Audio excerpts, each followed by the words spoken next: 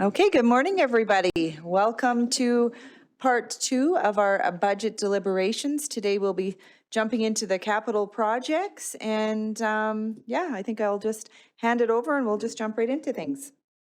Madam Mayor, members of council, we have no great opening for you today, but I promise you a spectacular ending. So, Wonderful. with that, I'll turn it over to the star here, Elvira, and page 123 of your budget binder. So take it away. Awesome, thank you. Well, good morning. Good Hope morning. everyone's ready to wrap this show up. We'll jump straight through the capital, and these are the projects. Berkeley, if you could put my screen up, that'd be fantastic. There we go. So first up is the traffic light replacement program. So Ken did a wonderful job presenting this project to administration. So he wrote me a little synopsis so I don't have to read the whole project, but I hope you guys had the chance. You may or may not have understood it. It's pretty complex, but so we have 8 traffic light controllers operating at 9 intersections. The controllers range from 1985 to 2012. All of them are now obsolete. 4 are still repairable, 4 are non-repairable. We have cabinets, which is another part to it. We have 5 TS1 cabinets and 3 newer system TS2 cabinets. The TS1 cabinets stopped being produced in 1995. They're hardwire based and not intended for modern computer controlled electronic load relays. So load relays switch the lights on and off. New controllers can put it in the older cabinets, but it limits the features available to the conflict monitors. Traffic detection. We have 4 intersections with cameras, 3 with wire loops embedded in the asphalt, 1 with microwave detection. I know, I also thought microwaves are just for my kitchen, but apparently not. All 4 camera systems are obsolete and parts are getting hard to find, if available at all. We recently had to source obsolete parts from eBay for 50th Street and 55 Avenue. The proposed project is to bring all intersection up to date with new controllers, 5 new cabinets and 4 new camera systems, plus upgrade and traffic signals and pedestrian lights to LED fixtures that have not already been upgraded. And the total cost of that is $472,941. And we're proposing to either do it all in 1 year if we can get grant funding, or spread it over 3 years. And starting with the with repairing or replacing ones that we can use to put, the spare parts can be used at other ones that we can no longer find parts for. That way we can, even though that we can do the project over 3 years by being smart about how we replace them. So the projected cost for 2025 will be $157,980. And with the expectation that administration will continue looking for grants, and if we get a grant to cover the entire cost, then we come back to council and see if we can do the project in 1 year. Any questions? Councillor McGee? Total cost is 72,000. 472,000? Yes. And is that a number that, I don't see it here, but it's a number that you know, right? It's in here and with all the words. All the words. Option 1. It's not in here. I don't see the Under price. page 127, under cost estimate, option 1, total cost 472,941. 472,9. Yeah, on page 127 in your binders. Under option 1. Right, and so Right there. the biggest issue with our traffic lights right now are, is people have to wait when they're frustrated that there's nobody Yeah, there. You turn signals, turn on. when you Correct. don't need to turn on. Is that generally what we're trying to fix for $500,000? yeah, I mean, Ken could speak more about all the issues, but one of the issues, if the camera fails, the system will just service all traffic lanes equally, even if there's no cars there. So it doesn't detect and change the lights based on if there's a car. Like if the intersection is empty and a car pulls up, then it'll change to that light quicker. That's one of the issues, but I'll let Ken speak maybe to some of the other ones. Good morning, council. Morning. Thanks, Ken. Yeah, our recent troubles are, with the cameras, and it is all very explained that, when the cameras give you trouble, It doesn't know if there's cars there because that's what they're doing is traffic detection. So it services all the lanes equally, even if there's nobody sitting there waiting to turn. And public pick up on that quite a bit, and we get lots of complaints about that. With the other controllers, to date, we haven't had much trouble with them, but we are on borrowed time. The oldest ones are nearing 40 years old. And it's an issue that when they do fail, we're going to be scrambling to repair them at the time. One of the comments from one of the techs last year when they were out servicing them is it took them a little longer to figure the problem out because the controller was older than he was. So we need to be, as far as the controllers go, it's a proactive thing in that, you know, they're not currently failing, but they are nearly 40 years old. And when they do fail, we're going to be scrambling. I wonder, Ken, if anybody's ever thought of, and I say this tongue in cheek, but if you've gone through Sundre, they've tried to figure out their own lives there in Sundre with traffic circles, and now they're one-way stops. I'm not sure if it's added advantages. I'm not sure if the citizens are happy about it, but it seems to me if at some, and I know that 10 o'clock we go to, you know, blinking red and blinking yellow. Whether that's, you know, that would be less than $500,000 to do that, I'm sure. So I only say that because, and I understand that we're on borrowed time and we need to move ahead. It just seems like a ton of money to just control traffic. Yeah, I mean, if you recall, like when I moved here 30 years ago, there was 2 traffic lights, you know, and now we've got 9, you know, and it just continues to grow. But I'm not aware of any studies that we've done to see what if we replace them like they did in Sundre. I know they initially put those traffic circles in and then decided they didn't like those and took those out, and now I think they're 4-way stops now is what they've put in. But so I'm not aware if there's been any traffic flow studies as far as eliminating traffic control at any of the intersections. Okay, yeah, I'm just exploring an option, but that's fine, thanks. Thank you. Madam Mayor, through the chair to all of council, when Councillor McGee talked about sitting at a red light and there's no traffic at 9 o'clock at night, it reminds me, I was in Bangkok in a cab about 11 o'clock at night, and a cab driver drove through a red light. There was no traffic around. I said, "You don't stop?" "No, it's only a suggestion." So I don't want our public here in Drayton Valley to jeopardize their safety by adopting that attitude, but it was a fairly horrific experience at the time. Councillor Gumana? I can assure you that there are lots of people that when there's nobody in sight, they probably turn on red. Thank you. Good morning. Ken, I was just wondering about the new units that we are bringing in. Are they programmable and synchronizable? You know, on the 50th, one other complaint that usually I hear is that, you know, once you get hit by one and then you get hit by the other and you get hit by the other, right? So is that the case on this one?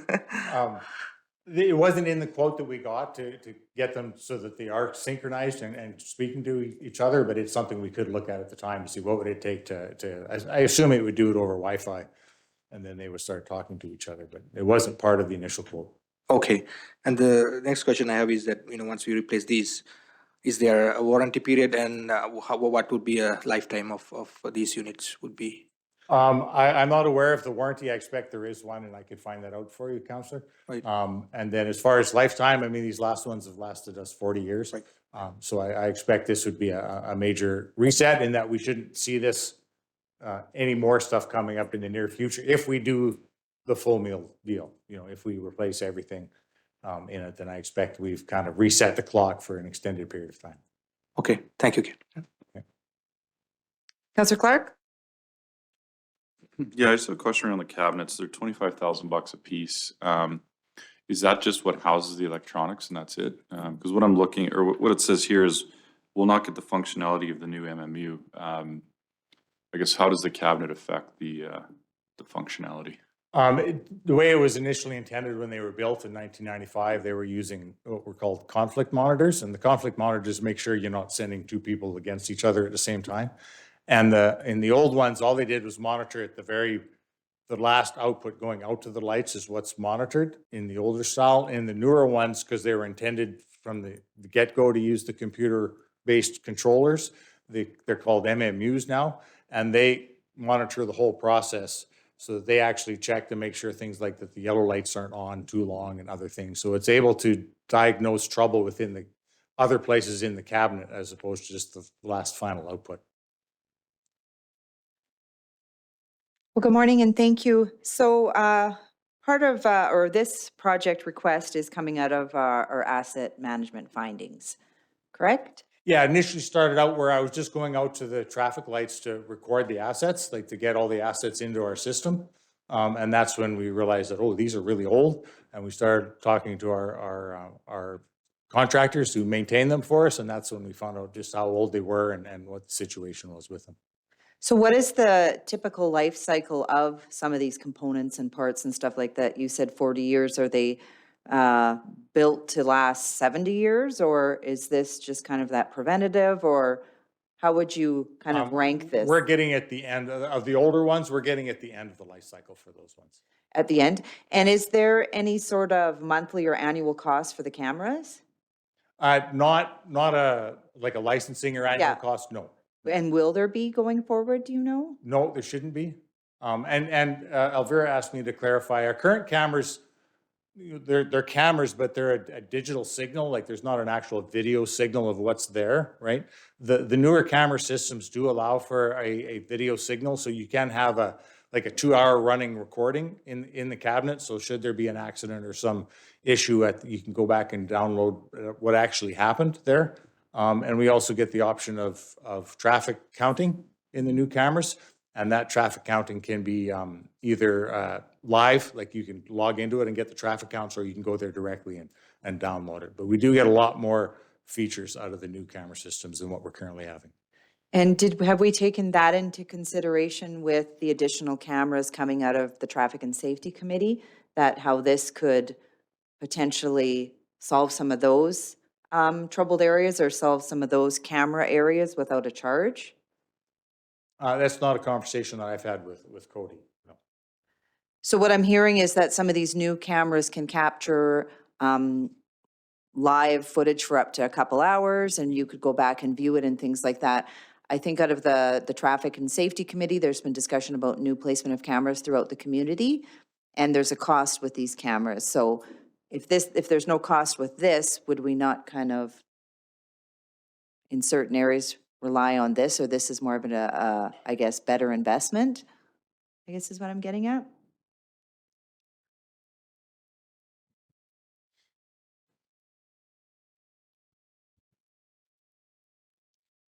Just looking at ways that we're not duplicating, right? If we're talking about cameras and then what each capability of different cameras can do. Yeah, absolutely. Obviously, this is news to me, so I have no idea exactly what the capabilities are. So it'd be something worth exploring in the future kind of thing. As we kind of continue looking at the CCTV program within the community and what is council's direction with that? What is the Community Safety Committee kind of looking for as a whole with that as well, right? So definitely something to have a further conversation with on how can those kind of integrate together and kind of be more useful simultaneously, and is there any cost savings that are available with that? So Yeah, that would be great. Thank you. Any other questions? No? Okay. Thank you very much. Okay, we'll move along. Awesome. And the cost of the traffic light replacement program can be funded via our LGFF funds this year. So it would come out of LGFF, we wouldn't be using it, or I guess we're Yeah. gonna kind of be dividing it up over the projects? Just yeah. If you see the grants, all but the two projects we're debentering on, and 3 small other projects. Other than that, all of them are being funded by LGFF And then how and are we, CCBF, sorry. okay, and how are we looking for other grants availability and everything? For all of Just our the same as projects? we just message any big projects coming up.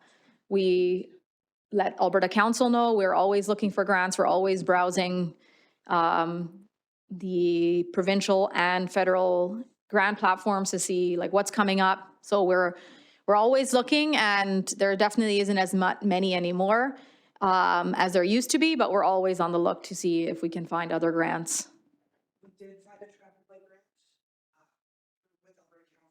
Oh, perfect. Oh, the deadline is March, so we'll be able to apply for that. So are we sending Alberta Council our capital project list and operating project list to make sure everything, if there's anything available? Yeah, and but previously when we were working with Grant Match, we'd send them our 10-year and they'd look through and work ahead to see what was coming up that we could, especially because some of the grants, they require years in the making, like years to ahead of time to plan the project, because a lot of the grants, they want you to be pretty much shovel ready. And so you have to be really proactive on them. So yeah, whichever grant rating company we work with, we always make sure that we send them these projects way ahead of time. So yeah, and if we get that grant, then we can fund that. Obviously, we wouldn't use LGFF because then we could use LGFF on something else. Perfect. We could save it for another bigger project next year, or that would be probably my recommendation if we do get that grant. And then so if we do get grants and we're successful, the 157 would go into a reserve for next year? Is that kinda- Correct. Yeah. Yeah. Okay, perfect, thank you. So next. Awesome. So the next one is our aerial fire apparatus, so ladder truck. And we're estimating that it costs $3 million. And Tom recently went to, our fire chief and general manager of protective services recently went to present at the county. So previously, the ladder truck we own now is owned outright by us, because previously it was one of those trucks that was for urban firefighting, because it was for 3-story buildings or higher. And so we were the ones to buy that truck. I guess it's 21 years old.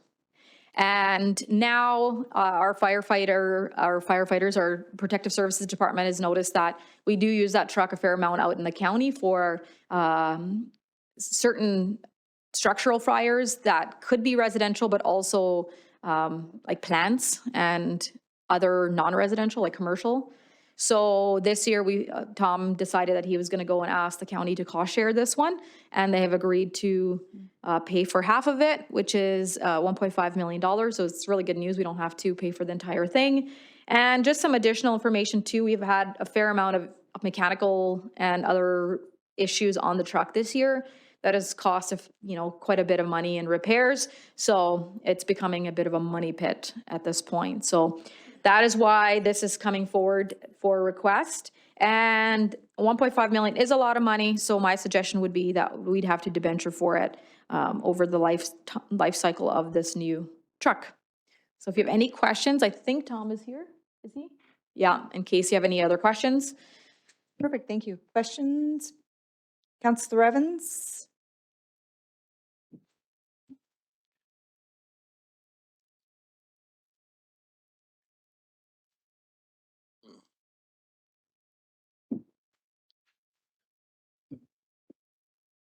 Thanks, Tom.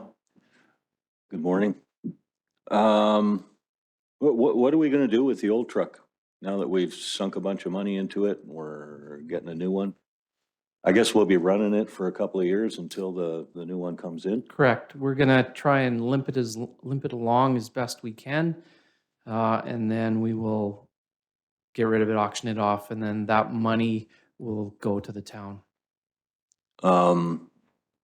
So I'm assuming that its age is where it is beyond the fire underwriters Correct. suggestions. Correct. The NFPA standard suggests that any emergency vehicle that is responding in emergency operations be taken right out of service after 20 years. That vehicle is currently 21 years of age. It is showing significant signs of wear and tear, as Elvira had mentioned. We've already put $24,000 into fixing it, and we just got it back, and we can't run it again because it's broken again. So it's just repeated different systems. these trucks are complex vehicles, and how I like to inform people about it is these trucks are very much like a race car ripping around the track at the Indy 500 when they are in fire operation mode. And when they're going full out like that over and over and over again, parts wear out, things break on a regular basis. And we're at that stage where that's what's happening with this unit. We've had hydraulic failures, we've had engine failures, now we have a pump failure. So it's just one system after another. And in discussions with the technicians that work on these things, that's what they're saying. You're just going to have continuous failures in this vehicle because it's just at that age where that's going to happen. So when you and I chatted about this, I think a year and a half ago, we were in front of it talking about it. So you use this unit for like chimney fires, like you say, industrial fires, that kind of stuff. Correct. So I'm assuming that it probably doesn't have many miles or hours on it, probably doesn't exceed the fire underwriters in that respect, but it's simply the age is Correct. catching up with it. Correct. Okay, thank you. Councillor Kamana? Thank you. Maybe probably it's more of Alvera question. So we have debenture in this for 10 years, and then the wastewater treatment, we proposed that we debenture for 15 years. Is it just because of the lifetime of the? Most likely this funding spreadsheet lists the 10 and 15 year debentures, but the water treatment plant would likely be over a longer period of time. Both of them? Yeah. Okay. No, I think the fire truck, I'd have to do a little more research. I don't know if I'd want to go 20 years if it's only, like, we have to borrow over the time, the useful life of that asset or less. And so I don't know if I would go all the way to 20 years, but 10 or 15 years, yeah. Yeah. Okay. I guess the next question is, we are proposing about 5.25 to debenture on the sheet here. When we do that, are we around 40% for the? About 46%. We'll get to the funding, the ratio spreadsheet, but yes, 47, I'll wait for that. Thanks. 47. Any other questions? No? Okay, thank you very much. Next up, wastewater treatment augmentation. Whew, this is a big one.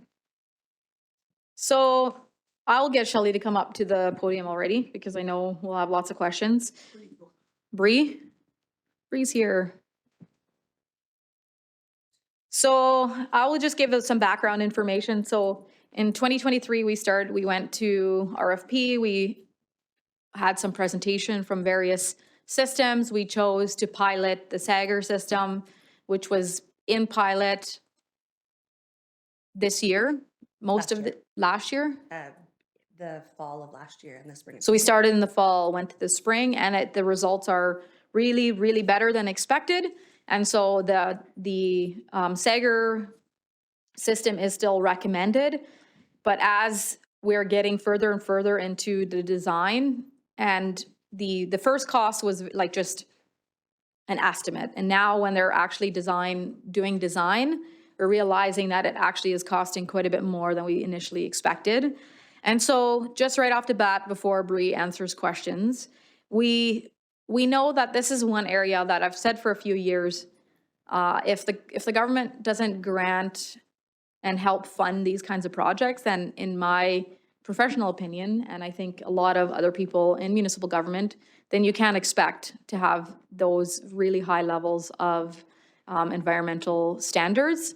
So with that being said, we know that if we don't get a substantial amount of grant funding for this, we simply it will be unaffordable for the town to do this upgrade. So this project, we'll discuss it and exactly kind of the next steps. But when it comes forward for budget approval next week in council, there will be a motion or an addendum, I guess, to the motion that reads based on grant funding. So we'll be, with the exception of, I believe, just under $1 million that we've committed, like the last part of the design process, we have to get that done with. But once we get grant funding, those amounts will qualify for the grants as well. Sometimes the engineering and the design costs are not always eligible for the grant, but in this situation they are. So we will have to spend that amount, but everything else will be based on whether or not we can get grant funding. And one final thing to note is we did submit with Alberta Council a grant application to, was it AMWIP? Yeah. AMWIP on Friday, the application went in, and typically they will say, 30% or 33, I can't remember the exact. Yeah, 39 is eligible, but Alberta Council felt strongly of asking for more in our situation. Oh, get me right in the heart. Anyway, we have to continue looking for grants and making sure that we can get a substantial amount, in my opinion, about 75% grant funded for it to be affordable for us. So we know that it's a big amount, and we know that we have to continue looking for grants, but we also know that it's important that council knows the next steps forward and does that approval based on grant funding. So just all that to note, and then I'll get Bree to answer any more questions if there are any. So, Madam Chair and members of council, I'll just ask Elvira to recap a few things here for perspective. So if you are on page 135 and we look at items 1 through 5, these are costs that we have already incurred.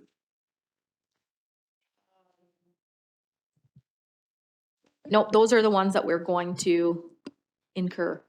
Okay. We have to, that we're contractually obligated to.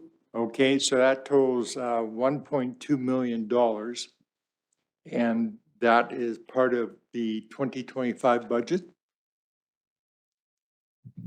Yeah. So that's the preliminary design, detailed design, Nexum, Yeah. detailed, okay. Okay, so in next paragraph, in 2023, we have spent $405,000.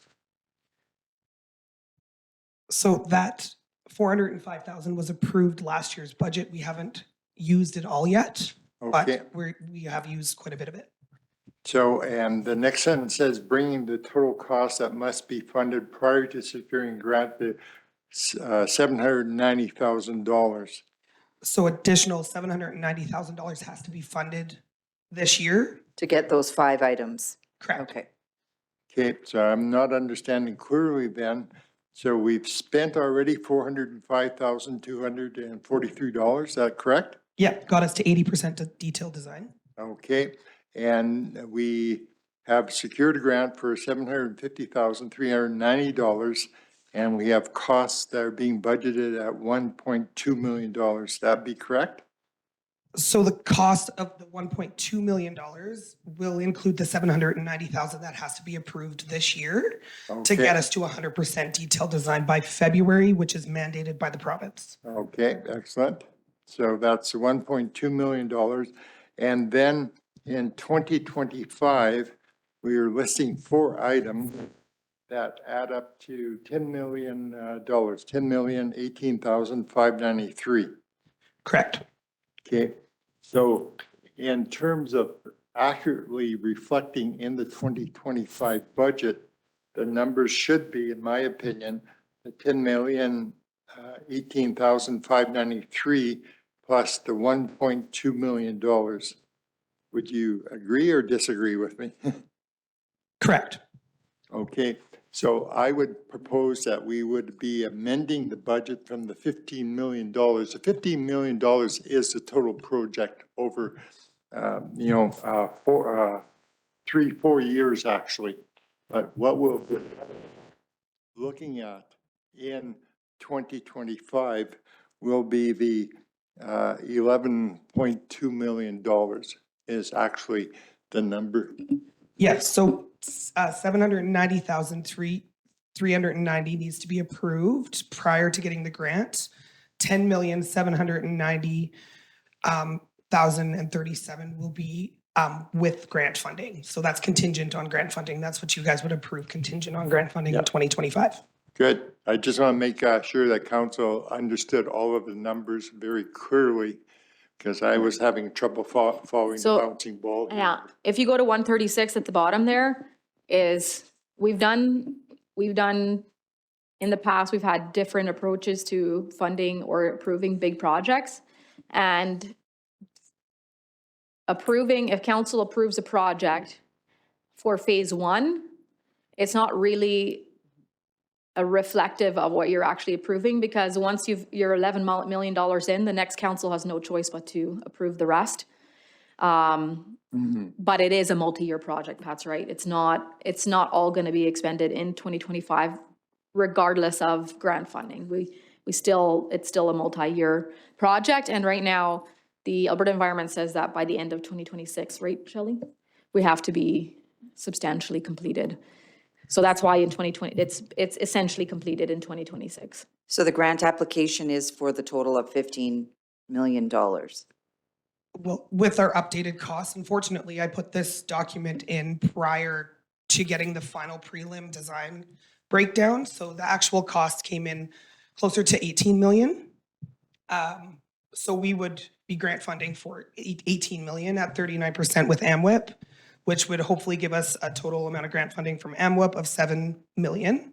But then we have to still find additional grant funding to get us to about 70% funding, so that we can actually proceed with the project. So I'm still working with Alberta Council on finding additional grants. And we can stack. Yeah. Questions on this project? Good morning. Good morning. Welcome. Oh, so this is to upgrade the wastewater treatment plant to meet the new regulatory limits. So I guess my question is, to just kind of explain to everybody again and those online, how old is our water treatment plant? The wastewater treatment plant, it's different. The wastewater treatment Yeah, plant? so I believe it was installed, I want to say in the 60s. We can pull it up on the. So in the asset 60s. So this is a component or part of that, right? Correct. This We're- isn't Our our, lagoons do well. yeah. So we don't want to go full mechanical, which could have been $30 to $40 million project. Because they do well, we want to augment our current system to get us into our regulatory requirements. And so if we're successful in doing all this, tell us what exactly we will acquire or what will get done. So we would replace all of the blower buildings that aerate our lagoons currently to make them more efficient. We would include aluminum sulfate dosage, which precipitates off phosphorus. So it gives us reductions in our phosphorus, which we're mandated to bring down in level. It'll be an upgrade to our headwork systems. So where the south trunk line, the south sanitary trunk line and the north trunk line meet, will now merge into one, which will it'll lessen some of our costs for sampling our influent wastes, as well as house the alum injection portion of the phosphorus reduction. We'll be upgrading all of our underground piping for our aeration lines that are current. The piping that is in the ground currently is obsolete, so we can't repair it properly, and we have experienced multiple breaks in it. I can't fuse new pipe on, we can't even find fittings to fix them. So we're just using water parts basically to try to limp us through until we upgrade all of those pipes. So that's all the pipes that are underground to each of our lagoon systems. It'll be replacing all the aeration lines in the lagoon systems. It'll be installing the Sager system in cell 5, which is a rock bed reactor, aerated reactor that will house the bacteria that treat off ammonia. So the high levels of the total ammonia that is acute to fish. And it will be upgrading our UV building that disinfects the bacteria before it is released into the river to get those up to standard, because there's lots of obsolete parts as well in there. So it'd be basically updating the whole system so that we can go for another 50 years, hopefully, without any further upgrades. So we have an aging community, and this is a high priority on our capital project list. I see 3. Any questions? Madam Chair, through the chair to members of council, it reminds me of a story of the Honorable Dick Fowler, who is a Minister of Municipal Affairs and former mayor of the city of St. Albert. City of St. Albert had put in the latest and greatest sewage treatment plant and technology at the time. This is a few years ago. So Minister Fowler, at the grand opening of this sewage treatment plant, said, "This water is so good." At the end, he took a glass and drank it. The next day, he was sick. Well, that would never happen in Drayton Valley. I got to Councillor speak to that a Evans? little bit, because if we gave you 2 samples, one of our wastewater and one of the river water, and said, which one would you like us to treat for potable drinking water? I can guarantee you, every one of you would pick our wastewater because it's a lot cleaner. Wow. Councillor Evans? Yeah, you can't see the stuff that makes you sick. That's for sure. I wouldn't drink it. So I'm familiar with the Sagar system. It's pretty robust. Not a lot of upkeep, if you will, for the most part, until it's probably hitting 20, 30 years or something where you might have to look at, regardless, it's pretty robust. But there's, as you mentioned, there's a lot of other upgrades attached to this, which are going to, I think, serve the town well in the years to come. You know, all those pieces that Shelley mentioned are important pieces of the wastewater system, looking at it holistically. And I would assume once we get this done, when you're looking at upgrading the UV, you'd look at other options there as well if we'd be better off. Who knows what'll be available by the time you hit that. Just those UV systems are can be problematic. Would that be a good description? Yes.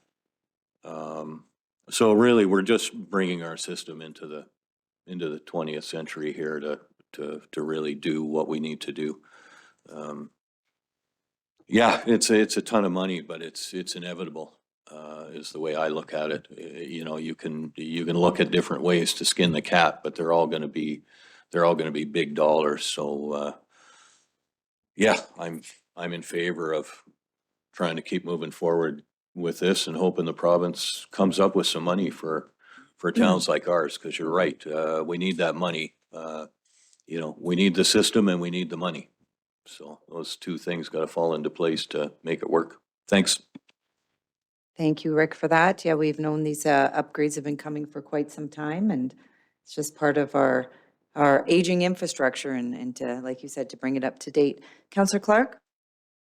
Yeah, I just wanted to touch on, I get all this stuff. How does Symbiotic fit into this in terms of, you know, do they impact, I guess, the volumes coming through? Do they impact how we treat, what we treat, you know, all those sorts of things? And then I guess on the backside of their stuff, is there anything for us to treat after it comes out of their system or based upon what we know? With the limited information that we have on the Symbiotic system, I do think that when they release back in, there could be some decreases in some of our ammonia and phosphorus levels. However, I don't believe that they're going to decrease it enough to get us within our regulated mandates.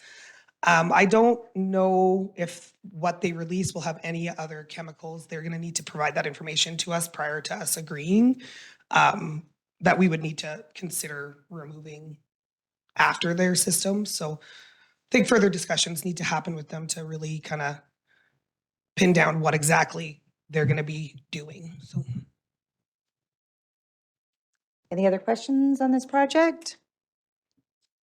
No? Well, thank you very much. Thanks, Bree. I know this is a big project, but I think that we will, if we keep working on it, I do believe we will get more grant funding. We just have to keep pushing the government, and at the end of the day, if we can't make it work by the end of 2026, then they'll have to move their requirement back a year to give us enough time, I think Shelley, you're pretty comfortable with that assumption as well? Yes, we've had to push it once already and they were quite accommodating. So I am sure it would just be a conversation with the province to say like, we didn't get the funding we needed. We're gonna have to push this further, so. Awesome. So next up, we have. Councillor oh, Clark has one more another question. Sorry, yeah, just to clarify though, we were talking 18 million. So is that 15 actually 18? Yes.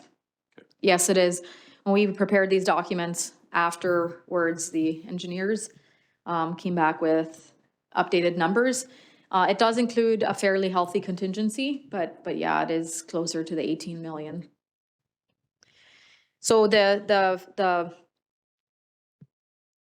motion that'll come forward will be with the total, but contingent on a percent of grant funding, 70% at least. So that way we can continue working on it, but council knows that we're gonna have to find grants in order to actually bring it to completion.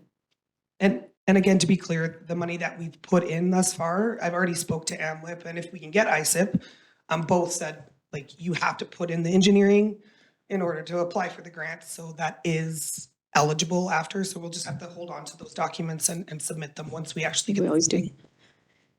Yeah, which is really great because it's not always the case. Sometimes we have to get the project shovel ready and then anything after that is eligible. So it's really nice that the engineering and all those fees are eligible. Councillor Evans? Just a quick question. Would we ever look at, there's several different pieces attached to the Sagar system itself. Of course, you're talking about bringing the two main feed lines together, a bunch of issues with our compressors and pumps and stuff. Would we ever break those pieces off to make it more manageable and have the Sagar as a standalone? Does it really make any sense? I don't know what the cost of those bits and pieces around it is. I would think by the time you add all that up together, it's probably a couple $1 million. We were in discussions with the engineers on how we could make it work if we still need to, like, if the province doesn't want to work with us, how could we still implement the Sagar and meet these requirements? So there would be options. It's just, we hope that we can just do the whole project as one. We are experiencing it with our older blowers, some issues currently, and we're trying to limp that through until these bigger upgrades, because we don't want to have to replace those. They're quite expensive. Yeah. So there could be options. That would be further discussions with the engineers pending on the grant funding availability. So we'll try and do the whole package if we can get some cooperation with the grant funding, and then we'll look at breaking off some pieces if that's not successful. Thank you. Thank you. Any other questions on wastewater? Okay, we'll move on to the sidewalk. So in 2018, a sidewalk assessment was done by Safe Sidewalks Canada. They identified 1,888 defects using a 1 to 5 scale, with 5 being worst. They identified 331 levels 4 or 5 defects. Types of hazards identified were vertical displacements, cracking, spalling. Is that how you say that? And tree obstructions. Some trip hazards were ground off. Otherwise, we cannot speak to the strategy chosen at the time due to staff turnover. But we investigated 45 level 5 trip hazard locations and found 27 have not been repaired. So 331 4 or 5, and we found 27 level 5s that haven't been repaired. A brief investigation of 10 level 4 hazards in one small area found none have been repaired. So we're saying we are proposing replacing sidewalks in areas that have multiple defects in a block where repairs don't make sense. So when you're doing a small section, like a repair, like a hole or like one crack, we flow it through our operating budget. But in situations where we're doing extensive amounts, it is a capital project, and it doesn't make sense to repair many different one-offs on one block. In that sense, it makes more sense financially to replace the whole block. So because of the sheer amount that needs to be done.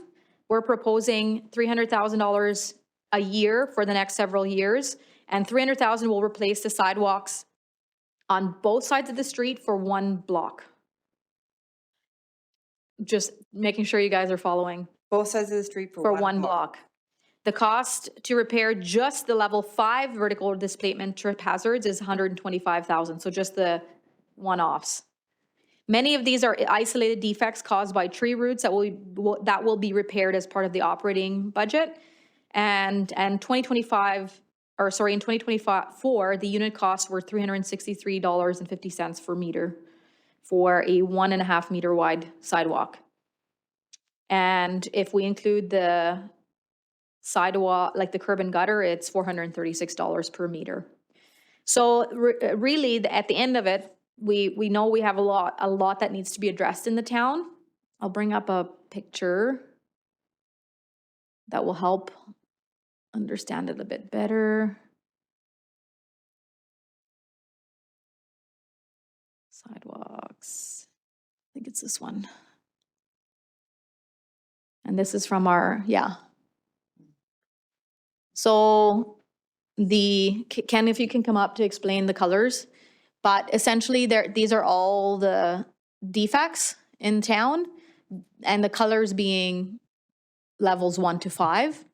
And so you see that one block, I think it's 46th Street, so it's the street immediately after the Lutheran Church, wrapping around to that one block. So we're proposing, like, that's the worst area in town, to do that one block, and then in subsequent years, take on other blocks of road that we can catch up on our sidewalks plan. And then we will be doing significant repairs for, like, just little areas all around town through our operating budget as well. Let's see if I have this. Yeah, that's just a little bit easier to look at. Any questions on sidewalks? Councillor Clark? So I see on 50th Avenue between 50th Street and 43rd Street, there's a whole bunch of defects that we obviously just repaired because we just redid the sidewalks on that entirety of that stretch, right? As well as I believe we're going to be doing the stretch from 43rd to Beckett.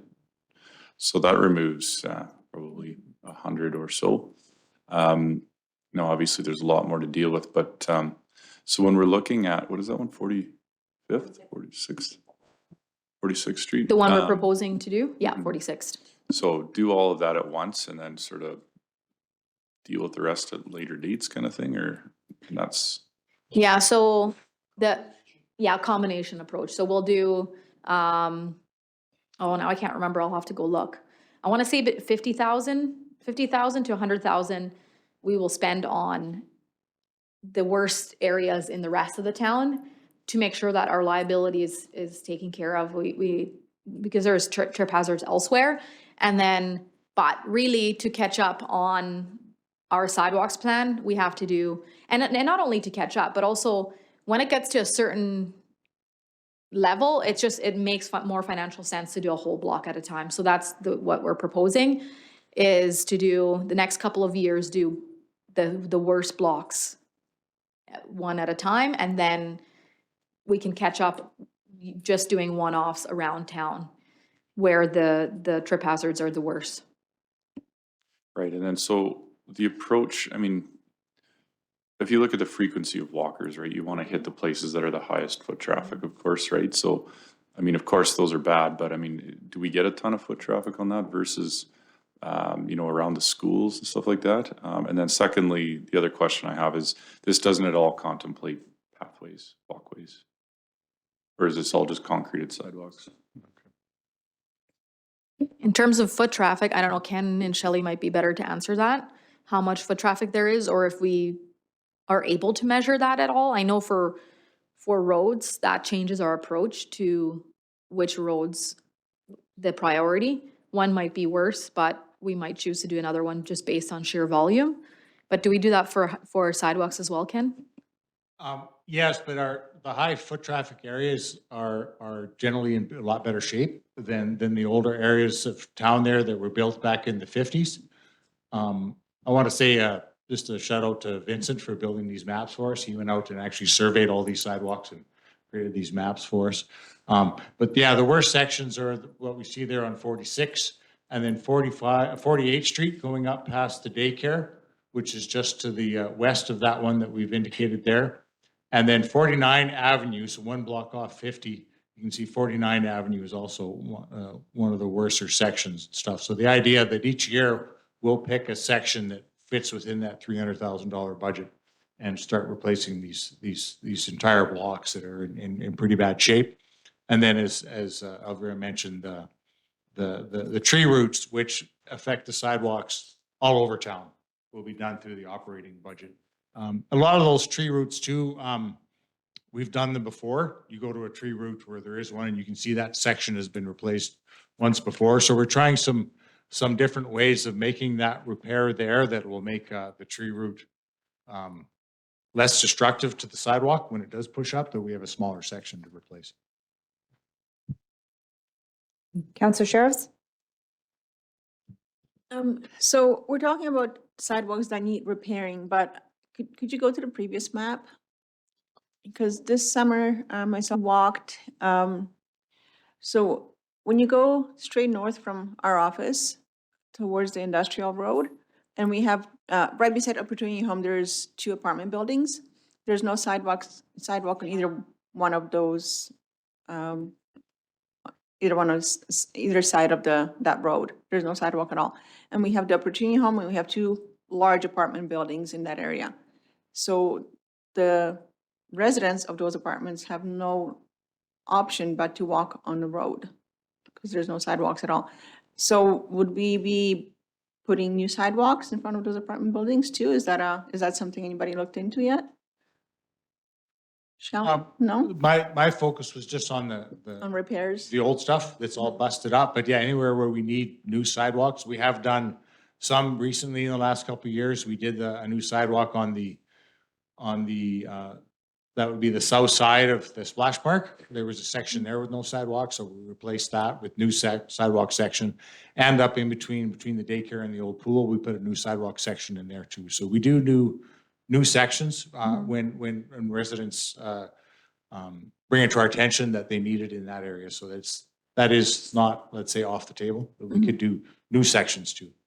Because I understand it's a little bit of a more affordable housing, so there's a lot of people that walk, not necessarily drive, and I guess there's a lot of people pushing strollers and shopping carts in the snow because there's no sidewalks to walk on in that area. Madam Chair, through the chair to all members of council, the town would be in a position to go forward with construction new sidewalks. I would recommend it be on a local improvement basis where property owners would share 50% of the cost with the town. And so if there's a desire to do so, we would pass a local improvement tax bylaw outlining, the amount to be constructed, the cost, and what the cost share is. And if people support it and don't petition it down, then we could proceed on it and we could do as much sidewalks in any given year on that particular basis. So on that particular street, I think the town owns both of the apartment buildings. Oh, just one? Okay, yeah, okay, we want one, but there's 2, yeah, I guess. Thank you very much. And so how do we identify new sections? Is that going to be part of the plan going forward, the asset management, as Councillor Sheriffs had mentioned? There's also, when you look at we talk about connectivity throughout the community, just kind of east of that too, across from Century 21, there's no sidewalk there. It just ends at the one apartment building. So if you want to connect to the path on the industrial road, the walking path, there's no sidewalk again. So I think it was brought to our attention because we did the walkabout with Brandy downtown, and I never realized until we did the walkabout, there's probably over at least 200 residents that live in this downtown area. a lot of them are seniors or young families that have strollers and things like that. So that connectivity, that walkability, that safe community isn't there. So how would we analyze and look at areas like that? I know that Mr. Vincent talked about a local improvement, but how would we, I guess, have that as a priority for something to look at? I know that part of our budget in the past, even last year's budget, I think we had $1.2 million in trails, sidewalks, and improvements. Is this part of that, or is that separate, or? This is sidewalks only. Last year's was trails. Those were grant funded for trail replacements. And this is sidewalks only. And in terms of, I mean, I think that a lot of those are complaint driven too. Like if we have a certain amount of complaints that come through, then we can start seeing like, oh, like this is what people want. And if we don't hear about it, then it's obviously not a huge factor. So I think, I guess, Ken, do you see are there lots of complaints coming through for those sections? And that's how right now we would base the need, is people bringing it to our attention. And if council wants to give us the direction on that, Mhm. definitely look at how we would assess those areas to make a decision on those. So, Jeff, you guys can give us a motion to look at that. We'll have- Councillor McGee? Madam Mayor, just curious in a sense, normally we would do curb and gutter if people are building apartments and those kinds of things. These, I assume, just got missed. And so we wouldn't see any of that type of thing happen in our future because we've got better plan in place. So we're addressing those kinds because, yeah, I walk them all the time. So it's sort of Yeah. what happened, right? Well, it could be that when there was no apartment buildings there, and when they went in, that it could be, I'm just just making an assumption that at that time, the developer didn't want to pay for sidewalks or didn't want to share the cost with the town or whatever reason it was, and then they just never went in. I can't say for sure, but potentially that's what happened. I don't know about the one by Century 21 necessarily. I'm trying to think of, I'd never walked there clearly, but I'm trying to think of that one. But in terms of in front of the apartments, that's likely what happened at that time. It wasn't done, and then, yeah. And you'll notice in front of the pods, there's no sidewalks across from the RCP or any of that stuff either. So it's all road stuff, right? So, and quite frankly, sidewalks are overrated. So. Madam Mr. Mayor, Vincent. Madam Mayor, to the chair, to all members of council, I suspect it's simply a change in engineering standards over a period of years. So if you look at when those particular improvements were constructed and check back to the town's engineering standards, I suspect that sidewalks were not part of it. And if you're familiar with municipalities in BC, very few municipalities in BC actually have sidewalks. Councillor Clark? I think the thing to also remember too is, to Elvira's point, a lot of these places were probably industrial areas to begin with, and generally in industrial areas, you don't have sidewalks, right? But if you think about the new 33 or 31 unit apartment complex going in, there's no sidewalks around there, right? But that, again, was an industrial area, so. So where? So just east of Century 21, the what's it called, Econorest. So, I mean, those things have to be contemplated over time, like industrial areas, right? And they'll have to be added in, yeah, because, we didn't see a lot of residential, and now we're seeing a lot of residential. And I think where Councillor Sheriffs is going, and I would agree, is that it's that welcoming community, it's that quality of life, it's that safety, it's that, where we used to have industrial areas, they're no longer industrial. These are, children are playing there and walking, and, and there's no sidewalk where mom's pushing a stroller, or there's wheelchair accessibility. Like, there's none of that there, right? So, and then I think for owning one of them ourselves that, that is the responsibility of the town if we have, residents that are housed in there. It's something I would like to see happen or look at in the future for if there's residential, industrial, I can understand that would stay industrial, but we do talk about the connectivity and everything in the community, I think. Yeah.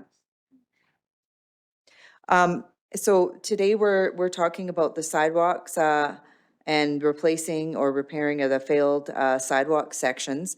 Again, I'm just looking back at our budget from, I think it's from last year or the year before, where we had $1.2 million that included sidewalks and trails. It did include sidewalks. The name of the project here, we used the same project name, but it was trails. It was a grant-funded trail replacement program. So It was for Peace Park down at West Valley and DeBee, I believe. And that was all grant. Just trails, and it was 80% grant funded, I believe. 60%. And it was just asphalt trails, wasn't sidewalks included. Okay, and so is there grant funding for sidewalk replacement? Just LGFF as far as we've found. I'll speak to Alberta Council and see if there's anything out there. Sure. Councillor Clark? Yeah, just wondering if another angle you could take, and I don't know if there is any funding out there for it, but, for those that are wheelchair bound, for instance, right? Perhaps some of these are almost impassable, just due to the nature of them and the state they're in. So I'm wondering if there's any sort of, funding out there for that, from that angle, right? Yeah, the soft curbs and Worth looking. replacing, some of them, there may be. So are we still doing the 3-year trail improvement program along with this? I'm just trying to understand if they're two separate programs. Are they additional? Are we seeing that somewhere? Is it ongoing? It's still in the budget from last year? It's ongoing. We came significantly under budget again this year, so we do still have remaining funds. Okay, After speaking to ATF, we're allocating some of those funds for additional controlled crossings in town. So we've identified at least 4 different locations that could use them based off customer complaints through our citywide customer portal. So we're going to use them for that. And then additionally, we may be able to apply for another scope change to continue our trail network from Peace Park towards St. Anthony's School. It has to connect to one of the trails that we've currently already been working on. So there is still funding there, and I'll provide updates through project status reports or however you guys choose. oh, perfect. And then we've identified which trails as we progress through the years are the most kind of urgent or up and coming? Yes, so we've taken a break this year from trails, but we will be revisiting that in 2026 budget deliberation. So since we're still working on this one, we're going to just continue with this grant and finish this one off, and then we'll look at our next location for 2026. Okay. Any other questions? Councillor McGee? So we were presented with a fairly, a great report on what we're faced with. How does this fit with that report that we just received 2 weeks ago? For asset management? Yeah. Yeah, we know that sidewalks are aging, roads are aging, and we know that they all have a life cycle.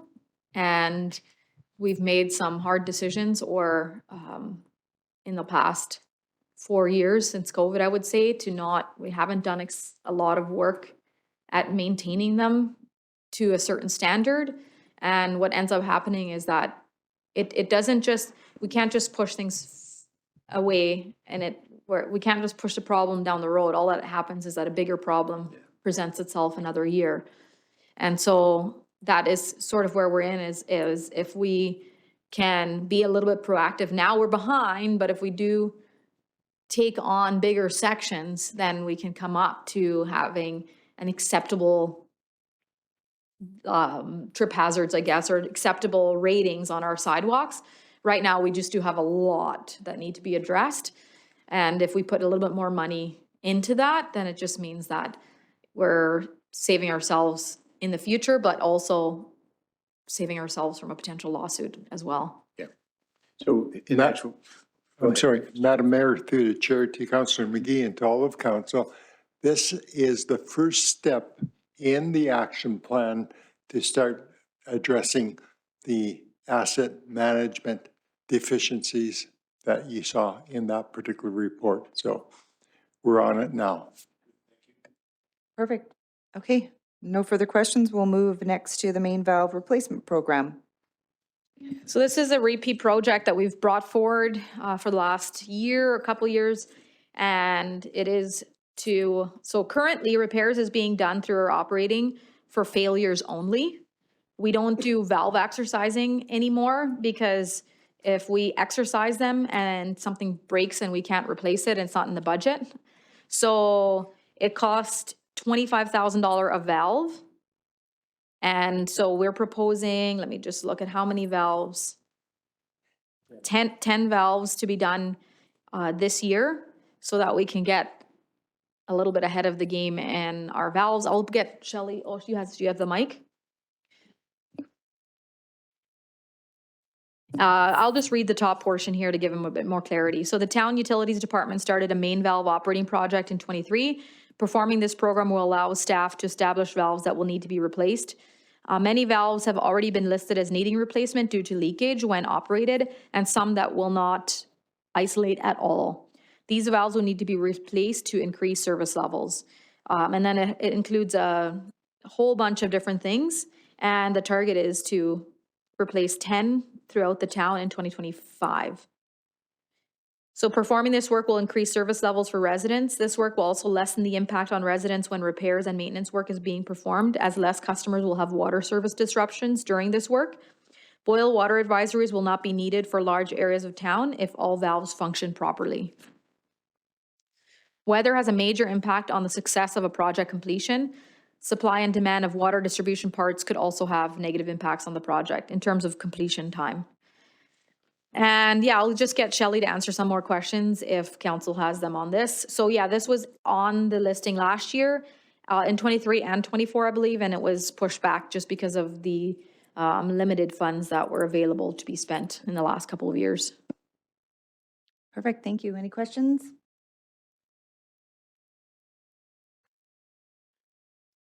Oh, Councillor Clark? Oh, Sorry, so I think we were, day one, we talked about, weaning ourselves from the water and sewer revenues that we generate. So I see all the stuff we're talking about here, for the most part, so far is infrastructure type stuff. So I'm assuming at some point we'll start talking about how we're gonna wean ourselves from that and how that can be applied to these sorts of things, right? So, okay, I will reserve any further questions then. Okay, perfect. Moving along. awesome. The next one is another utilities project, and this one is for manhole lining. So scope of the work is to line manholes with polyurethane to eliminate infiltration/inflow issues. In 23, we piloted this product as it was new to the town of Drayton Valley. The manholes we lined in 2023 have held up very well and have a 5-year warranty on them. We'll monitor the performance throughout the 5-year term. This year, we would like to get 20 to 25 manholes completed at an estimated cost of $150,000. So manhole structures, this is to line the structures so that we don't have to replace the, what's it called? Barrels. Shelley, if you could give further information, that'd be great. That's it. Shelley's very knowledgeable. Thank you. Mr. Vincent? Madam Mayor, through the chair to all of council, I think the correct political terminology is person holes. Is it really? Did he say people hold? Person holes. People hole. Any questions around these? Councillor Clark? So how many manholes do we have in Drayton? Is it I 500? can find it, but I'm gonna say upwards of 4,000. Yeah. Yeah. So I guess my question is like, what are we, what are we accomplishing by doing 20 to 25 when we have several thousand of these? we're accomplishing the higher, like the wetter locations, so the more swampy locations. So like the downtown core, we don't see that infiltration issue because we don't have a lot of groundwater there. So we're focusing more on those areas right now to see if that helps with our infiltration issues during rain events and things like that. So once we know whether or not those areas have made an impact on the treatment process and seeing that infiltration, because right now, every time it rains, we're seeing if it's a 75 millimeter rain event, we're seeing our flow rates at the wastewater treatment plant increase triple to what we normally would have. So right now we're focusing on Ivantoe areas on the trunk line, those areas that have higher groundwater tables to see if that's gonna bring those impacts down. Mhm. And we did 10 last year? No, we didn't get approved last year. Okay. Yeah.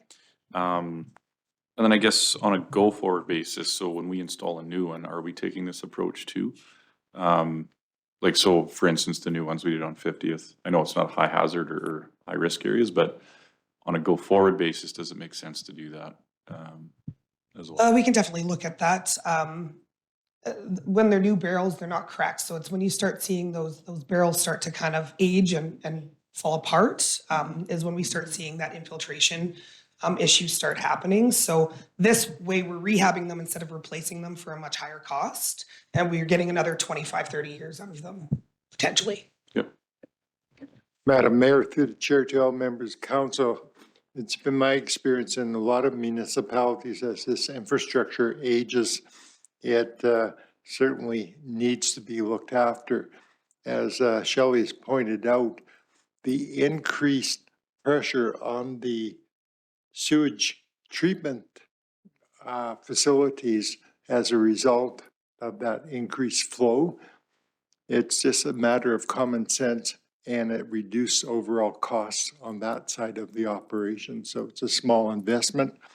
And I certainly acknowledge the fact that I'd like to do them all at once, but the costs.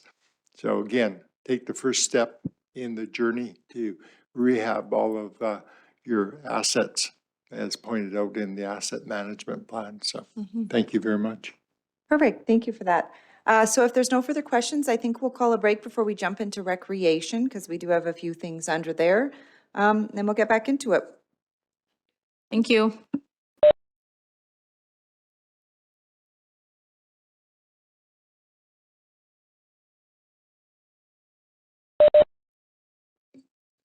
Okay, we'll reconvene our meeting back at 10:27.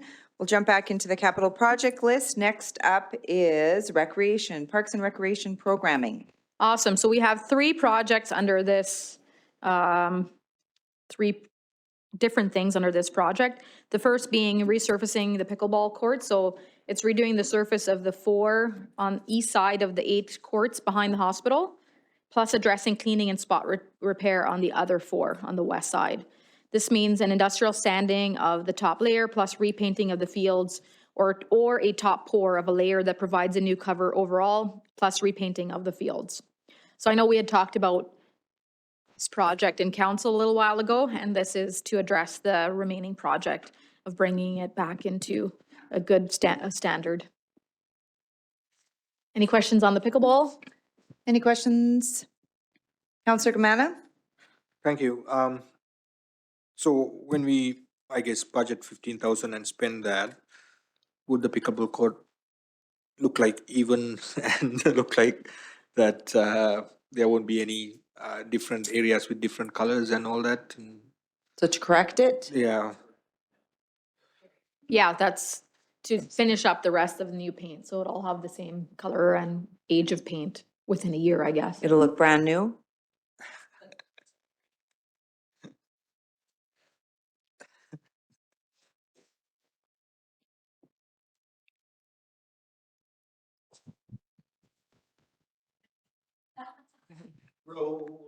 What was the question? Just so, it came up a little while ago that because we only painted some, it looked off because some were painted and some weren't. So the question is if after this is done, they'll all look, the whole pickleball court will look even and new essentially? All repairs, all crack filling, all leveling is done. There's no more of that. After it's repaired, we simply don't just paint it. There's a texturing sealer that goes on top of the patching compound to provide the proper texture for the court. Then it's painted over top of that. So some parts were painted because those parts were repaired and we couldn't leave it bare. The only thing left to do is to complete the painting. And all we're painting is pickleball lines, eliminating tennis court lines. That being said, this paint doesn't go very far. A 5-gallon pail, a 20-liter pail, does a few hundred square feet. And we already have a lot of this paint on hand. Where we are now is finding a contractor to complete the painting, and that includes both sides. Mainly where repairs have been done because the rest of it is in decent shape. Thank you, Barry. Any other questions, Councillor McGee? Question that normally Emila asks, and I see he missed that. But the surface of those courts, Barry, I'll use the splash park as an example of the kind of things that, you know, you want to hope that there's experts that actually put it down, and maybe you're going to get 4 or 5 years out of it and count yourself lucky. Or is there something that because we struggle with that a little bit with our painting and that. So tell me if there's another way. The surface is asphalt. The leveling compound we put down is just to repair cracks in the already existing same compound that's leveled out other areas. So what we're doing we're leveling, filling low holes. When it rains, we have puddles. We also have that don't dry out. We have trip hazards. We have uneven surfaces, which causes the ball not to bounce properly once it's hit. That has all been leveled with the appropriate, what's the stuff called, Sunny? Patching compound or patch binder. And that was done by a professional concrete contractor. And it's been sealed. And we checked it after the last rainfall. And you don't need a slope for something to dry. You need it flat. So as long as there's no puddling and it's drying perfectly now. So what we're proposing here is we're going to finish the painting, and then we're going to need the framework and nets to complete the other side so the entire pickleball court can be used. So the 15,000 is just for the paint, or is that for the nets too? The actual product, the paint, the actual labor, the painting, and the frames and the nets installation. It's for the 15. Okay, we get all that. Yes, I believe so. And then it'll look all nice and new and even in color, all how a pickleball court should look. Just like brand new. Just like brand new. Awesome. And there's reasonable warranty. And maybe there isn't, there's never ever warranty, just. Is there warranty? Well, it is paint. We're painting a concrete or asphalt surface, and we can only base that on what we painted last time and how long it lasts. That we have to repaint certain things every so many years to keep them looking nice. It's regular maintenance, that's great. Yep, okay, thanks. Any other questions? Madam Mr. Chair, through the chair, all members council, there is a channel on TV devoted solely to pickleball, and I watch it regularly. It is a hot sport. Thanks, Barry. My friend, Next up, you might want to speak to this one too. We have the CTC outside deck lighting. I can start it off, Barry.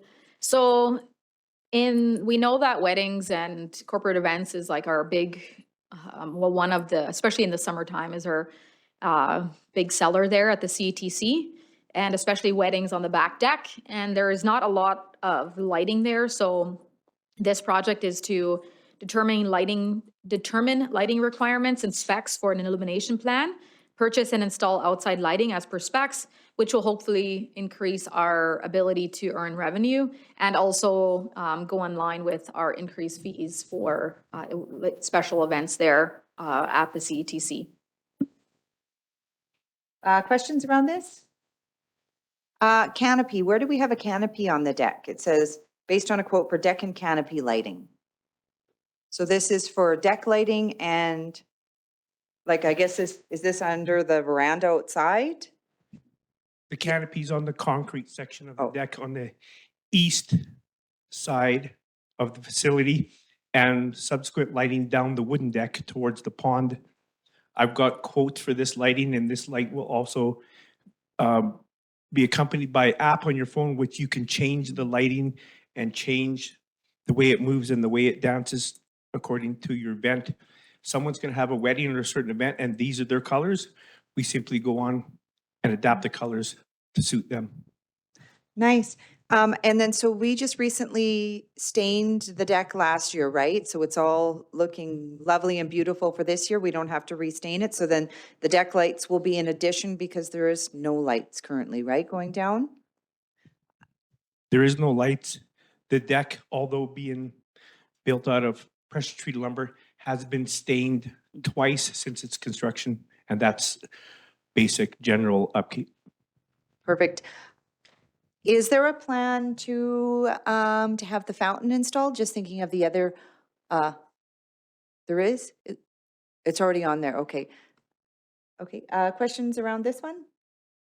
No, okay. Next up is pedestrian bridges at Ivantoe Park. Yes, and this is not a surprise project either. So it's to manufacturing of 2 bridges and installing those at the designated locations at Ivantoe at the to accommodate the disc golf expansion, which it will also include required land connections and landscaping. Currently, there are no designated crossings at these 2 locations where the disc golf course route is in place and being used by the public. The public crosses at their own account with possibility to go around the creek, the runoff, and run off using other established crossings. So I will answer any questions council may have on this one. Any questions? $60,000 seems like a lot for 2 metal bridges. It is, I mean, it is a lot, but unfortunately, we have standards to be met that make our liability smaller. So it has to be a pretty substantial bridge. You can see the quote attached to here as well at the back if you choose. But it seems like a lot of money, but that's, I guess, what a good quality bridge costs nowadays. I'll let Shelley and or Hans answer further in terms of the specific type of bridge. How many quotes did we get for this? Did we get 3? Thank you. Yes, thank you for the question, Chair, and through to the rest of council. So the moment that we got this quote, we got the one basically sole sourcing engineer here because we had to, of course, go by an engineering. So we had that person and the company quote this out for us. If we would go to this project, of course, you go to another RFP or an RFQ, basically get other quotes in there as well, because now we know the manufacturing requirements. So you can go to other manufacturers and say, this is what we need. So the final price tag could be maybe a little bit different. But this is basically what it is. The engineering, of course, is part of it. But the biggest thing is when you do a public, let's say, amenity in there, the requirements are like this, and it comes down to this type of standards right now. The quote, or basically estimate for the groundwork, so basically get an abutment, make sure that we shore the shoreline and get up to the bridge, is basically included based on previous experience that we have. But yeah, these are the price tags when we go to an engineered public facility.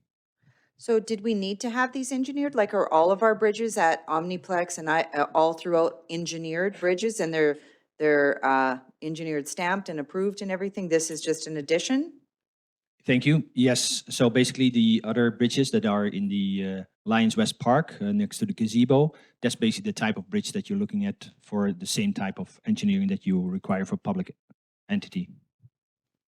Madam Mr. Chair, Vince? through the chair to all of council, the reason it costs so much is that we must meet CSA standards, W59 13, section 11 of the code. So in order to meet that, this is the type of bridge that has to be engineered and installed. Thank you. Any questions, Councillor McGee? Well, and Big West was also the contractor that we used to build the bridges in Omniplex Park. And so this is, I assume that The they're design would match. similar and that the price points are similar, they're competitive, and that's where I go with that. Thanks. Thank you. Okay, if there's no other questions, we'll move along. So that wraps us up for recreation, and we'll jump into community services, ECDC backyard renovations. Awesome. So this project is to remove existing asphalt trail in the outdoor space, so in the fenced backyard of the daycare location, and redo the trail with concrete and redo the landscaping as needed to ensure safe transitions between the trail and other service areas. So this area has continued deterioration of the current path. Continued deterioration of the current path will require more attention and staff resources if not addressed as a complete overhaul. Ongoing maintenance will be required if not repaired. Risk of injuries due to uneven surface will remain and could increase over time. This has been noticed by our CFS licensing officer and could become a non-compliance if not repaired. Annual price increases are expected if the project is postponed for multiple years. And we have, this one also has a quote attached. So yeah, it's essentially to redo the asphalt in the backyard and so that there's not tripping hazards anymore for kids and teachers. Improve the landscaping. Okay, any questions? Councillor Sheriff? And there's no cost sharing on that at all. Is there any way we can try? We can try. Yeah.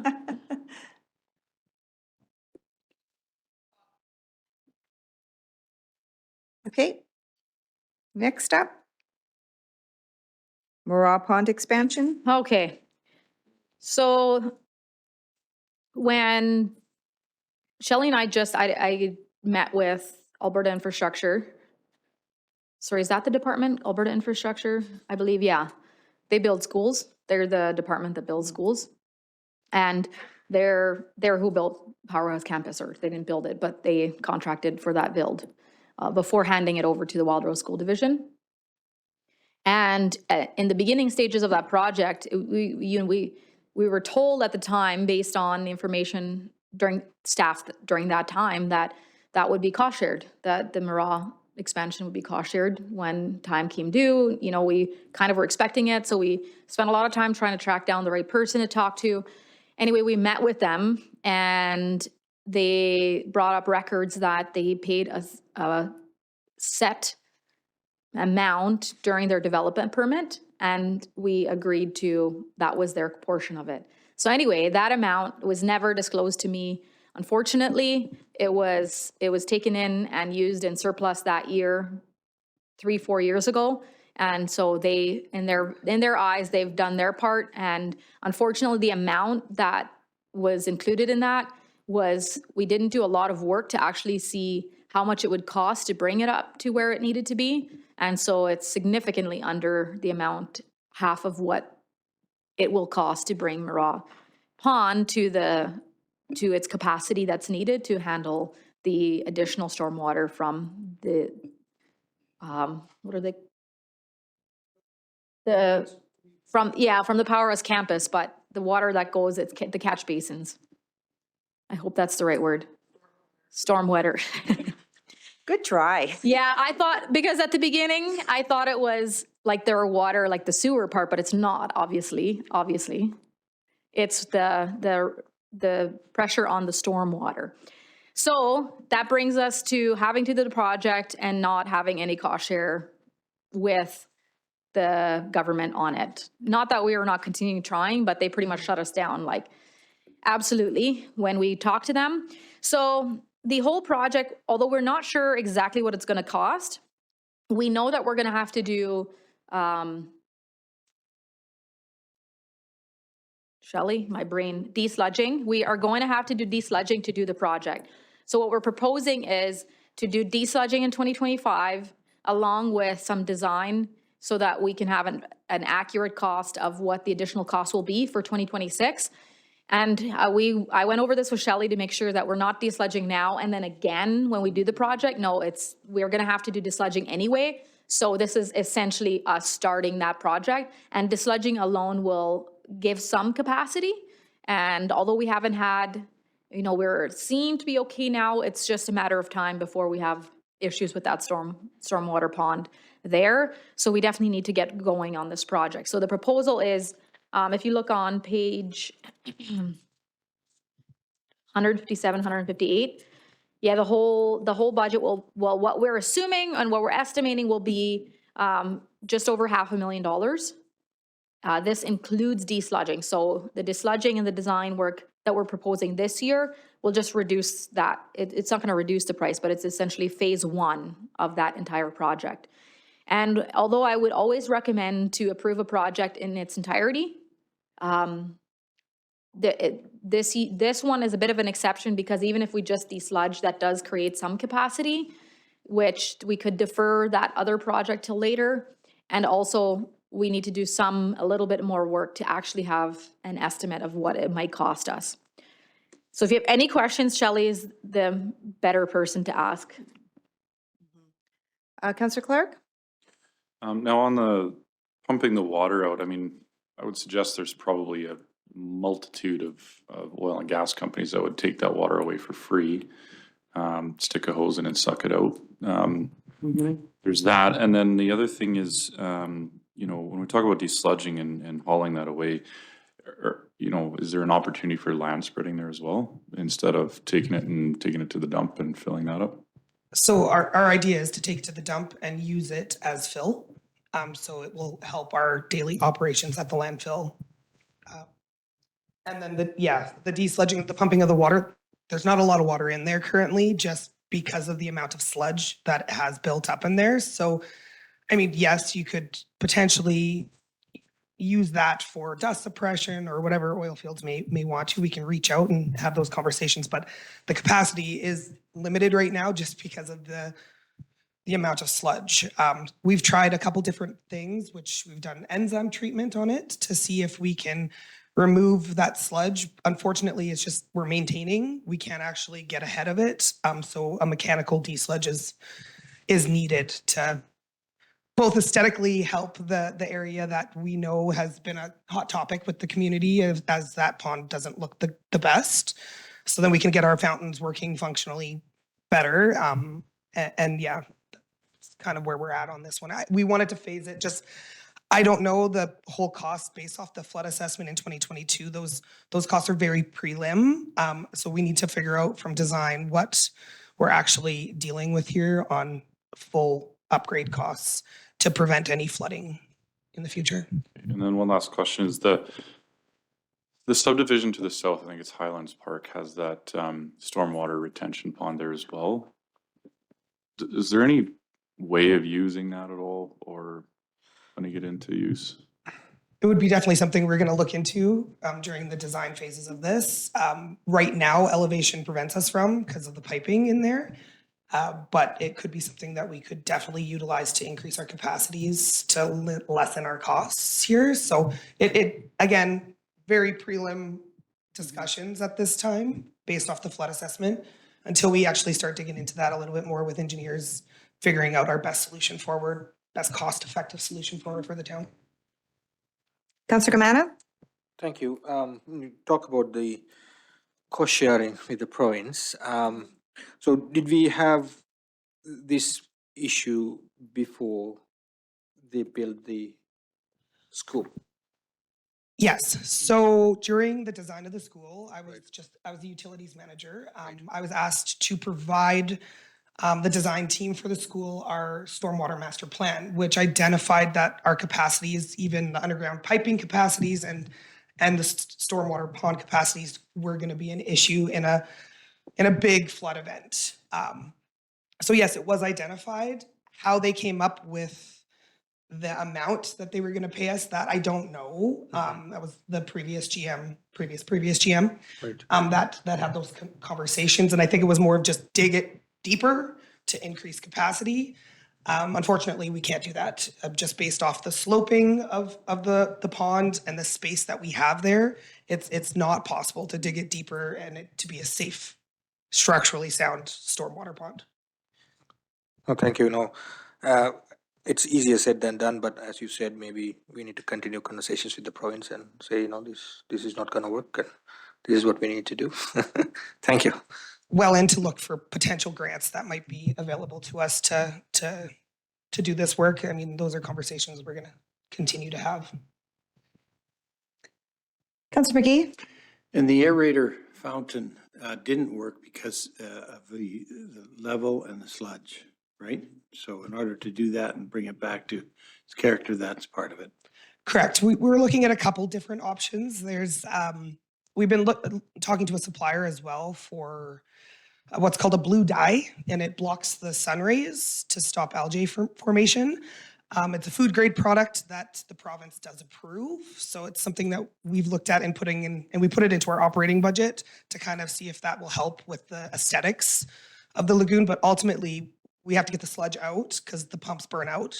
And that aeration is beneficial to keeping those algae blooms down. So with this project, once we get in there with phase one and we look at the 221, and then that will determine next steps kind of going forward. Is this going to be an early or late spring, early summer project so we're able to enjoy this? Will we see a difference in the appearance of this year? So the issue is migratory birds, of course. So when talking to the company that desludges, fall is the best time to do this to avoid those environmental impacts. However, we did go in this year and we did kind of build a trench to where the pond fountains go in hopes that that will help, as well as the dye, which will also aesthetically help to prevent that algae from forming. So we're going to try those for the summer to see if it helps improve the aesthetics. But if this could get approved, we would move in the fall and it'd be a 2026 visual appearance better. So we'd have to make sure we're communicating that to The public. the public, yeah. Okay, if there's no other questions, we'll keep moving along. Next up, CPO vehicle. Awesome. Enforcement Services is looking to purchase a new patrol vehicle to replace one in its existing aging fleet. Enforcement Services is looking to purchase a new, I'm repeating myself, a 2013 Dodger is being replaced as while keeping the other vehicle, which is a 2020 GMC Sierra. So having the Dodge Charger has broken down a number of times. So it's hard for a responding CPO officer to use that vehicle. So the request is for us to replace that or to add one to the fleet that the responding officers can use, and then the Charger will be kept in and will be used by the manager, who is not necessarily responding to incidents, but is driving around from location to location, as that vehicle doesn't need to be quite as reliable. And this includes the vehicle purchase, but also all the cost of equipment like lights, radios, cameras, radars, everything like that to get it from a normal vehicle to a CPO vehicle. And if you have any questions, I can answer those. Perfect, thank you. Any questions? Councillor Manham? Thank you. As far as I can recall, a few years ago, I think when one CPO was onboarding, we purchased a CPO vehicle. Was it kind of a semi-used vehicle? This Charger. This Charger, okay. Yeah, and we got it for a really good deal, but it hasn't paid off for us, unfortunately. Okay. Okay, good to know. Thank you. How many kilometers and how old is it? Wow, I think it was, Cody, I don't know if you know the age of it, but it was quite used when we got it, but we were getting it for a really good deal. I think we only paid, I don't think we paid 20,000 for it. 25? We paid 25,000 for it in 2013, how many kilometers? It's low mileage. It's just about 80,000 kilometers. The problem with it is, again, it is 12, 13 years old at this point. In addition, we've spent a lot of money trying to kind of keep it moving. And another example is this summer, we were dealing with an incident, and as we were dealing with it, the vehicle turned off. Vehicles or the officers weren't able to kind of leave the location because the vehicle wouldn't restart at that location. So there's been some OH&S concerns that this vehicle has brought forward with us as well.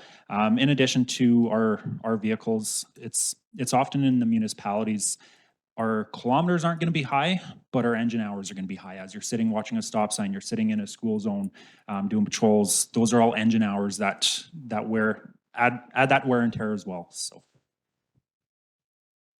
And one more thing to note is that because of the equipment we're adding to it, it's not an ideal vehicle to add to our lease fleet.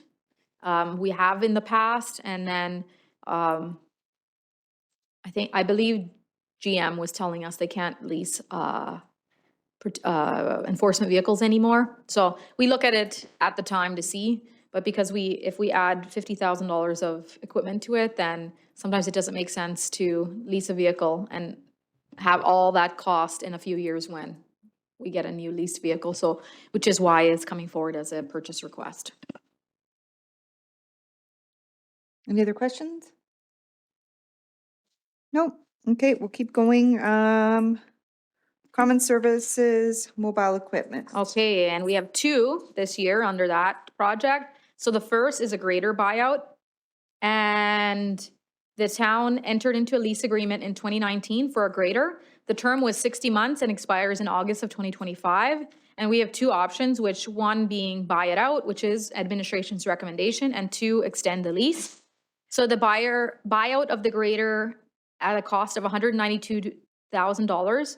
And doing this will avoid additional interest payments. The unit is in good condition with minimal hours of 1,698 of recorded use in the past 5 years. If we return this unit and add an additional grader would either need to be purchased or leased at a higher rate. And right now, this same unit is worth $380,000. Or sorry, that's what we financed this one for, and it now would be $538,000. So with the useful life being 15, 25 years, we have a lot of time left with this grader. And so financially, this is the better decision is to buy it out rather than enter into a higher interest lease agreement. And we see this a lot with this bigger equipment, is that the most financially best thing to do is to lease it for a period of time and then buy it out. That seems to be the most, the cheapest way to go about purchasing this big equipment. So if any questions on the grader, I'd be happy to answer, or Shelley's here too to answer. So the funds will come from reserves or debenture? The funds will come from LGFF. LGFF. Any questions? Councillor McGee? A lot of interesting equipment going through the auctions these days. Have we considered any of that? I don't believe for a grader and how much with this big equipment is being used, I don't know that we've considered that. I would have to ask Shelley.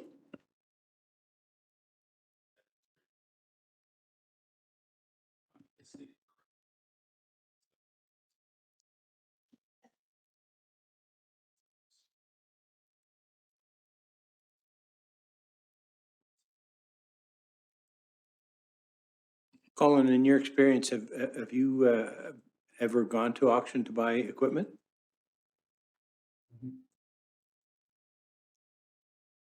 Can you hear me now? Yeah. It's something that we could look into. I think at this stage financially, the buyout at 192 is going to be the answer.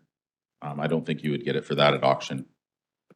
Right. No, I was just thinking about your long-term experience about buying equipment like that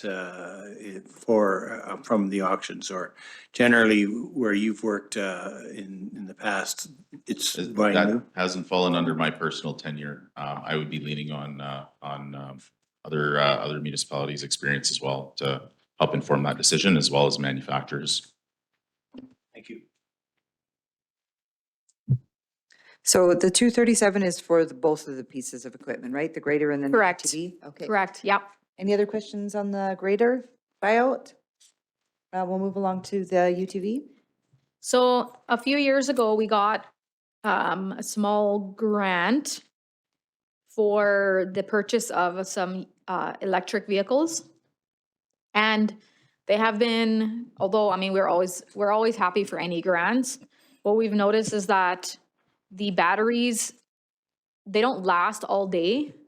And so the staff have to, when they're out and about doing parks maintenance, they have to come midday, come back to the shop to charge it for, I don't know, an hour or something like that. And so it really interrupts the workflow and is very inefficient, which has caused us not to use it a lot. So the recommendation is to buy a new UTV so that we can have efficient parks labor and a way for them to get around in an efficient manner and don't have to interrupt their workday to go back to the shop to charge a piece of equipment.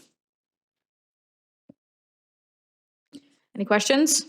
How much of this was granted? 12,000? I believe was 11 granted? or 12,000 of the whole amount. And that was in 2021? The amount is on page 166, $12,621 grant funding. 12,000 grant funding, it was 42,000 to purchase, and we own it outright? That's correct. And how many other UTVs do we have? We have 2 of these and no other ones? 2 gas? 3? Okay, so this one is a 4-seater? So we've got 4 in total, 2 the EVs and 2 gas?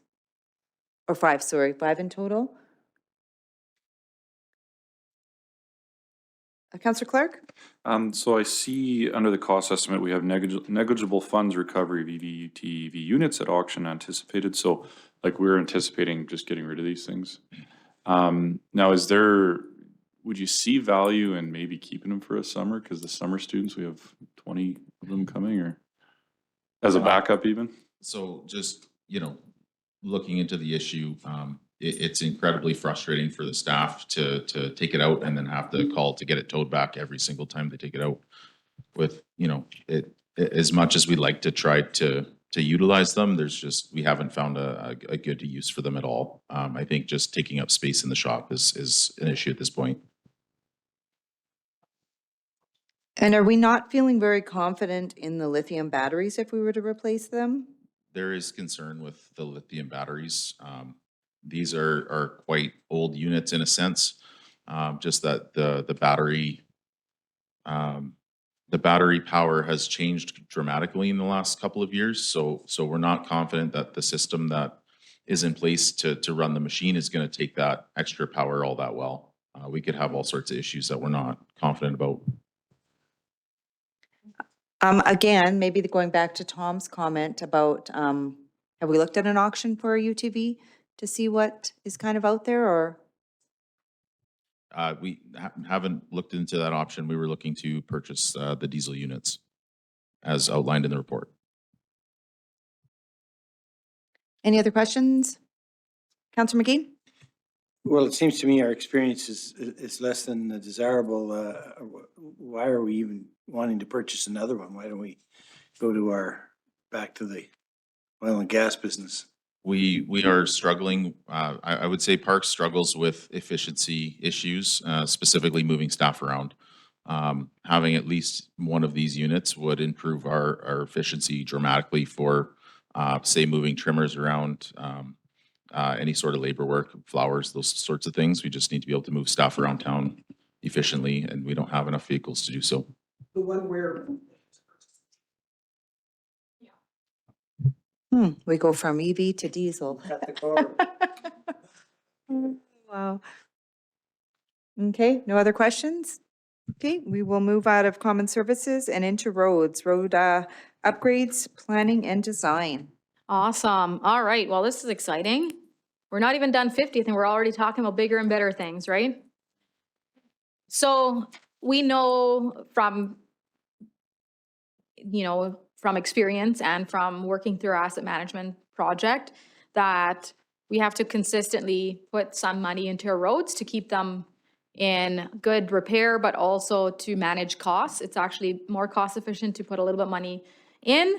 But also what's important is to establish service levels and what council is comfortable with in terms of what status of repair, I guess, the road is in. So we are not proposing any new actual road construction in 2025. However, the smartest decision is to put some money into designing the next phase of roads that need to be replaced so that we don't fall into the same thing again where we were trying to do design and start construction in the same year with 50th. So what we're proposing is to put 500,000 to essentially do a preliminary design work, engineering and design, to see exactly what the cost will be for the next road that needs to be replaced. And looking at, I'll bring it up, looking at the, similar to the sidewalks where we have information now from asset management, there is a road that is in worse shape. However, it's being used less. So it's not the recommended one to be replaced. Let me see here to bring it up. So the recommended road for 2026 would be the road from 43rd Street from 50th Ave to the four-way stop. Let's see which of these. Okay. PowerPoint. Close it.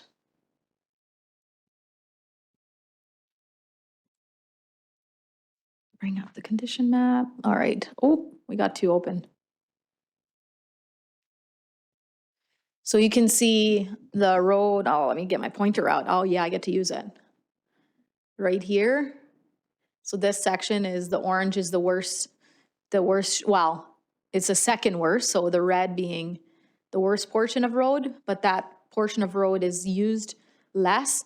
So the actual recommended next road would be this one. And so you can see all the roads are mapped in their condition. And so right now it's looking like it'll be this one in 2026, followed by, Ken, am I right, this section right here? Yeah.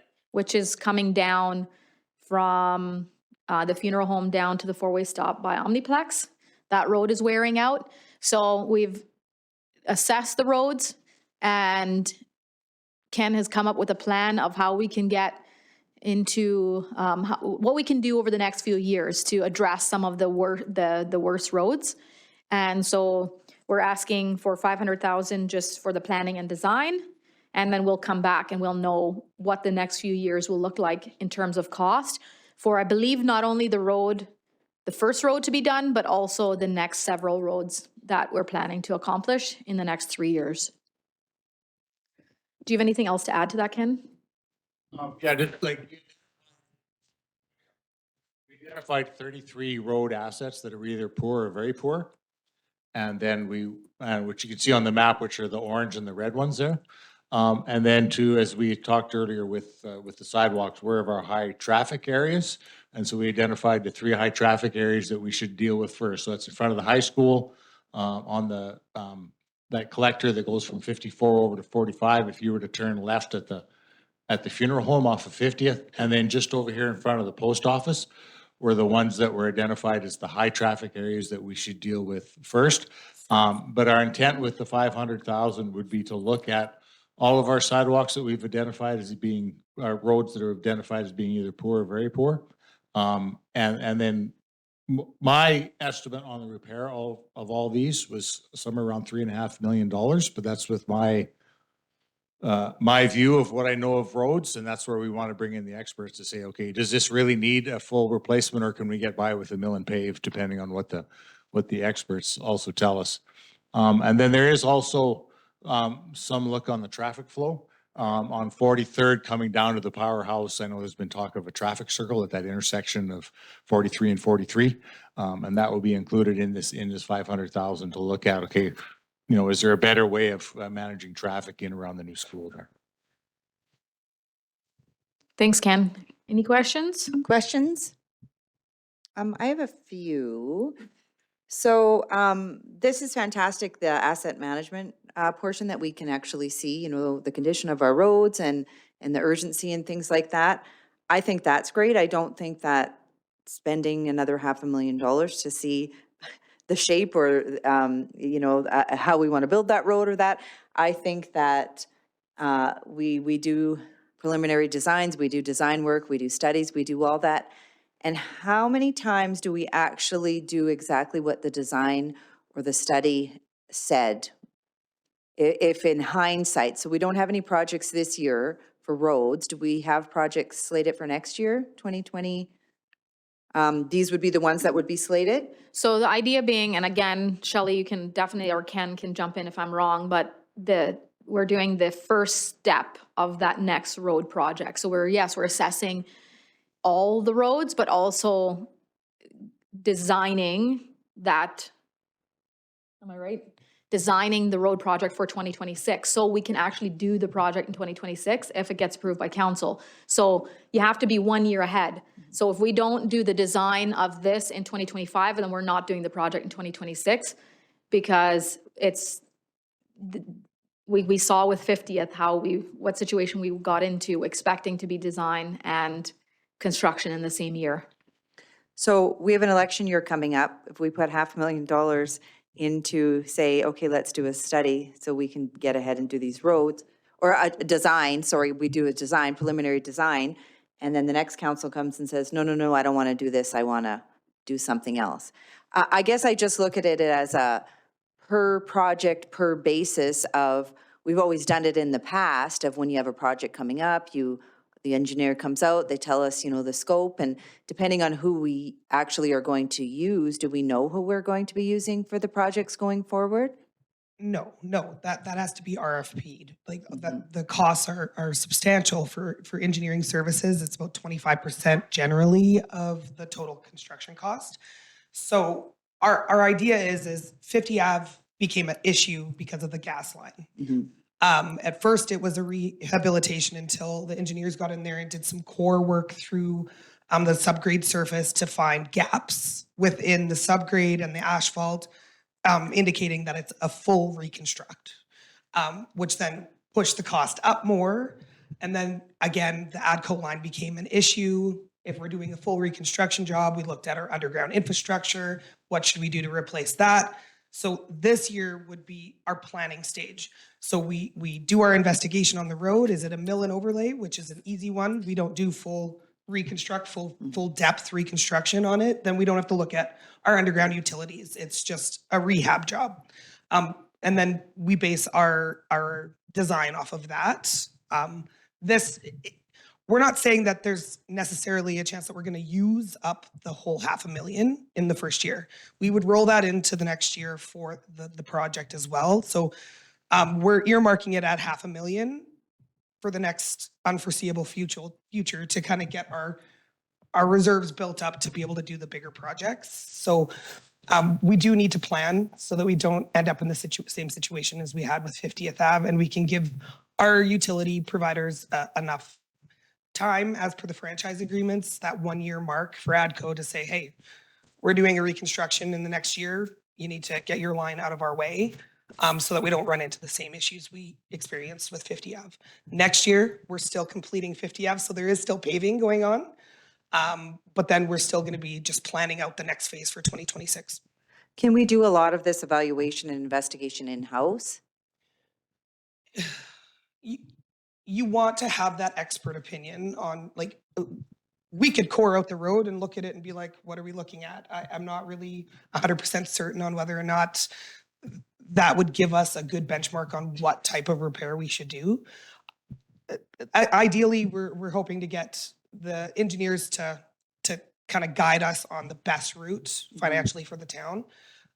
And we want to make sure we do it all the right way. We don't want to mill and then it fail again immediately, right? I guess my concern is engineers make a lot of money off of municipalities, and I know that even when we look at the 50th project, we had preliminary design and drawings and engineering years and years, and we never used them. And so that's where my concern is getting ahead. So show me again which road, let's just say an example would be slated, the one in the red for next year. So that one right there. Are we anticipating restructuring, or are we anticipating underground utilities for that portion? We aren't doing that portion. That's a residential area. It's low traffic. So we're pushing that as far as we can. Yeah. But when we looked at that road, there's quite a bit of what's called alligatoring. Yeah. Where the road is failing, which means the subgrade surface. By identifying that alligatoring, we can say it's most likely a full reconstruct Yeah. on that small portion in that residential area, which then we would look at the underground utilities as well, their age and whether or not we need to address those at the same time. But So so, we would- we're focusing on 43rd Street in Yeah. front of the schools Yeah. because it's high traffic and it is in poor condition. And we've been repairing it and repairing it and repairing it, and they continue to fail. So we want to look at what it's going to cost to fix that area. So this would be specific for the 43rd. We're anticipating that we're probably going to have to replace some of the underground infrastructure. Or how far, when we went underground and kind of scoped or got the cameras in, did we go north and south? Luckily, there's only one crossing of infrastructure, two crossings, three of infrastructure along that section, which is the service line to the Santa School, right now school. Yeah. Water service to CNF. So there would be minimal underground infrastructure work in this section of the road. Yeah, that's another reason why we're I guess I'm just trying to understand, is the $500,000 necessary to get us to where we need to be in the next couple of years to complete these projects without us just already knowing and have done the investigation ourselves? Are we getting the bang for our buck, or are we just spending $500,000 that we're probably going to have to do anyways, because we're going to hire whatever company to complete these projects, and they're going to do their own engineering and their own analysis of the project, right? And have to call all the utilities and the call before you dig. And I'm just trying to be mindful of that's a lot of money, right? I'm putting on my engineer hat. Councillor Kamana? Thank you. Just from this, what we're trying to spend here, is this, again, trying to understand, this will give you and us information needed to put a RFP out? Is that what you're looking for? Like what exactly need to be done on that road portion? Yeah, it would give us the design of that road, what we need to do. Is it a basic mill and overlay? Are we going to do a traffic calming type feature over by the new school to help that flow of traffic? Because that's been an area of concern. It's going to design the road for us so that we're ready for the next phase. Sorry, can you repeat the question? So if that's the case, that's excellent. If that's the case, can that be used, let's say after that we put it for RFP and Yes. then, we award that to one of the construction companies, and would they take this information and for sure run with it from there? Or we will have to spend another? So that would get us to the point of construction tender. So we would then go to construction tender based off the design provided by the engineer, and then would move forward on construction after that, Okay. if funds are approved. Okay, and then this will be useful. They would not charge us for doing that, repeat that again. Correct. Thank you. Just try to understand. Thanks. Any other questions? Okay. Next up is backup generator electrical reno to accommodate. So as council knows, in 2024, we started working on updating our municipal emergency management plan. We've done quite a bit of training, and we're really looking at all the details in our plan to make sure that it is what we need in the event of a future emergency. And one of the things we were looking at is where is the best place to have an ECC? And right now, the primary location is here at the Civic Center, and we don't feel like it is the best place to have a ECC, and there's multiple reasons for that. One reason being, if we have an event, then the more likely than what happened last time, the event will run parallel to our normal operations, and so we'll have the Civic Center open for business while we're also running an ECC.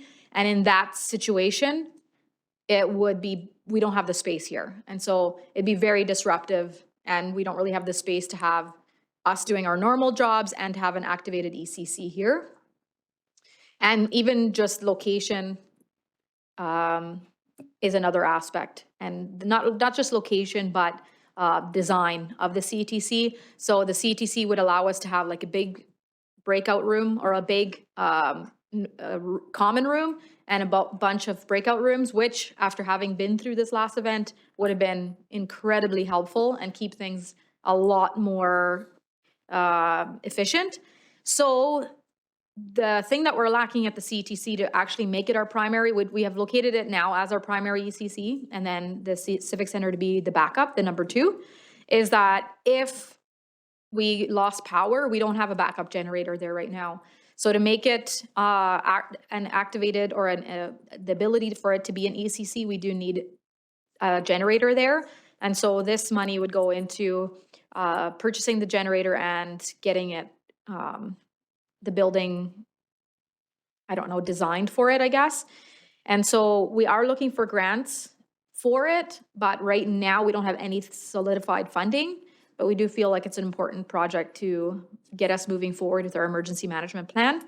And yeah, if you have any questions, Cody's here as well. We can answer them for you. Thank you. Councillor Clark? So last time we were evacuated, I think we used the county office for a little while, and then we had to move. Once again, the county office has backup power, does it not? Mm-hmm. I believe it does. I would think so. It does, yeah. We do here, yeah, Yeah. I guess my hesitation with throwing a backup generator at the EC or a CETC is that there are capabilities at the county office, and I'm sure if we had something, they'd be involved in terms of an emergency. So that'd be a shared space, and you would be guaranteed that power, and we're not doing the maintenance of it, we're not maintaining it, all that sort of stuff, as well as the $125,000 upfront cost.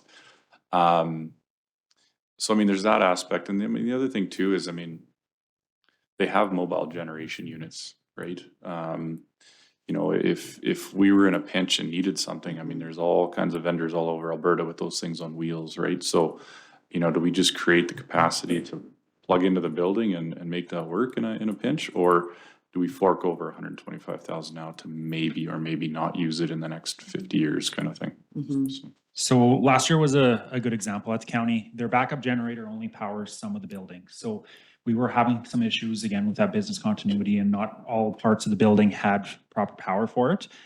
Second to that, we have discussed essentially just like creating like I don't know if it's a proper word, but like shoreline, so that if we just show up with a portable generator, we can plug in and we've got power at that facility. Last year was a good example though, when places across Alberta were all experiencing challenges and people were looking for these backup generators big enough to support these locations, right? My partner works in rental equipment, and I was getting phone calls from people that were working in ECCs and other locations trying to get his contact information so that he was able to try and help them out because their normal methods weren't working as well. So it is one of those things where it is an option as long as it's available. But as we've seen last year, people were having struggles trying to get that power from those backup generators.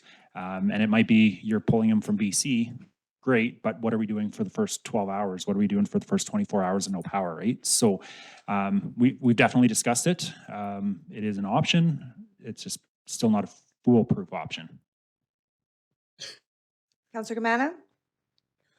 Thank you. Along that line, so the unit that's proposed, Cody, is it static one location unit, or is it movable to other location? Just the reason that I'm asking as Councillor Clark is we've designated CTC as the ECC.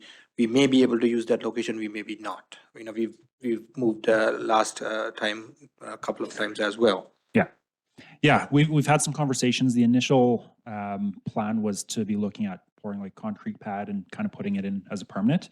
But again, there's nothing solidified at this point. So there is still the ability to kind of explore that additional option on maybe that is the best option.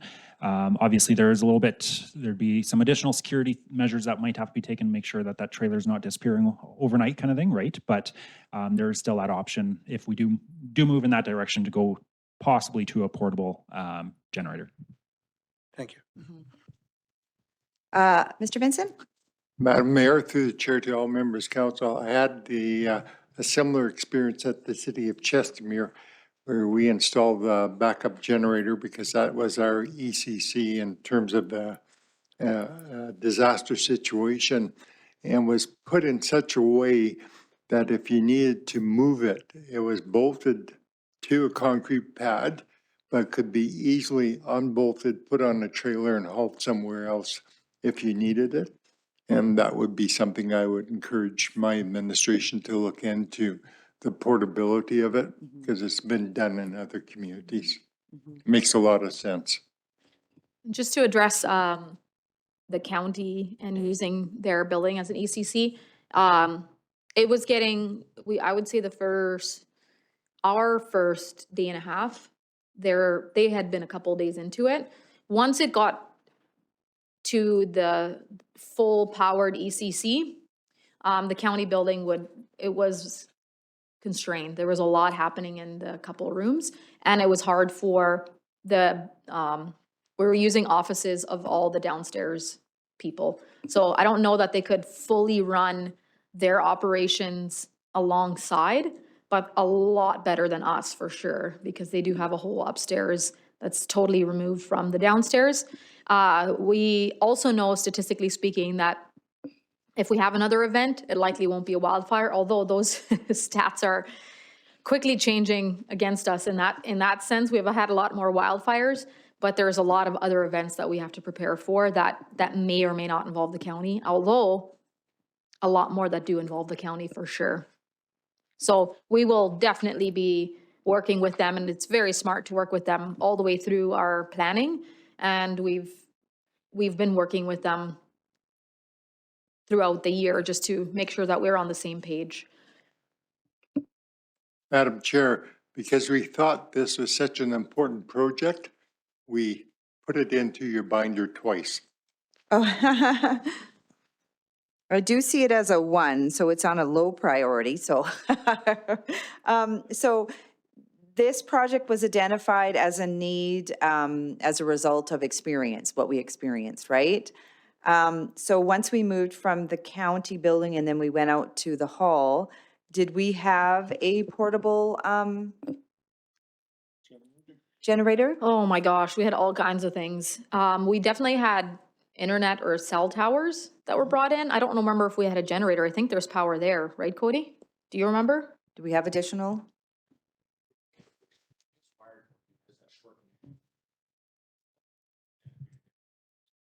So yeah, it sounds like there was a generator there, but we didn't use it at the We time. didn't use it. Okay, and then a lot of the things that we had to rent, were those costs covered by the provincial wildfire funding? 90%. 90%? Well, yes, that's what they've told us, 90%. I have no reason to believe it's not, but we just haven't seen all those funds yet is all. Yeah. Okay. Councillor McGee?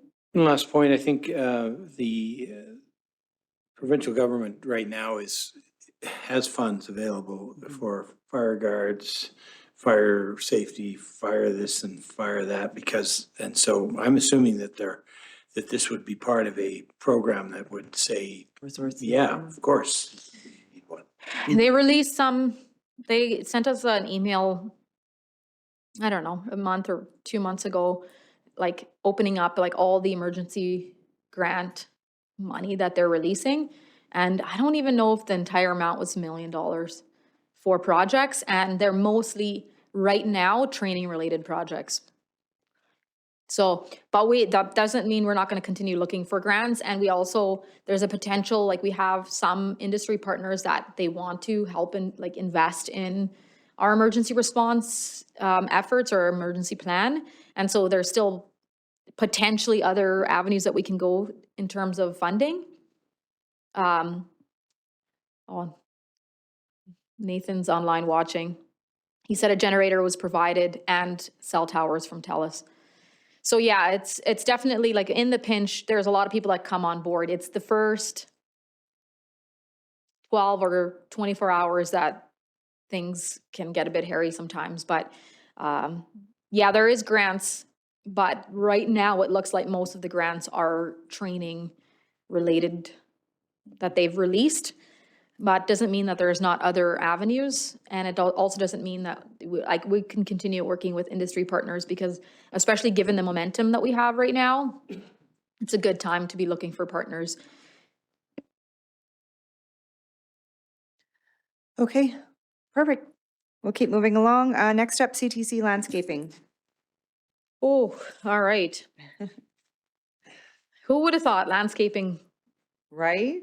is you know, it is very expensive. So you'll remember that enhancing the visual beauty of the CTC was a priority for council, and we talked a lot about it in 2023, and then in the beginning of 2024 we talked a lot about it, and a motion was brought forward for Shelley to bring a few different options to budget this year. And so this is what it is, directly out of a motion from council. So she has included here 3 different options, and they range in price, with the option 1 being 350,000, option 2 being 450. 350 is not surprisingly the highest per cost. And the third being 500,000. So pretty much I'll get Shelley to talk to some of the details. So the first one includes native coniferous forest along the northeast edge of the site, 78 spruce trees complete with bed excavation, topsoil, and mulch. North frontage improvements, including shrub removal and relocation. Native deciduous forest. Wow, I'm really learning a lot of my vocabulary here today. Provide shade against the south facing of the CTC, and then naturalization in seed areas.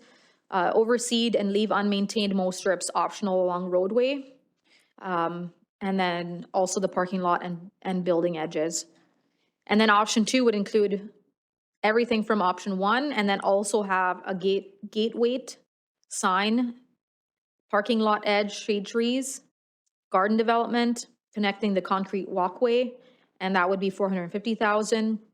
And then option 3, again, includes everything from option 1 and 2, and it adds bench seating, waste receptacles, and large ornamental flowering trees along connecting concrete walkway, wood stair and landing enhancement, trembling aspen or poplar, and that would be 500,000, including the contingency.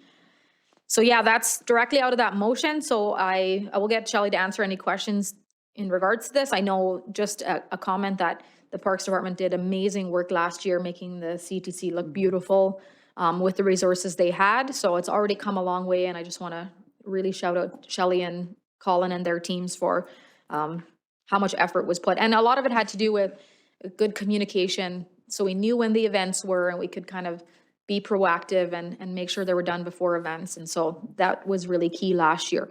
But I'll let Shelley answer any questions that council may have. Perfect, thank you. Any questions? Yeah, looks, the options look fantastic, very nice. Could you do, like, let's just say hypothetically you went with option 1, could that be done in phases? Like you could do, say, 1A this year, 1B next year, 1C the following year? Yeah, that can absolutely be looked at for sure. Or we continue to just enhance it in-house with our current staffing and keep building building that up internally. Mm-hmm. And we could base it off of these concepts, right? Yeah, yeah. Yeah, the landscaping is looking quite, you know, and you go down there, I know that's what we talk about, right, is trying to highlight that area, that building and things like that as you get there. Mr. Vincent? Madam Chair, and through the chair to all members council, naturally, because the options are broken out into A, B, C, and D, we can do any combinations. I'd do it in the order.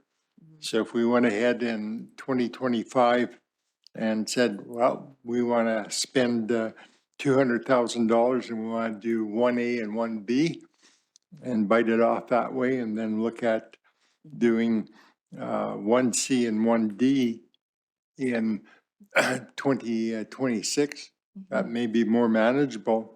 And then we could continue with that program to full completion with option 2 and 3 following the same process in subsequent years. So that makes total sense. And the other thing is just simply capacity. You know, we have to, you know, put this out to RFP. Staff have to manage the project. So it just seems more reasonable to take it in smaller bite size. Then all, yeah. Councillor Gamana? Thank you. When I look at this, I agree with the comments made that, you know, we've come a long way now from what it used to be. I like the sentence. It says we will investigate the potential for grants to complete this work, and we should put a full stop there and then say move on. Just because I don't know with the other budget pressures that we have, if we can fund this through taxation, right? So that's a discussion we need to have. Councillor McGee? Councillor Evans isn't here, but he might ask the question of the whole landscaping at the far back. He's been talking about that for a couple of years now. We've got mounds of dirt. We don't know how.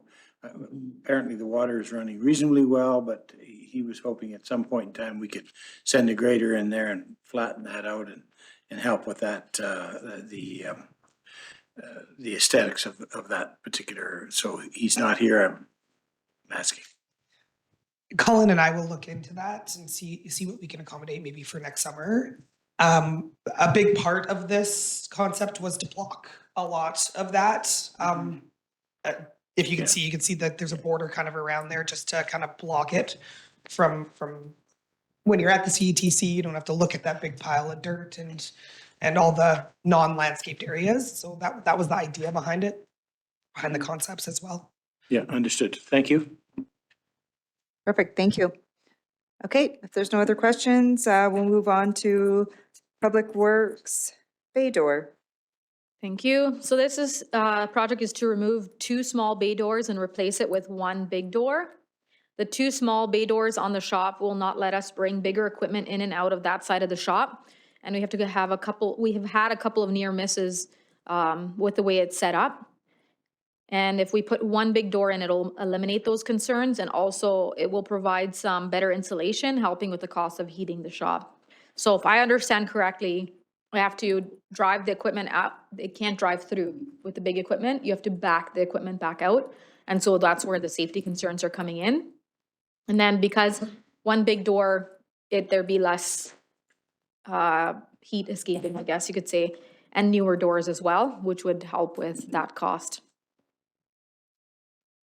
Madam Chair, through the chair to all members council, I'm very thankful for the staff not driving the big equipment into the building and forcing us to change that entrance earlier. Any questions? Any questions? No. Okay, next up is Greenwood Drainage Ditch upgrades. So this is brought back from last year. So this was declined last year, but we continue having issues there, continue having complaints. So we bringing it back this year, and it's to cement a drainage swale down the town's drainage easement to help with drainage issues. We need to have better drainage down our easement because it builds up with silt.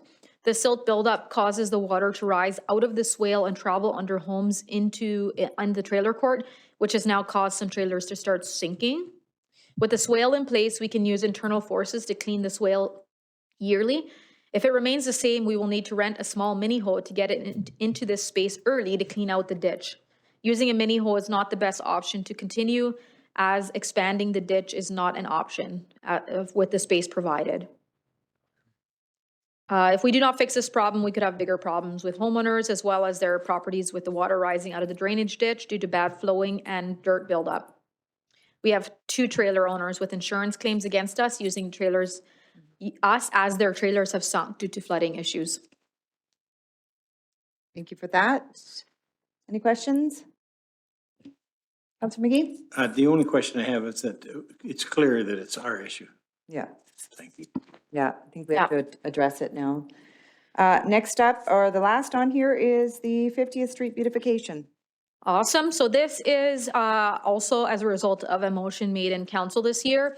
And this is to clean or make it the section of road where we took trees down or where Fortis moved the trees to do the landscaping in front there to make it a little bit more pretty again. So that's this project. So some small potted trees, mulching, and it would be included in this project. And I'll let Shelley answer any questions that you guys might have. Or Colin. Madam Chair, through the chair to all members of council, should note that administration will apply for a grant to cover $10,000 of this particular cost. So net cost would be only $6,000 to taxes if we're successful. Okay. Okay. Any questions? Okay, so that wraps up our capital project listing. Good job. Just before noon, we have some thinking to do of what we want to do. Do we want to circle back around? Do we want to have a break and come back and talk about it? Or what and how is everyone feeling? Well, I guess we've lost 2 counselors. Is Rick coming back? Oh, okay. So maybe that's what we'll do. Did you want to add anything before we move into a break?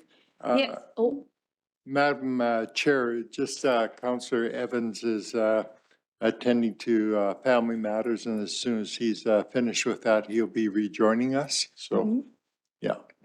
Okay, perfect. And are we going to look at, when will we look at the 10-year capital project plan? immediately preceding this, yeah. Okay, okay, perfect. That'll be the next thing, so we can see where we're going and what has to be done over the next 10 years.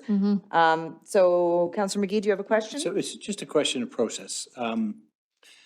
The intention now was to put a capital budget in front of us. I was asking the mayor earlier, is that if we did the entire amount, we still would remain at 0, or is there a soft touch of 2%? Or if we add more, what's the process of our? Okay, so right now, let's talk about this quick before lunch. Why not? So right now, I have the maintenance hole, person hole. Is that actually what it's called? People hole? Maintenance. It's not maintenance. Maintenance. Maintenance hole lining program. The CETC landscaping, the public bay door, public works bay door, and the 50th Street beautification, those coming from essentially surplus. So depending on prior years, so last year we had no money in our surplus at all, so we had to tax for those. So essentially that is money that we have to tax for. However, because we have some surpluses from 2024, we are able to use reserves for this amount, but we shouldn't entirely rely on that, because if we take more from reserves and we put back in, we're not moving in the right direction. Of course, there are years we have to do that, but we don't consistently want to do that. So we can do all the other projects here, aside from the 2 debentures, is being funded by our LGFF, which is really awesome. Last year, we've been saving our MSI and our CCBF for the 50th Ave for a while, so we didn't have that option. We were using that entire amount to finish the 50th Ave project, but this year we're able to fund some of these other smaller projects with our LGFF money. So that is the big picture right now. in terms of the 2%, so a 2% to residential only would not quite get us there. We would need, right now with the way we left it off on Thursday, we would need to pull about 67,000 from 2024's surplus that we talked about, we're expecting, to make the 2% for residential work. So given that was kind of council's direction to try to do it with 2%, and with administration recommendation to apply it to residential only, knowing that we've had a few really tough years, that's the way we would leave it off, is if council chose to do that, they could either choose to tax for the entire amount we need, or use 67,000 from 2024 surplus to make sure that we can have the percent that council was hoping to see. Madam Chair, through the chair to all members of council, I think we've already found the answer this morning, and that is with regard to the CETC landscaping. By going ahead with only a 1A and 1B of that particular option, we'd save $150,000. So the answer to Councillor McGee's question is, yes, we can proceed. We can do all of this with all of the projects that have been outlined this morning with a 2% tax increase only on the residential. We can accomplish everything. Councillor McGee? The final thought is that at some point in time, we can formulate, I think, a list of, some of these will not go ahead if we don't get grants. That's correct. Yeah. And so it'd be good to sort of say, here's, and no, we didn't. So For sure. No, absolutely. When we go through and kind of get council's Yay or nay? yay or nay, and if council's on the fence, then make it contingent on grants, and we can move forward, and we can make sure that the motion reads as such. And then, although we don't have a ton of time to address it, I guess now, but I just wanted to note that we need to get about $1.7 million of space in our operating budget for utility reserves.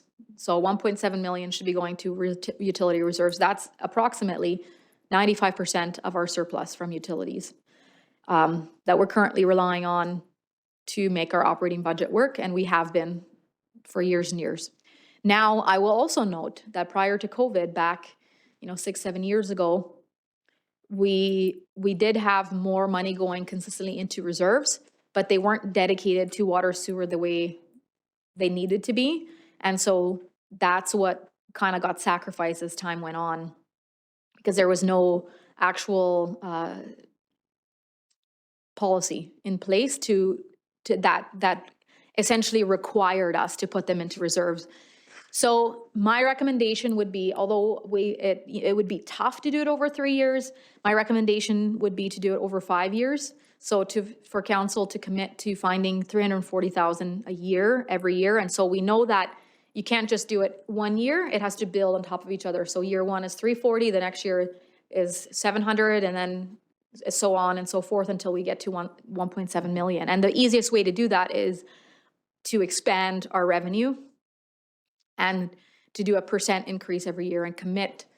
But the important thing to remember with that is that we're gonna have the need to increase tax rates for other things as well. This is not the only thing. So if we go into a 5-year plan of weaning off utilities, we know that that's not the only thing that's gonna come up in the next 5 years. We know that costs are gonna increase. And so I guess the easiest way to explain it is Spruce Grove. They are increasing their taxes by 1% every year, and that 1% is going to their new civic center and arena. They committed to it, I don't know, a few years ago. 1%, that's there. If council wants to do, or if there's other pressures that come up, it's on top of the 1%. And so that's essentially what needs to happen here in order for us to go back there. Now, it doesn't just have to be tax increases. I don't want to say that that's the only way. The alternative being in decreasing some service levels or services that we're currently providing with that money. So that's the alternative to increasing taxes. And so I guess it is a very big and difficult decision to commit to something like that. And it requires a lot of forethought, I think, and a lot of commitment from both council and administration. And so we've brought it up in years, but it's the last 3 or 4 years have just been so difficult that there isn't really been that option realistically. And so knowing that we've had a couple of very tough years, that now I believe is the time. Give, 1 year where maybe a little bit easier in terms of growth. We have inflation, 2 assessments, we have, the franchise fees, so that we can kind of take a year to plan out our next steps and then really plan out and commit to this new the weaning off of utilities is my recommendation. Yeah, for sure. But it's less exciting, I know, than this, but it is our reality, and it is prudent to keep that in mind as we make decisions, and knowing that we've come a long ways and there's been a lot of tough decisions, but we do have some more tough decisions in front of us. And advocating, of course, to the government is a huge factor, but knowing that we cannot rely on that alone, we do have to make some decisions for this, knowing that we have a $18 million upgrade coming and very little in reserves to offset it. If we'd done, it's easy to say now, of course, but had we been putting into reserves what our plan or Corvus study said, then we wouldn't have to borrow at all on that project. We would have the grant and we'd offset the rest by our own reserves, and it wouldn't significantly impact 1 budget year or 2 budget years. So that's what we're trying to prevent going forward, is that put money aside, knowing that other infrastructure replacement that we'll have to do. It's not going to be an option. It's going to be critical. It's coming down the line at some point. On a low note just before lunch, but that's where we are. So I didn't want council to think. Yeah, and I didn't want council to think like that last year everything was tough and this year everything's perfect. That's not the situation, but we have a lot of things that are giving us this opportunity to take the year to really plan out our next steps. So that is still really good news for sure for council and for our town. So we will talk a bit more about it after lunch. Perfect. Thank you very much for that. And then, yeah, you're right. When we're making these discussions, also remember that we're making them for next year and the following year. So the choices that we make will help in that. So thank you for that.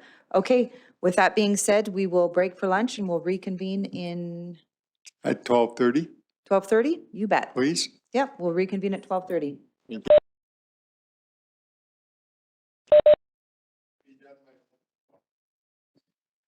Well, good afternoon, everybody. Welcome back. It's 12:30. We will jump back into our budget deliberations.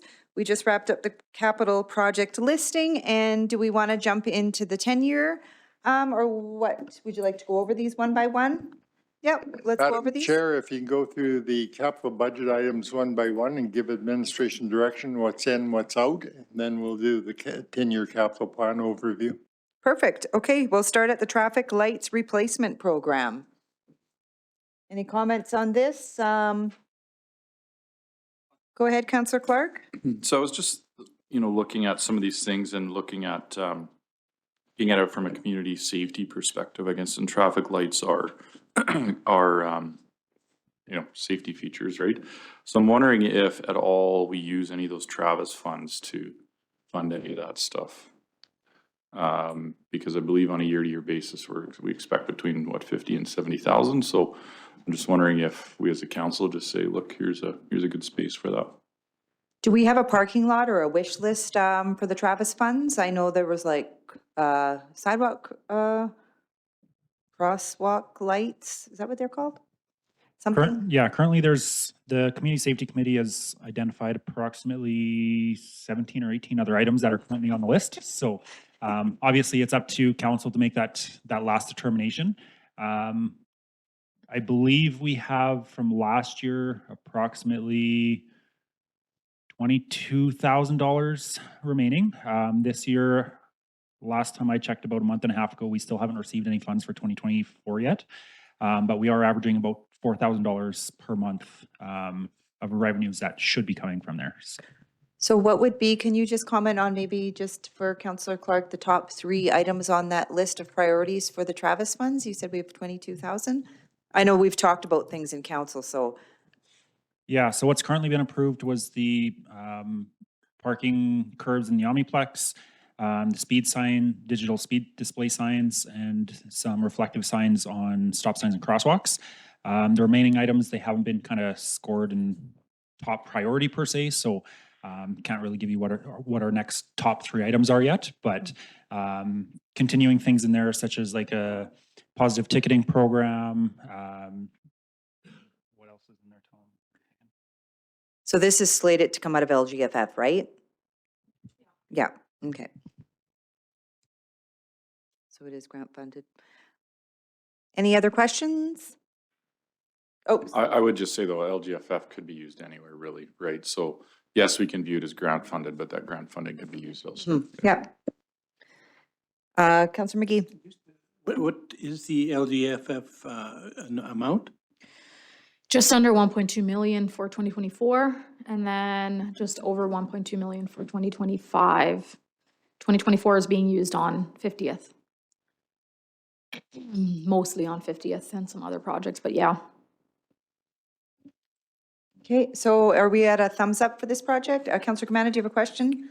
Yeah, so what's been proposed is to actually get 1 unit and then use parts from, that's option 1, right? I believe, the option on the It's budget. just to be strategic with which ones are the first to be replaced, making sure that that gives us spare parts for the next couple of years for the ones that we cannot no longer get parts for.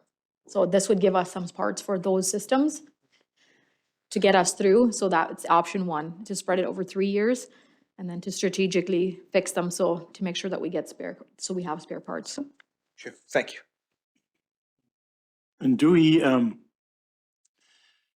make a decision on what goes first based on a complaint based, or have we got a logical, here's what we're gonna do, if we're going to do onesies and twosies?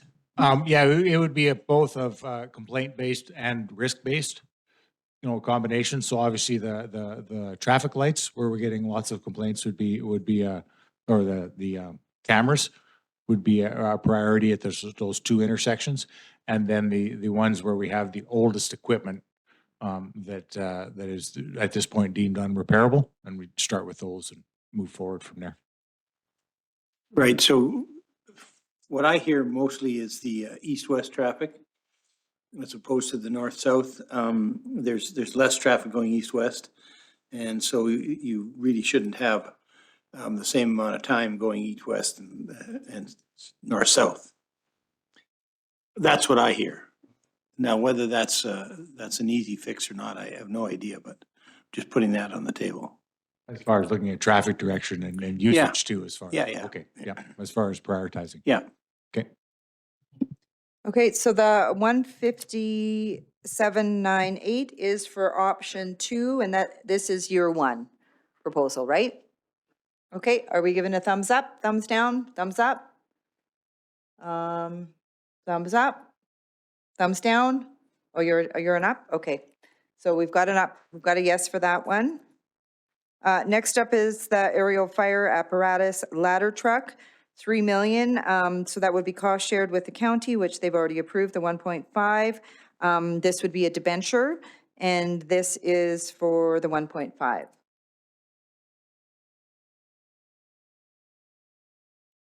Go ahead, Councillor Clark.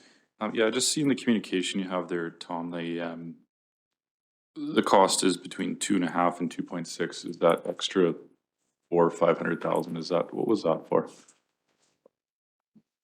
Or was that just to account for the debenture?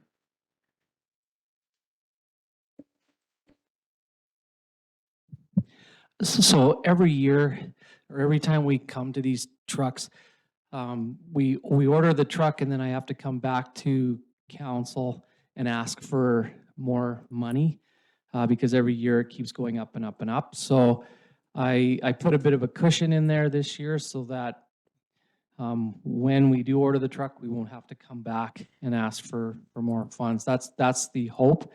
Obviously, nothing is guaranteed, but that's kind of what the plan is. When we pay for these things, it's upon receipt or upon build or when? Usually you have to put 20, I think it's 25% down, and then you pay when we get it. Okay, are we a thumbs up, a thumbs down?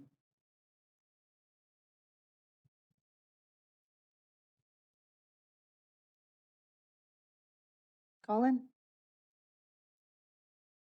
Yes? Okay. So, I'm just writing all this down. Okay, next up, wastewater treatment augmentation. So this one, so this one again would be contingent on grant funding. And then what would be the scope of the project that would start first, just to clarify? 135? Okay, so this would be the 1 to 5, 790 plus the 4? Yes, so the 405 has already been approved. Yeah, so it'd be the we just need to approve 793.90. 790 and then the rest contingent on grant funding. So we can move ahead with the 5 and then the rest would be contingent on grant funding. Any questions? Nope. Are we in favor? Thumbs up, thumbs down? Yeah, okay, that's a yes. Can I have question? And that's a contingent. Oh, go ahead, Councillor Manna. Thank you. So with the proposed budget, we had all of these in with the proposed 2%, right? Yeah, so this is capital. So capital is the only ones that are funded via operating is the ones under operating fund. And that is either on operating surplus from prior year surpluses that aren't specifically dedicated to any reserve at the moment.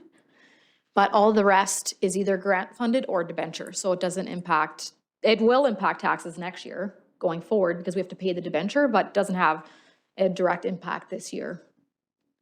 Right. Is it all of them like with priority 3 or which ones? Mostly, yeah, everything there, right? So, okay.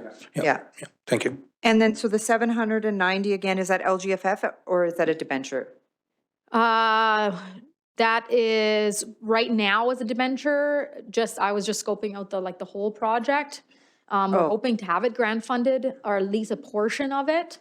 Okay. But probably this year we'll essentially expend the money from our unrestricted surplus, and then as we get grants in, we'll account for it once the grants are in and offset it by debentures once we are actually in that stage of the project. Okay. Next up, sidewalk program, 300,000. Go ahead, Councillor McGee. So when I said that sidewalks are overrated, I kind of meant that. But I meant it in the way that perhaps there's people and there's new ways of doing sidewalks. Is concrete and trees and big trees and things like that, that's how it seems to work, and they pound out that concrete. Is that still the best? Is it the best way now, or it lasts the longest and it's the cheapest? Or can you decide to just do a quick overrun with, like we would do in our parks? You know, we're on Overlay, like? asphalt, yeah. And just do an asphalt, and then if you have to do it every 10 years, it's maybe that cost. Has anybody had a look at that? And I don't know if it's cheaper either, so. I would say asphalt would probably still have the same problems as concrete, whereas there's new ways coming out to do the concrete work around trees, which is giving some more compression joints within that section of sidewalk so that it has more ability to move and settle with the tree. And that's what we've tried this year to see if that that works. So we'll know next year whether or not that's actually been an improvement to, well, that's true. But the idea is we section the sidewalk into much, you know, you put a section in a sidewalk to say, I want you to crack here by putting a crack line. If we put multiple of those across where we know there's going to be a tree root, when the tree pushes up and we don't put any rebar in, so when the tree pushes up, it's going to displace a very small 1 or 2 foot section of sidewalk instead of the whole slab, and then makes the repair much easier. It's something we saw being done in the city of Edmonton, and we thought we'd try it here. And do you think there are communities, let's say, for instance, in Europe, where really you just build a really good road, and maybe even you put a bike lane or a walking lane, so that when you're doing the grading, you're not actually having to put a sidewalk. You just figure it out just down this one piece of laneway. And I don't know if that's the new, I'm just thinking out loud. So Tom's asking instead if we can just get rid of all of our sidewalks and then we'll just pave, well, when we do our roads, that we would just put a bike and a walking lane? I wouldn't rule it out. If there's any sense at all, because I do think that they're not well used. You know, I think your point, Councillor Clark, was how many people are actually walking on these things? Oh, gee, who would have thought that we should worry about that? Well, maybe they're not very useful. Aesthetically, they're Dodds, they might be kind of cute, but they're, you know, they cost a lot of money. So are you proposing a pilot where, let's say where, you know, we have the apartment buildings as Monica was suggesting, and you take that little section there and we draw some green and yellow paint and a stripe down there and say, this is now the walking, strolling path, and then see how it works? It's precisely the one I walked down the other day to Opportunity Home, and the safest place for me was on the road. And the safest place for sidewalks that are not shoveled is on the road. It's simple. And So where would you sidewalks are unshoveled. I'm not saying it's a bad, I'm saying we might be onto something, but where would you park? Councillor Evans, do you have a comment on how to help with that? I do have a comment. I think if you want to widen all our roads to create bike lanes and walking lanes, you're going to experience a significant cost in pulling all the curb out, expanding that road, regrading everything, and then you're going to end up with a bike lane that's probably, or a walking lane. I'm not sure if you want to combine the two. So you have bikes running by people trying to walk on there. That's a significant cost. I realize sidewalks are pretty significant too, but if we want to start changing the whole design of our roads and expanding them, and then if you've got parking on the side of the road, where do you put the bike lane? Just inside where the cars park? Is that where everybody will be walking towards the road, or do you have people park and then leave a lane open between the curb and where people park?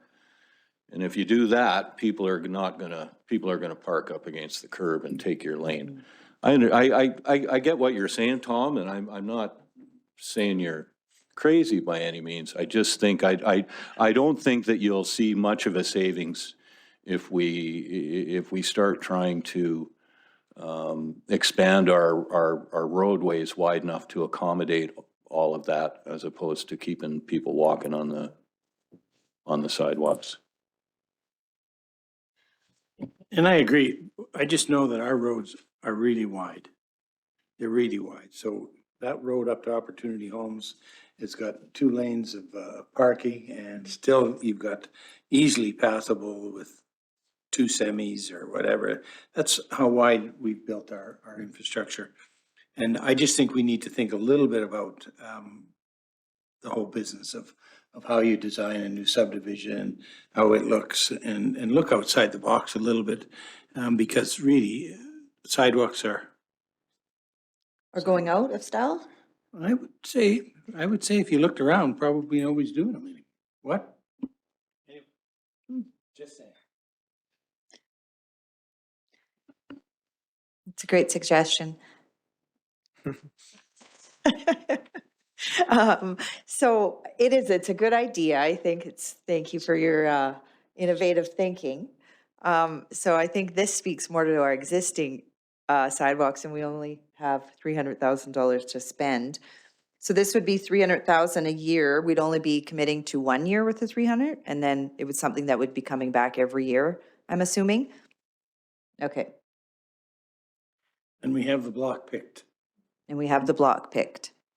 Okay, Counselor, I'll go to Counselor Gamana first, then Counselor Clark. Thank you. So with the discussion about usage, have we done any research on usage and see, are we a walking community? Are we using sidewalks enough? Because if this is a multi-year project that's going to come back every year, as discussed here, do we just continue with that approach, or do we need to look at something different depending on the usage, right? That's where my headspace is. For this project with 300,000, there's not a whole lot we can do, so that's different conversation. But for the future, would we be looking at that aspect as well, whether the sidewalks are being utilized enough for us to continue doing what we are doing? We might have to do a sidewalk open house or The something. problem, I don't mean to be a Debbie Downer, but I always am, is that it doesn't matter if there's 10 or 100 people walking on that. If it's our sidewalk that's in bad repair, it's a liability for us. So we either need to keep it in a standard that we're comfortable with the risk, or not have the sidewalk at all, is, I think, my legal opinion, liability, from a liability perspective. But I think that's why I think that sidewalks are different from roads, is because our liability in terms of trip hazards are a lot higher. So for roads, we would shift the priorities based on usage, but for sidewalks, I don't know that we can really take that approach, unfortunately. Counselor Clark? Yeah, it's not apparent in here, but would this go to RFQ, RFP? Yeah. Okay, there's no other questions. We wanted to put the sidewalks in? That's a unanimous yeah?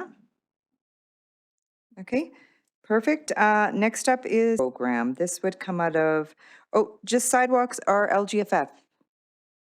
Yes? Correct. Okay. So that is LGFF.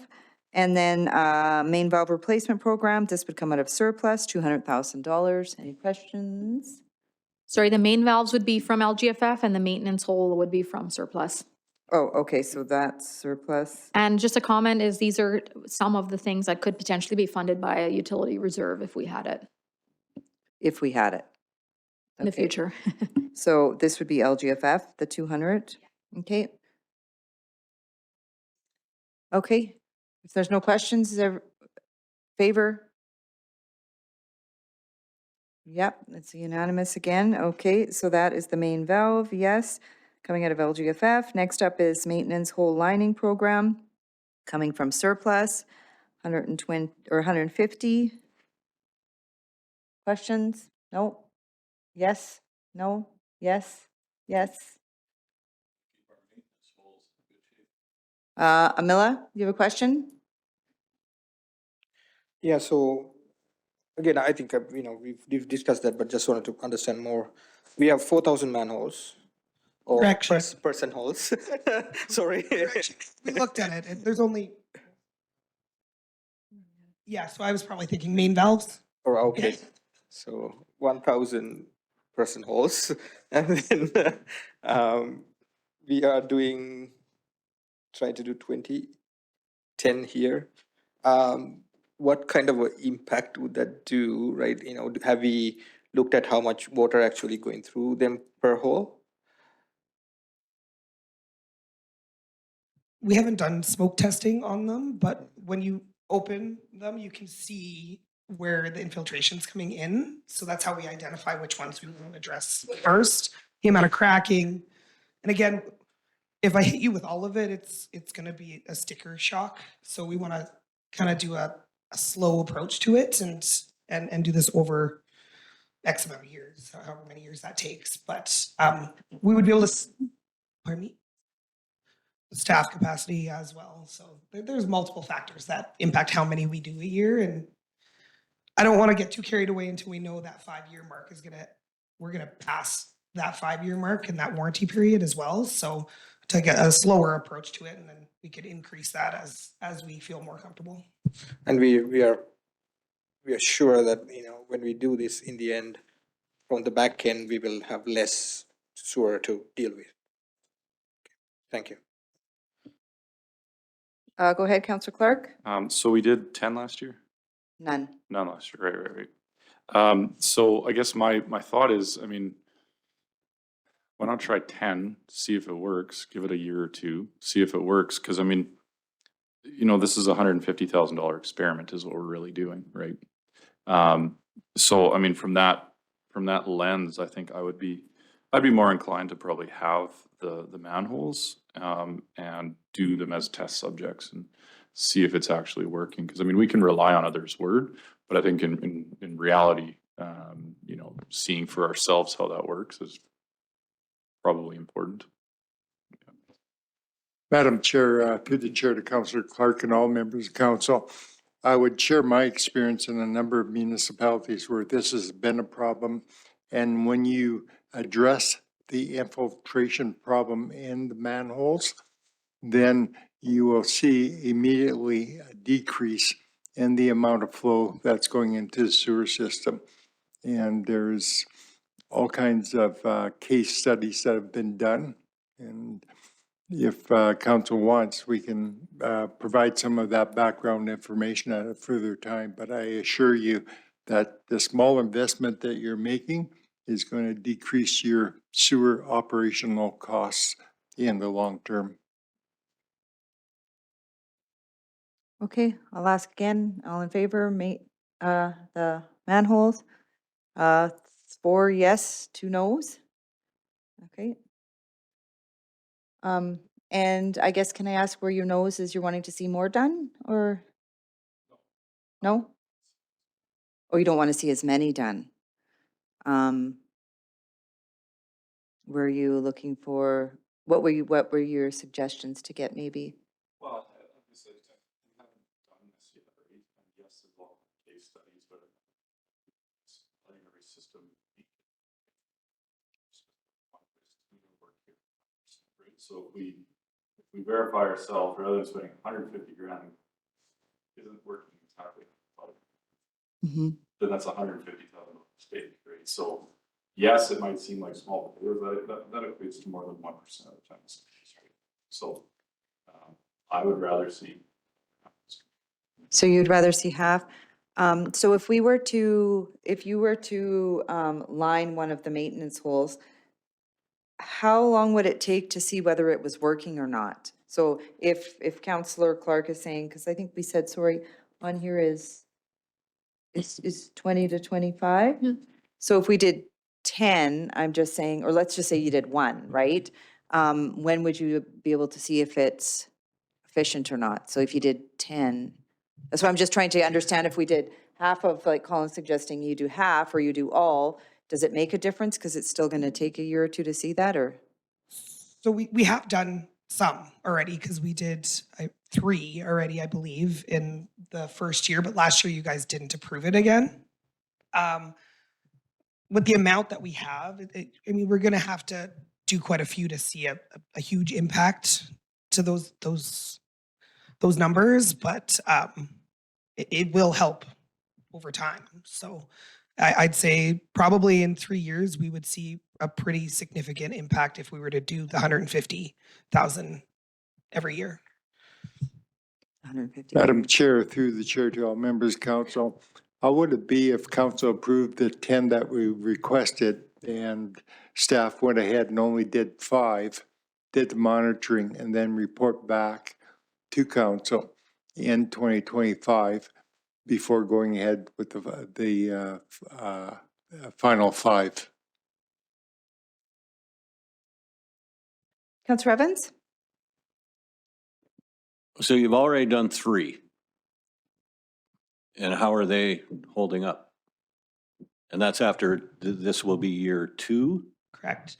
They're holding up great. We have no cracking. We did do a tar one many years ago, and that has already failed.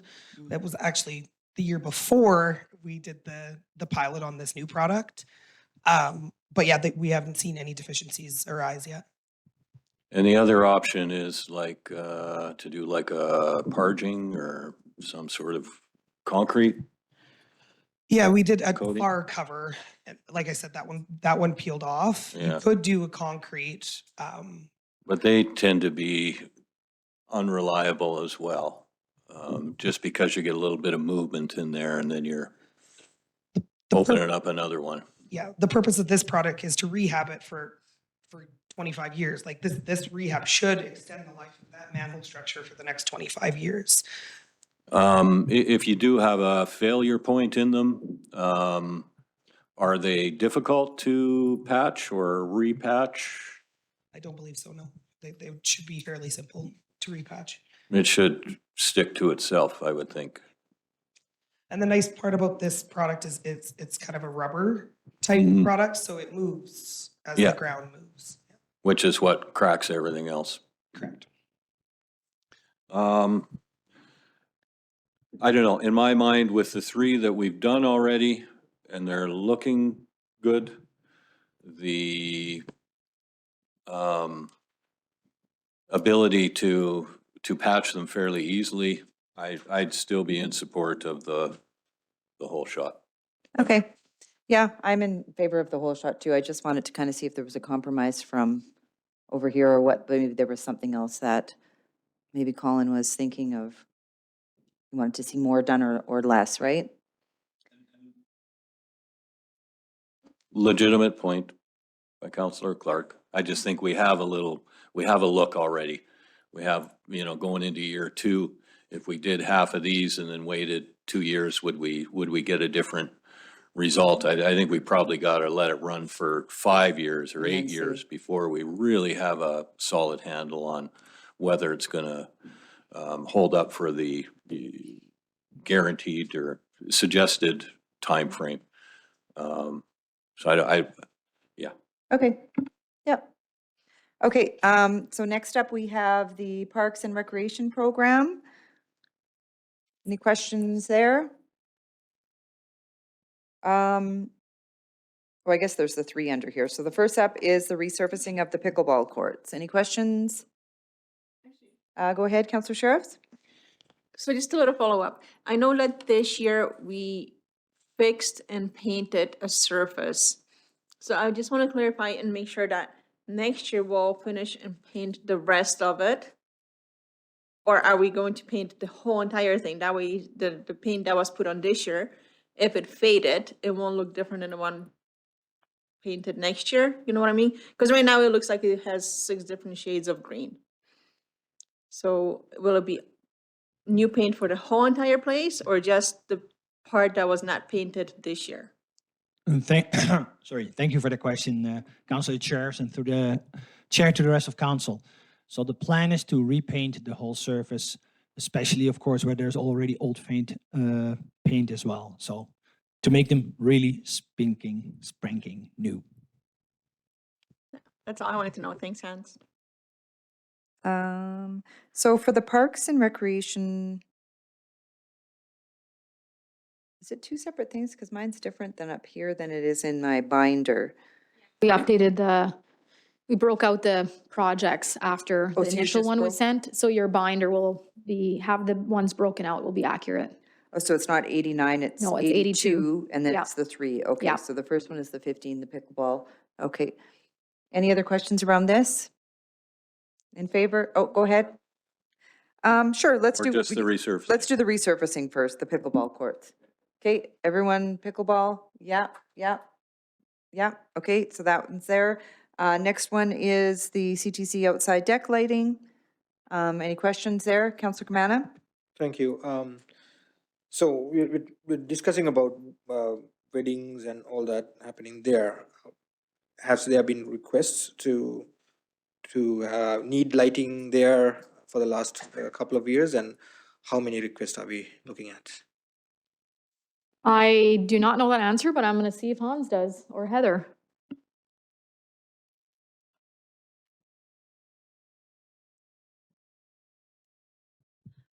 We have had some requests for it. As everyone knows, the event venue is becoming more and more popular, and getting married outside has become more and more popular. And it is dark going down into the patio area, down on the wood patio area, and also the overhang as well. So we also thought that they would be really nice for our Christmas theme as well, because it's the same kind of lighting as the town, where we can kind of change all of the colors and support lots of things going on within the town. So. Thank you. Okay, Councillor Clark? Yeah, just, so it's gonna be, is it gonna be like the under eaves lighting is kind of what you see on people's houses right now? Or is it gonna be, like it's under, is it under railing or how's that work? Yes, I believe this one's the LED, right? So, Yes. I think it's, I'm imagining it's the house, because didn't Barry say then you could change the colors or the? Yeah, to the- it's on an app as well, yeah. Yeah. Mhm. Okay, are we in favor for that? Yeah, okay, next up is the pedestrian bridges at Ivanhoe Park. Did you have a question here, Rick? Yeah, and I apologize if this was gone over and I missed it. Just curious, so this bridge, are we prefabricating and then hauling it out there and dropping it in place? Or are we hiring somebody to build this thing across that area in the field?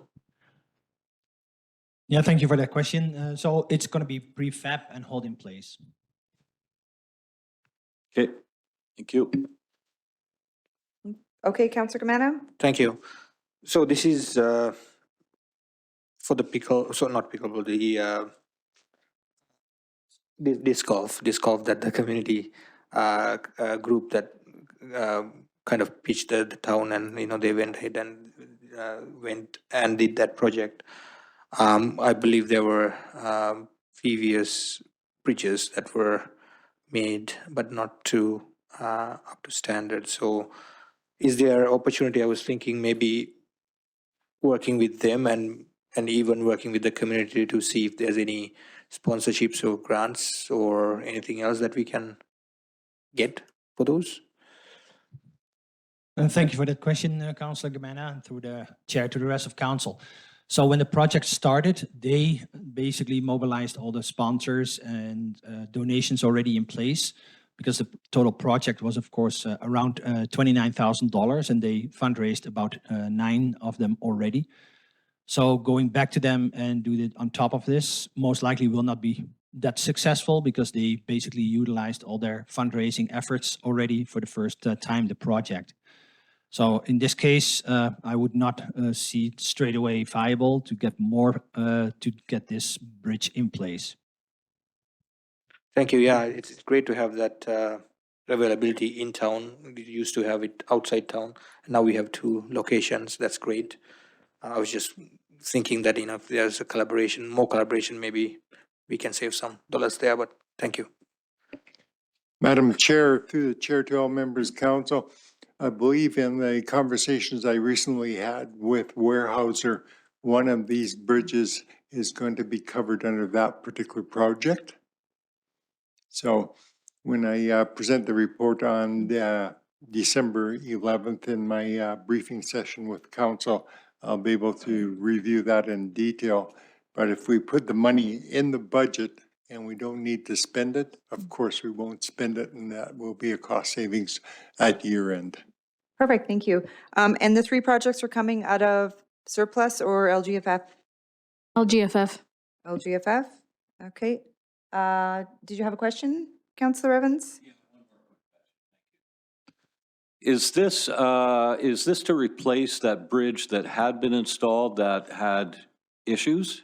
And is it not salvageable at all? Like I know we had some open-ended square tubing and stuff that needed to be capped, et cetera. We couldn't salvage any of that one that was done? Yeah, thank you for that question. We're going to look it up to make sure, but to my understanding, it was not to refurbish the bridge that was made. It's really a redo of the bridge based on the structure that had to be done. So there's got to be more done towards the sleepers, more done towards the railing. So it would be a, let's say, most likely also faster and cheaper redo of the whole structure. Just make one that meets the requirements, pull the old one out and drop this one in. Correct. Okay, thank you. Yeah, it That's had it to be for me. certified and. Okay, everyone in favor? Yeah, okay, so that's it for the Parks and Recreation Programming. Moving along to ECDC backyard renovations, 21,000. This is coming out of LGFF. Okay, any questions? Go ahead, Councillor Clark. So this year, we're anticipating surplus or revenue being generated from ECDC. Now, my question, that goes back into general reserves. I think we've established that. Now, do you think at all it makes sense to create some sort of a fund for ECDC? Because, I mean, how many years in the last 15 have we seen a surplus?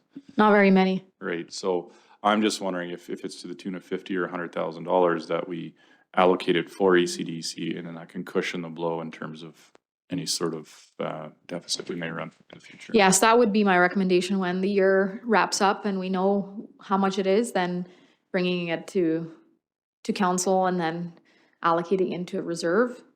I think that is the prudent thing to do. We could technically, I guess, fund this, but we just don't know exactly how much it's gonna be, and maybe we still have an opportunity to approach the county. And so putting it in a reserve and then deciding after, I think, is a good idea, yeah. Right, and then that could fund both deficit or capital, then, right? Okay. Correct. So rather than LGFF, take this out of our revenues? But we don't know.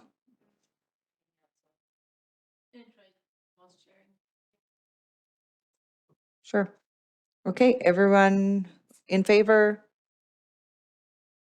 Yeah, okay. Next we have Marab Pond expansion. This is again LGFFF. This is going to be a several-year project. This is for the first year. This is for the desludge and preliminary design. Okay, yep. Phase 1. Questions, Councillor Sheriffs? I have a note here saying that we should maybe try for some grants, seeing how the new school and the location is putting more strain on a pond, to see if we can get some grants for this project. I'd push for that too. Yeah, I always look for grants, of course. And putting pressure on the government too. Like, I get from their perspective, they addressed this right at the beginning when the development permit and building permits were issued.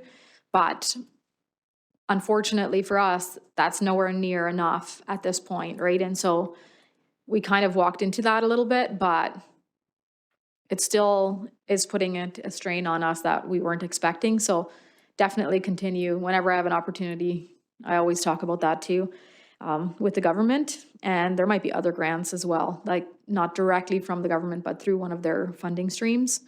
And then I also just wanted to note that this one is from CCBF. So it's the same type of grant that can be applied kind of to a range of projects, and we get it every year, but just so council is aware. Oh, so this isn't LGFF, this is CCBF, CCBF, Canada Community Building Fund. Councillor Clark? So the hauling the sludge away, and we're gonna use it for cover potentially. So that's gotta be offsetting some hauling costs that we would have had otherwise, right? Because we would have had to haul cover in anyway, right? So really, I mean, we can look at that as almost like a null, like a zero, right, in terms of. Saving, yeah. Yeah, so we're picking it up elsewhere, but it's stealing from Peter to pay Paul, right? So really, you know what I mean? So should that be contemplated in here because it's a cost we're gonna incur anyway with the landfill? I don't know that we have a very good idea of how much we're gonna save at the landfill. If we had a good amount, then yes, definitely. I guess. Probably not until the completion of the project. Yeah. Maybe like you said, even the water hauling, right? If it's an oil field company, or if we can use it for dust suppression and things like that as well, we might see a savings. Shelley, do you think at the end, maybe? Yeah, you could definitely, by the end of the project, we could see some that we can roll into the next phase, of course, so this Yeah, then will go out to RFQ. Right, yeah, I mean, I guess at the end of the day, it's either we spend it out of here or operating, right? So one way or another, it's getting spent, but there is some savings on one side or the other, I guess is what Yeah. I'm saying at the end of the day, right? So. And by the time we're into the project, we might have a better idea of how much the savings is at year end. Councillor Camana? Thank you. So you mentioned that it's a strain now, and we've identified this as priority 2. So what kind of a strain are we looking at? Is it like immediate strain that we will have water flow issues there, or would? I mean, we've had complaints in that area as it stands, and I think what we can't really predict is exactly how much rainfall we'll have in a summer. So we've been lucky, I guess, so far that we haven't had an event, but that we're just one event away from issues, I guess. And Shelley can go into more detail, but so it's the environment and rain and snow and all that it's very hard to predict how much we're going to get the next year, but we could potentially have an issue next summer if we had a rainfall like we had back in 2022, was it? Was it 22 or 21? Well, I remember 2017, 2018 around there where we had like crazy rainfall, but yeah, so I wish we could predict Mother Nature, but Yeah. So The flood assessment was based off a 100-year, 24-hour design Chicago storm event. So it was an event that happened in Chicago in a 24-hour period, and that's where they base that flood risk assessment on, and basically outline the risk. Okay, so your recommendation is like CCBF. I think we can use it for anything, but your recommendation is to put that money Yeah. towards this. CCBF is a little bit more limited than LGFF, but yes, we can use it on a wider variety of capital projects. Okay, thank you. Councillor McGee? Question I thought about, when you talk about pulling the sludge, September is a better time to do that. We're probably not frozen completely solid. Do people put in ponds in the winter?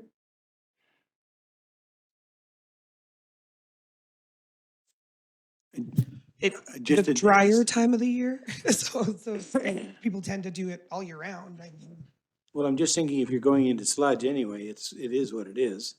And to the mayor's point is that would that community that's there have a wonderful summer because we're ahead of it rather than next fall, but just an idea. Can we get started there sooner than later?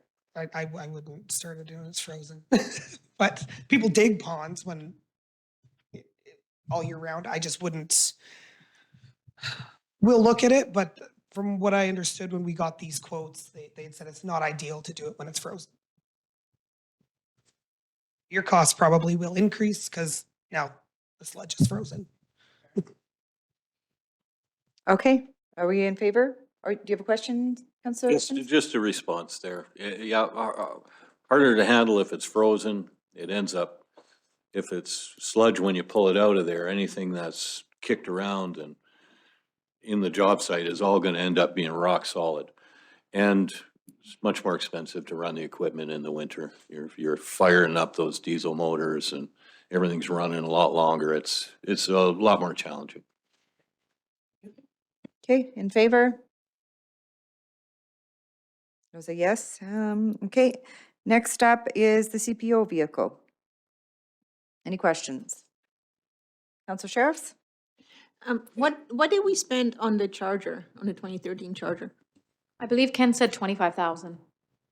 Okay, and that was equipped already, right? It was a previous CPO vehicle and stuff, right? It was a previous CPO vehicle. I believe the initial cost was less, and then we had to do some putting some of our equipment in, but it was a CPO vehicle before, yes. Okay, and I think 130 is a little bit steep. I'd probably cap it maybe at 50. and try to find another pre-owned one, a little bit newer maybe, but. I'd strongly recommend against that. Drayton Valley's done 2 used vehicles in the past, one from Brazeau County and then the Dodge Charger. And both times, there's been nothing but issues with the vehicles. So it is one of those, it is a little bit pricey, but it is also, you buy them and hopefully they're going to last you for 10 years before we got to do it again. So if you average it per year, 10 years, 13 grand a year for the vehicles, so. So with that, there's only 80,000 kilometers on this on this vehicle, so I think that's a concern for me. I understand it's a 2013, but with only 80,000 kilometers, that's in pretty good, shape. Is the equipment, and then the ask is for the vehicle and the equipment, is the equipment outdated? Is that the reason why it needs to be replaced as well? So the hopeful intent is to get a new vehicle. At that point, the new vehicle plus our 2020 GMC Sierra would kind of be the 2 primary vehicles. We'd transition the 2013 Charger as kind of that backup vehicle. So even a good example right now, we've got the 2 vehicles. We've had it a couple of times where both vehicles are in the shop at the same time, and now the officers aren't able to go out on the road. So essentially, the hope is we can move the Charger into kind of that 3rd backup vehicle. That can be used as kind of a bit of an administrative vehicle. If we're going to training or anything like that, then it kind of gets used for that. But it's also that backup so that when the primary vehicles are down, we're not having an officer now sit in the office because they can't get out on the road. And again, looking at the previous examples where we've had where the vehicles are just turning off in the middle of calls. We can't get them going. The officers can't leave the area, kind of thing, right? So ultimately, it's trying to make sure that the department's effective and efficient by being able to get out there, respond to the calls as soon as possible, and we're not telling people, sorry, we can't come for a couple days because we don't have a vehicle to get to you, kind of thing. So, but is the lights, camera, and radio and all that aged as well? So again, if it is staying in the Charger as kind of putting that into that 3rd vehicle, it would have to stay in that vehicle. Some of the equipment in there, very little we could reuse. Again, lots of it is designed for like your cage partitions, for example. They're designed for the specific vehicle. So unless we were to get another Dodge Charger that had the exact same interior sizing kind of thing, we couldn't use that. Some of the lights and stuff like that, we've had some troubles with trying to get some reprogramming and stuff like that done because it is dated at this point. The radar, we're limping that along as well. It's an older radar. It was used when the previous municipality put it in there, so I don't know the full date on how old it is. So it is trying to very much keep our equipment running as much as possible. But trying to, again, keep some efficiencies in our department. Councillor Evans, did you have a question, or Monica, did you have a follow-up? I kind of do. So the price for the new vehicle, replacement vehicle, is $79,000. Is there a specific vehicle that you're looking for, or has there been a comparison done like Chevy, Dodge, and Ford? 3 different vehicles, marks, styles, or whatnot? Because $79,000. I mean, that's. Yeah. So the intent is to get a SUV. It's the most kind of useful in our environment. Cars, for example, aren't very helpful in the wintertime trying to deal with snow removal and stuff like that. Trucks, you're doing 10-point turns if you don't need to. So the SUV is the most ideal. Again, if we look at the recently purchased command vehicle for the fire department, again, that's an SUV.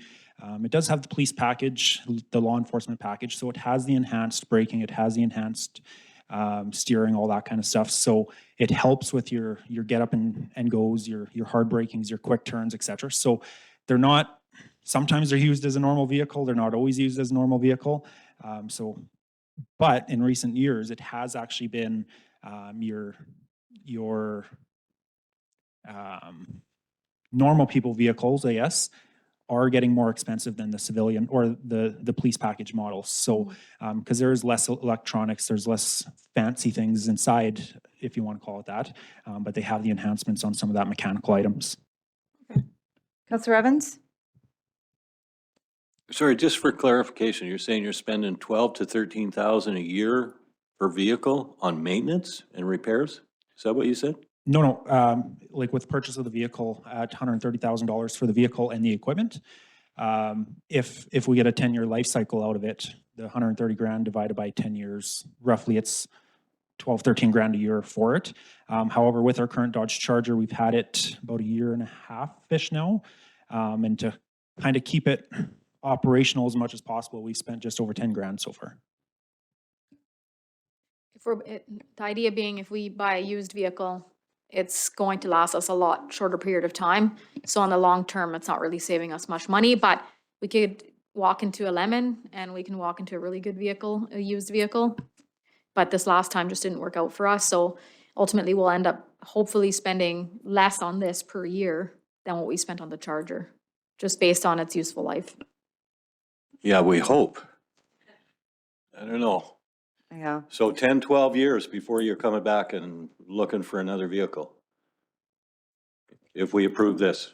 No guarantees. Mr. Madam Vincent? Chair, No guarantees. Madam Yeah. Chair, through the chair to Deputy Mayor Evans, we'll be coming back in 10 or 12 years on this vehicle, but you got to remember, we'll have 3 vehicles. The next one will be coming up in 4 or 5 years for a replacement. So I just want that clarity. Yeah, and then we'll also have the backup spare that we've just spent a bunch of money on that we don't want to use any parts on. That's just going to be sitting there and we start once in a while and run it out there. I don't know. I think we're going to be Hey, it's, running along on the treadmill here Yeah. and rolling stuff over. I guess it's about making sure that the money we're spending on our bylaw and enforcement, and that was a priority of council, how do we make sure that we're getting the most bang for our buck for our guys being out there? Rather than not being able to respond. That's what, at the end of the day, the third vehicle, the Charger is like, we're gonna try to get some use out of, but who knows how long we'll be able to get use out of it. And that one is that if we do have 3 responding officer with Cody managing, he responds, the third vehicle doesn't have to respond as much, I guess. Okay, let's move this to the parking lot for a minute, or are we pretty, go ahead, Councillor Clark. So are we looking at like a outright purchase or are we looking to finance this? Outright purchase. Okay, and is there a particular reason why or why not, or? Yeah, right now, the rate to finance or lease is quite high. And if we have to customize it by this much, then it makes more sense to buy it because we're not gonna move this from one lease to another lease. So if we're able to, it's a lot better to buy it outright and not spend that money on the interest if we're not gonna be able to have the savings of, like, our other fleet, we do it every couple of years. We just roll a new one in as it makes the most sense. But for this one, we wouldn't because we're investing so much money into it. That costs a lot of money to put on a new one. So that's sort of the reasoning is if the lease, for 2 reasons, if the lease or finance was really low right now, we might consider it, but a lot of companies won't lease enforcement vehicles. We have in the past, and then this year when it came up, the other ones came up, or maybe it was this Charger or the 2020 GMC. They said like they can't, their regulations say they can't. So I'm not 100% sure why that all of a sudden came into play, but that's a factor as well. Not every company will finance a enforcement vehicle. Councillor Evans? And so we've got a 2020 GMC? Yes, that's what Alec drives right now. Okay, and Cody drives right now. And in theory, it should be okay till 2032? Maybe, Maybe.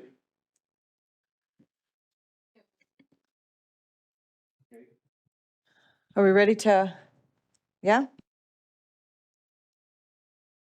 In favor?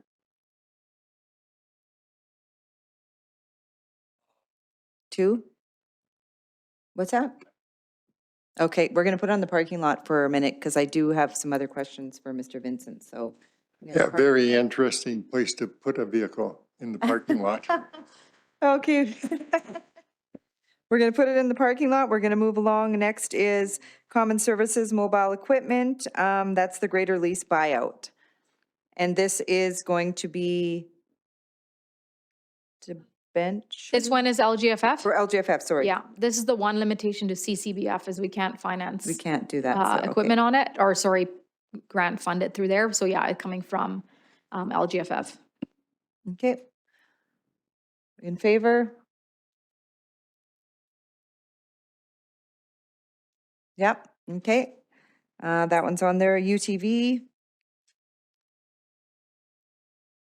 Councillor Sheriffs? I'll just make a comment that, like I said on our lunch break, I'm really big on ATVing, and I have never, ever once in my life seen a electric ATV on any of the trails that I've ever been on. So, yeah, it's a sad situation, but it happened, I guess, so. You won't find one. Okay. Any questions or anything around this? Switching to diesel? Switching to diesel. So would we sell these? We'd sell one? And is there an opportunity to maybe just check out if there is a newer four-seater UTV at an auction, as Councillor McGee had suggested, perhaps? We'll look into it. Councillor Evans? Didn't we approve one last year? Boda. Last year think. was a Parks Equipment UTV replacement. Oh, it was on there. That was last year. Yeah, because I've we been had thinking- one with a torch tranny that was too much to replace, and we're looking at getting, I think, the same thing. And so we, oh, wow. Makes all the difference. Oh, so we Okay. we did have one from last year, UTV replacement. So this is an additional one, so we'll have, and it'll replace this. Okay. Sorry, I missed that. I'm playing a little catch up. Thank you for your patience. Are we wanting to get this in favor? I'm on the fence, so, yeah. It's a go, it's a go. I'll have a comment to your, Well, I'm the fence that we're in the situation that we're in. I'm not on the fence about the diesel, I'm on the fence about being in the situation that we're in. well, I just wanted to make a comment to doing some shopping around because I have recently. And to buy a brand new one between the fees, taxes and freight fees now that they charge, it doesn't make sense to buy a new one. Like honestly, you're overpaying by $8,000 out the door. So shopping around, buying pre-owned or auction is really a way to go because dealerships are just. Madam Chair, to the chair to all council, I think I've emphasized it before, that part of our responsibility is to make sure that it's wise use of tax dollars. If we can find savings or different ways about purchasing, for the town, we'll take those avenues and save those dollars. Absolutely. And I thank you for the advice. Perfect. Councillor Gamana, comment? Yeah, thank you. As I don't know much about UTVs, just asking for a friend, I guess. So how much can we get for a electric vehicle, UTV, that we can't go from one end to the other?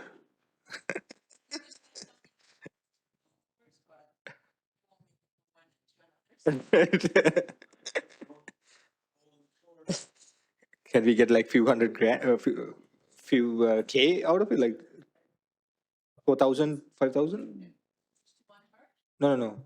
How much, like $4,000 or something? Oh, okay, no, okay. With Okay, we're going to keep moving along. So we're done with the common service mobile equipment. Those are both yes, coming out of LGFF. Next is the road upgrades, planning and design. So for me, this is a no, unless, and I guess where my concern is because it's a lot of money for a lot of maybes, and we never know who we're going to be using for projects or engineers, and they're typically wanting to do their own preliminary designs work and everything like this. So I would be in support of being in favor of the $500,000, but for it to be put into a reserve, and as the project comes up, then it would go towards the preliminary design as long as it was for that contractor, because I just feel that if we were to get too far ahead of ourselves, it could bite us in the butt, and then could be a waste potentially of taxpayers' dollars. So for me, I think I understand the importance of it being there, but I don't think that we should pre-spend it, because I think that we need to learn from in the past of projects and how kind of things went. And we have an election next year, and although we might assume that some projects will go ahead, they may or may not, and you never know what could happen in the future either. So I see this as going into reserve, being used for that particular thing, but on a project per project basis. Any other comment, Madam questions? Mayor, if I might address the chair, and I'll try to change your mind. I'll try to be convincing. I tried my best used car salesman pitch this afternoon. In terms of planning for future construction, as staff was saying this morning, the process would be, if council approves this, for us to go out for a request for proposals to engage an engineering firm to actually do the design for the work that would be required in 2026. In order to be ready to go to tender at the end of 2025 or early in 2026, which is the best time to call for tenders. If we're planning to do that project in 2026, then we need to have all of that design done so that the tender package can be prepared. Grant you that if there's a significant change in council at the October 2025 general election, future councils can decide a difference in priorities. In my past experience, the money that's spent on the design is valid whenever that project goes ahead, and you simply take that design off the shelf, review it, bring it up to date, and it's money that's not wasted. It's invested in that particular project. So your administration is simply looking ahead, trying to plan for, and you'll see it in the 10-year capital plan following, trying to get these projects all lined up. And in order to have them in a position to proceed in the timing that's being proposed, it's necessary to get that work done in 2025. That's my pitch. I probably haven't convinced you otherwise, but I feel better now that I said it. Well, you did a great job, but yeah, unfortunately, you didn't convince me. Councillor Gravana? Thank you. Again, I'm trying to understand as well, trying to go to the other side of the fence and see if I can support this. So time to time, provincial government or the federal government puts out grants that we need to have shovel-ready projects. And I'm assuming this could be one of them if we have, but do we have any other as of now that, you know, if provincial government says tomorrow we will have this grant stream, do you have a shovel-ready project? Not as far as I'm aware of, not a new one coming up, certainly. Yeah, other than the wastewater project that we're, quite a far ways into design. So that one would be one, but we're actively looking for. But in terms of roads, we don't have anything shovel-ready. Okay, and will this bring that to a shovel-ready status? Correct. Okay, thank you. Councillor Evans? Yeah, I'm in favor of letting our administration and the GIS program and the data lead us to prioritizing the projects. I think if we've got one that's identified as being our priority, I think it's worthwhile spending the money on it to have it shovel ready, and so we can jump on those opportunities when we're seeing some money from the federal or provincial government. Councillor Sheriffs? So just to clarify, Rick, are you saying that you're okay to just put $500,000 for someone to identify our priorities? Because, no, okay. Identify our priorities and then do the design work on that number one priority project. So you did miss the first part. We have identified our Okay. priorities through asset management already. Yeah, so we did bring up the little map there that identified, so this would go towards, what The were one the that's first? been identified, no? So 43rd. we've gone through, we've identified, this is the number one project we want to do. Now we're debating whether we want to spend the money to do the design work to have it shovel ready, correct? And all other future projects for the 500,000, not just that one. And all other future projects, Yeah. Yeah, 3 years worth. and So that's where I said. Three separate projects? Yeah. Or is it all these on the map here? So out of all the ones on a map, they will pick the 3 urgent ones. That's where I was requesting that we put it in a reserve and as Yeah. the projects come up, so now we've identified that one. So we will do Okay. the preliminary design.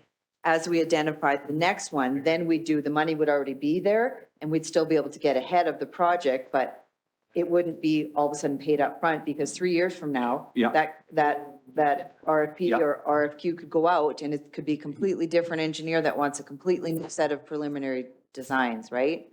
Yeah, thank you for the clarification. I agree. I would just pull the trigger on one project myself.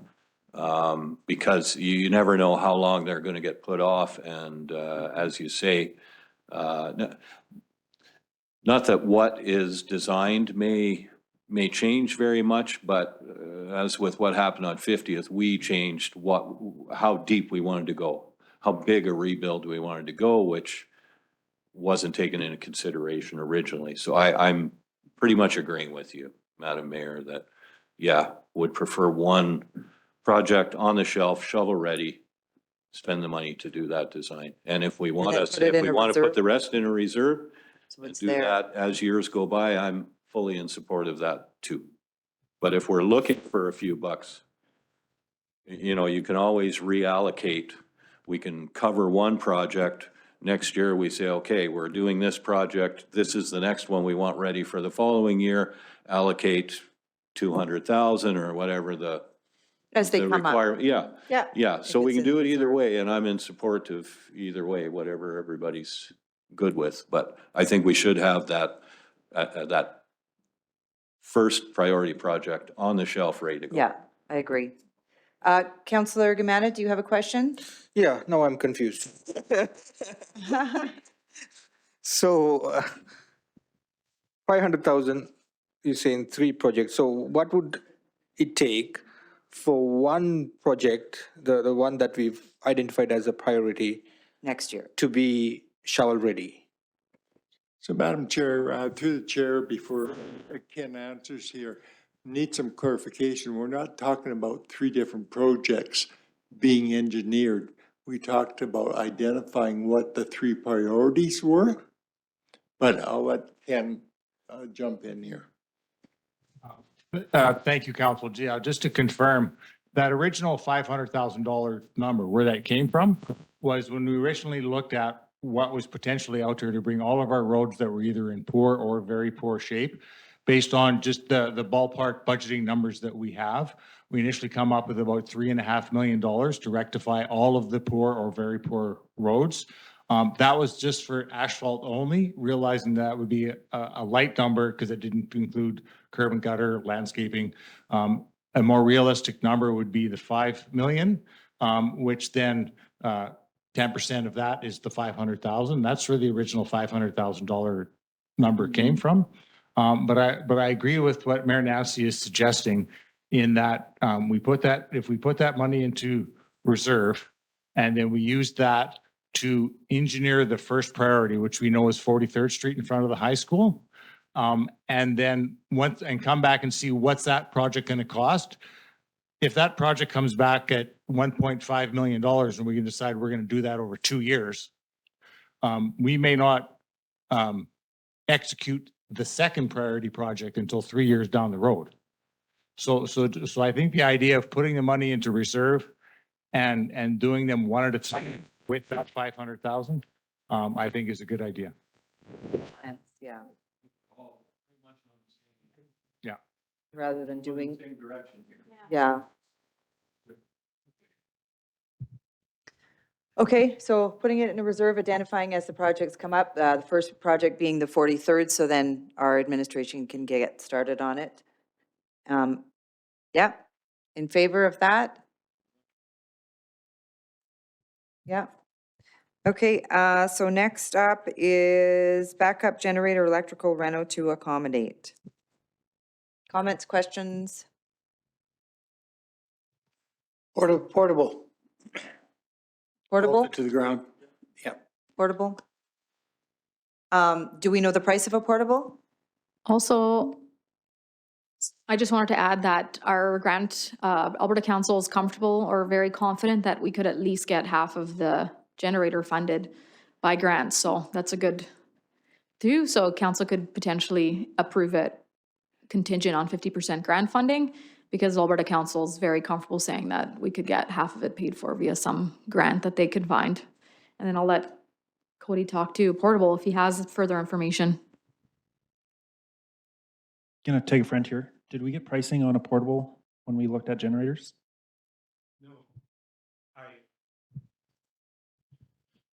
Bear Rentals in this queue provided us information on rentals. We didn't get price on actually buying a portable. Okay, Councillor Sheriff's question? So I'm not exactly in favor of this for two reasons. First is, Elvira, you mentioned that when we had the emergency center, the equipment that was rented, the cell towers or generators, 90% of it was funded by the province or covered, right? I mean, that's a big bonus. And second of all, we are surrounded by companies that have generators, huge portable generators that if anything were to happen, I'm pretty sure somebody would come and bring us one in a couple hours. So I'm not sure if I want to spend $120,000 even with grant funding. Yeah, I would kind of go the same. I think Councillor Clark had a lot of valid points as well. You know, for it being mobile one, and, you know, the location that we talked about.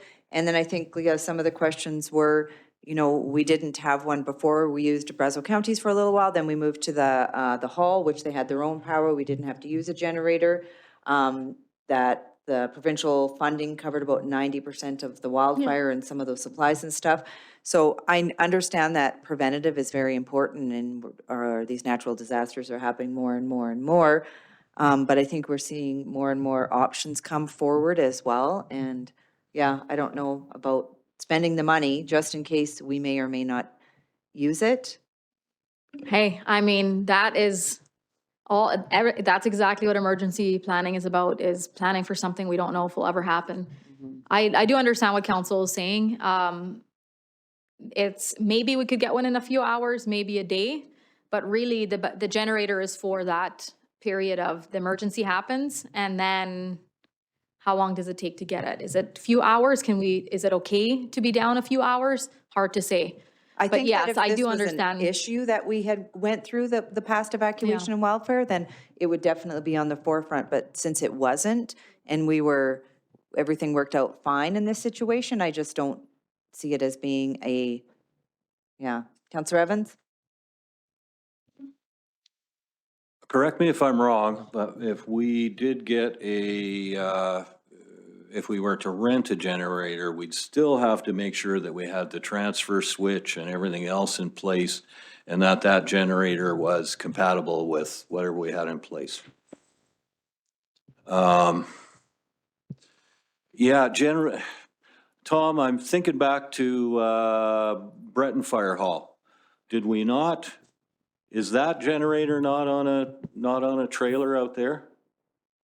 No. No, it's not. Which one did we? The county does have a portable one. Unfortunate, and it was actually the one that was taken out to Whitby Hall in the event that we needed it out there. What they quickly realized though is that the original purchase of that, it wasn't big enough to meet a lot of the needs for the facilities that we need when we're dealing with these large incidents. You talking about that giant blue one? Yeah, I think that's what. With a Connor- Cummins diesel in it or Yeah, whatever? I couldn't tell you what exactly it Okay. has in it. Okay, sorry, I thought we'd hauled one in on a trailer. I thought we'd parked it in that little shed there. Yeah, I don't know. It's, you know, as Elvira said, it's emergency planning and when an emergency hits, we all know how crazy that can be. Having said that, yeah, we'll get 90% covered if we rent it, but maybe we should just wait to purchase it when we have an emergency and then we'll get 90% Send it covered out. for the purchase. I wonder if Can we we- couldn't say, you know, contingent on an Alberta Council grant and then put it on the agenda for Brazeau County to talk about splitting the cost of one. Yeah, I think that's a good idea. I mean, if they're looking to split the cost of this big, sprinkler system that, to be honest with you, I don't think we'll ever use, then I don't think it's unreasonable for us to ask them to pitch in for an emergency generator, maybe. We'll see. I don't think it's a bad idea to have one so we're ready to rock and roll. But as Tom said, some of them don't work out. You know, you put them in place and Councillor McGee, did you have a question? It did, and it revolves around exactly that. Is that if you're sitting now and the fire department was coming to you to say, in order for us to be ready for the next fire or disaster, we need a portable generator. And we have one out at the Brazeau, but it really doesn't serve its purposes. So I'm coming back to you, council, to consider getting one that we can use. And the water system that you've got organized is meant to be used wherever there is an emergency. It's going to go to those places. So a portable generator that we have here and access for us would also be used in other places. And I think that's the key to the conversation that we have with the county, saying let's have one and let's get a serious one that'll work. And I think they would be on board. I think they must understand that.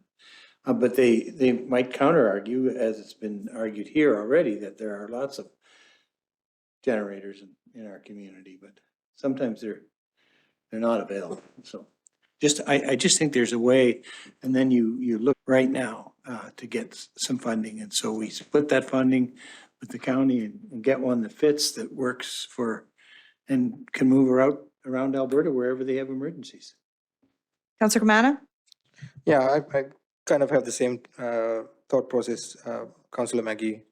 I think, you know, if we have something here portable, it's one less thing for us to worry about when we have emergency. Having said that, of course, if we can get grants and get county on board, that's excellent news. Even then, yeah, I'm okay with putting in a contingency of the grants, the county. Let's see how they respond to that piece. I'm hoping that they will respond positively as well. So with this piece too, have we had conversations, I know with Weyerhaeuser and everything, we've had kind of side conversations of, you know, resources available from Weyerhaeuser. Is this one of those resources that we have that, and remind me what that's called, that tri-agreement or mutual aid agreement partnership that we'd be able to, okay, this is what we need. We're doing that now for other municipalities. Does this fit into that? Does this fit in with Weyerhaeuser? I'm just trying to think that it's a lot of money, it's necessary, but are we duplicating or buying something that somebody else already has, that when there is a natural disaster, that we don't go, check, Weyerhaeuser's got 2, Brazeau County's got 2. Is this part of that emergency management plan in coordination between other, you know, surrounding areas? Have we talked to our partners and?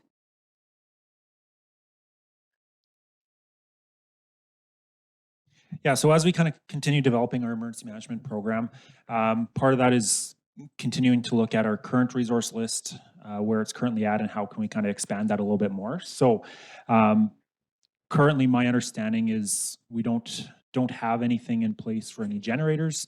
Again, doesn't mean that we can't build it in there if they're available. That's always the if on this case is if it's available. If they are great, then we didn't need that generator in place. But like I said earlier, last year was a prime example of other municipalities trying to find these generators and they were having difficulties getting them. So, but as we kind of continue developing our emergency management program, expanding on that resource list so that we know who's in the area that has all of these type of generators and different equipment for various scenarios to be able to call upon if needed. Any other comments, questions? No?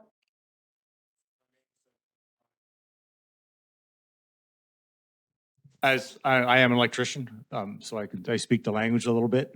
And I think Councillor Evans, you're referring that if we're looking at, like saying having a rental or a portable, the location where we're going to take that has to be ready to accept it. It's a little different than at home. You have a backup generator and you start it up and you plug in your fridge and your TV and you're good to go. But if you want to power up an entire facility for it to be a functional facility in an emergency situation, there's certain work that has to be done to that facility so that you've got the shoreline or the transfer switch so that generator is quickly able to connect to that building and bring that building up to a useful state quickly in an emergency situation. So even if we are looking at, say, borrowing one from somebody else or renting one when we need it, we want to make sure that the location where we are going to use that is ready for it. Yeah, and which will cost some money. Yeah. So I think where I'm struggling here is with the location. I mean, the proposed location is at the CTC. When we evacuated, we couldn't have went to the CTC. It would have. So if we've invested $150,000 for the backup generator there and we've had to evacuate and we're north of town, then what purpose does it serve us? So we have the wildfire is one of like far down on the case of likely emergency. We happen to have went through a wildfire that happened to be on that end of town, but we have a handful of other emergencies that are a lot more likely to occur than that repeat situation. Then we could use that facility. The fire could come from other areas, or we could have a whole bunch of other emergencies, oil spills, big accidents. We could have, I don't know, a bunch of other emergencies that are a lot more likely. So we all know there's not one location that's guaranteed to be, and there isn't that. I think that's what makes emergency planning so difficult, is because when we're in the pinch, we're really in a pinch. But planning for something that might never happen is very difficult. So I appreciate the position council is in. So I guess my recommendation would be, if council would consider the 25,000 that it would take to get the CTC ready, and then the rest being contingent on grant funding, or we could make everything contingent on grant funding, but just having a portable won't make the CTC work in an event of an emergency at this moment. Councillor Clark? Yeah, I mean, I'd personally be a fan of, creating that capacity for 15 grand. I don't think you need a pad for a portable unit, right? So the transfer switch and then the label, so $15,000 to, create the capacity to hook up to a building. And I'd actually be a fan of more than one building because, let's say a tornado rips right through the CETC or past the CETC, you're gone, right? So, I think multiple options is probably the best way to go, and that's my opinion. And I'm not a fan of spending $125,000. I'm just not. So what are you saying again? Like, what would you? So if you create the capacity, so install a transfer switch. With 12,000? Yeah, and then the At several labor. locations? Yeah, just maybe pick 2 locations on opposite ends of town, or maybe one in the county, perhaps. Maybe it's Buck Creek Hall, maybe it's Easyford Hall, or somewhere that's not maybe in town, where the town maybe a tornado rips through the southwest to the northeast. That creates a huge issue in terms of where you can go from an ECC perspective, right? So I think we have to create options. I do think we have an option at the county building. They do have a backup generator, and they do have room there for us. So So we need to have a county discussion. So I think so. And that goes for them too. I mean, maybe they have something happen in the county and they need to use town facilities, right? So I think we need It'd be to a have that. joint Yeah, agreement, yeah. I think we need to talk with them for sure. So could we put a certain amount of dollars as a placeholder in here and then have a discussion with our partners, explore the options of 2 different transfer switches and then build on this and include it, but we're not quite sure what that looks like? Mr. Vincent? Madam Chair, through the chair to all of council, I think we only need one here in town. I think Ken has said that we've got a backup at Whitby Hall. So I would suggest that we put in $15,000, as Councillor Clark has indicated, and we make sure that CETC is properly wired, that's a transfer switch in there. And we have a backup plan for alternate ECC. So I think we'll be adequately covered. Okay, Ms. Thompson, did you have a comment? Oh, just that we do have, in our emergency management plan, we'll have, you know, the number 1 location, number 2, so we do have some backup. So we have the Civic Center as a backup as well. If something happens on that end of town, if it's a smaller event, we can do it here. And then, yes, talking with the county with some of their halls that are equipped. So yeah, definitely if we at least get that place ready for a backup, then also it solves our problem in terms of like if we do get a rental. Right now, it's not an option at all. And if we get that ready, then we can work with other companies to see. The problem with rental relying on, let's say, Weyerhaeuser is that they pretty much have to have it there, like guaranteed. But it's definitely an option to rent one, or if we get grant funded to buy a portable at some point, then the facility is ready.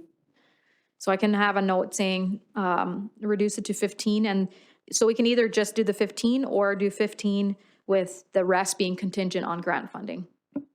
Just the 15. Councillor Evans?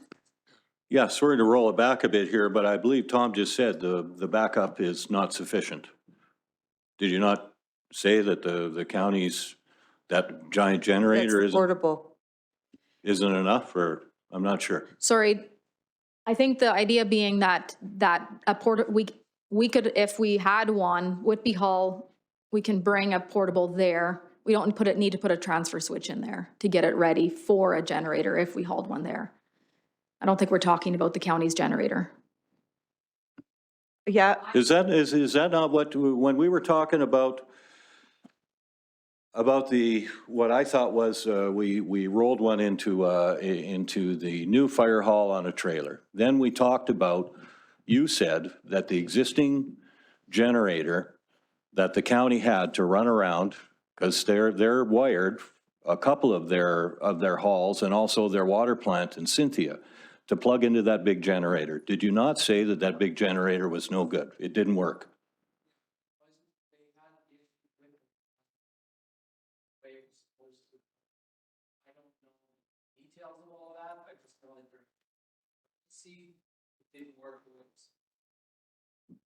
Okay, so I guess that's part of our conversation, Yeah. to see if I've added it to if the the joint. county has got that figured out and it's working as it was intended to. Because ideally, they've got the capacity to run one of their water plants and any one of their fallback positions for their ECC. Councillor Gamana? Thank you. I'm trying to understand, maybe you could answer this regarding generators and then the connectors that you talked about. Are they universal, or are they different kind of connectors that, you know, we will be playing a guessing game if you know, push come to shove?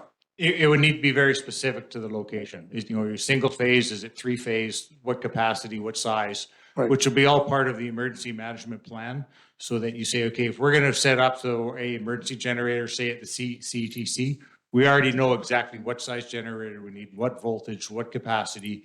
All these decisions are made ahead of time as part of the plan. So when the stuff hits the fan, we make that call right away, and we're phoning around knowing exactly what we want. So would having that availability capacity in the organization probably will help to, then we know what is the connector, what is the generator we have, and it's all ready, so we don't need to do that second step. Yes, that all has to be, detailed in the emergency management plan. Right. So maybe, I guess the question is then we'll ask everybody, who's in favor and who's not, right? Yeah, For- I'm just going to go to Councillor Clark, and because we only have about a half an hour and then we have to, another meeting. Yeah, I just wanted to kind of let Rick know, I mean, where I'm coming from is there is a multitude of rental companies that have, whether it's 150 kilowatt, 100 kilowatt, whatever you need. Canadian Power Pack is close in Spruce Grove, so my opinion is these things are generally readily available. They're not something we have to maintain if we're renting them. And to Monica's point, we're paying 10 cents on the dollar if we're renting it, right? So to have something sit there for 125 grand and potentially never use it, that's what I have an issue with. And of course, yes, emergency planning is important, but this isn't something that we necessarily ran into last time. And for a whole bunch of reasons, I just don't think spending 125 grand on something like that is the best bang for the buck. So we're going to have a little thumbs up going around for the 15,000. I'm just trying to keep us mindful of the time because we only have 4 more items and then we have to get out of here. So 15,000 was the proposal out there for the transfer switch, and then we'll have a discussion with Brazeau County. Okay, that's 5 yeas, 1 nay. Okay. Next up is CTC Landscaping. This is coming from the surplus. So Madam Chair and members of council, as we discussed this morning, we're proposing to reduce the $350,000 down to $205,000 by doing option 1A and 1B in 2025. And then we would include in the budget option 1C and 1D in 2026. Perfect. Any question on that?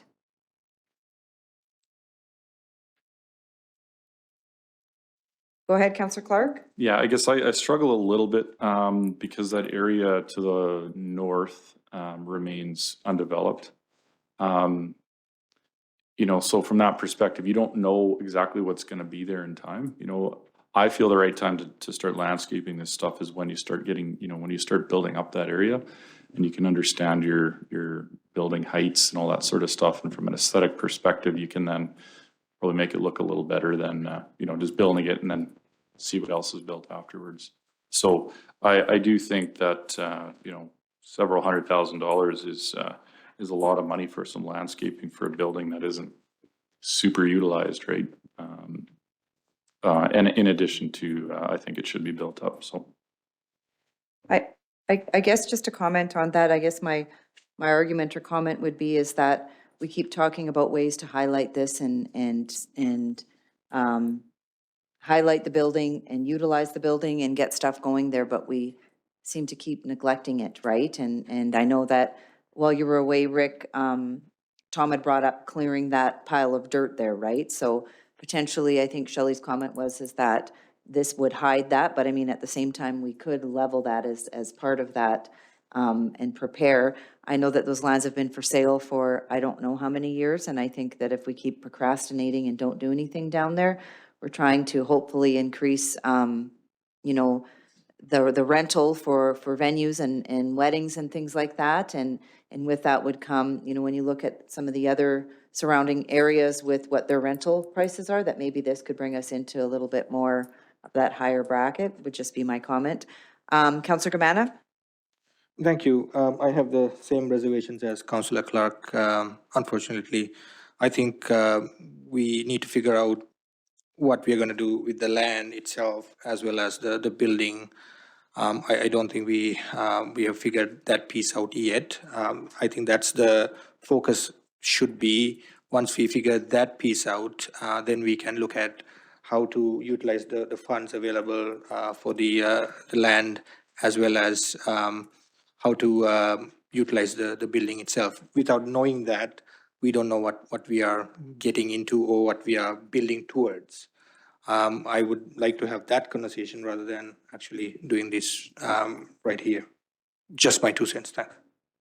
Any other comment, Councillor Sheriff? Well, so in my opinion, we've been talking about making that place look a little bit nicer for quite some time now.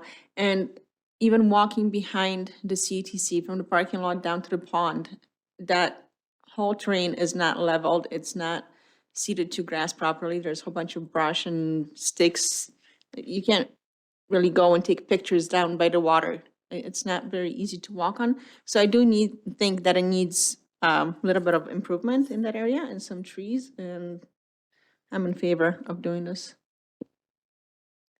And it doesn't matter if we, whatever we decide to do with the building, I mean, it's gonna bring the value up if it looks nicer and it's less landscaped properly.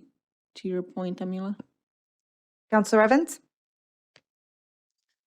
Yeah, I would, and I'm just looking at the plan here. I apologize for missing the presentation. I think we could do a lot just by grading that area across the street from it. I like the idea of fixing up the rest of the grounds and the area around it, but I would start as far as across the road from the front door there, where that undeveloped land is. I would start there by simply doing something with that. That swale that's been dug through there has just been bailed out there. There's piles all over the place. It's not nearly flat. I would look at spending the money on a little cat in there and knock down all those piles, get that graded first, and then look at, okay, what do we want to drop in there now that we have something that we can work with, instead of trying to just jam something along the road there to hide what's behind there. I don't think it would take much to get that changed from an eyesore to a reasonable undeveloped lot across from us. And then maybe the following year, look at dropping some trees or a walkway all the way in there.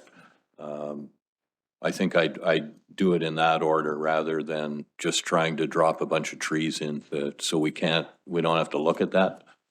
So think we a can little fix bit of the discussion was to, rather than just do the whole phase of the option one, is that we would do it in phases like that. So how do you feel about if we do, say you do 1A this year, we said do it over a few years where maybe we level that mound of dirt and fill in that ravine, and we do 1A this year.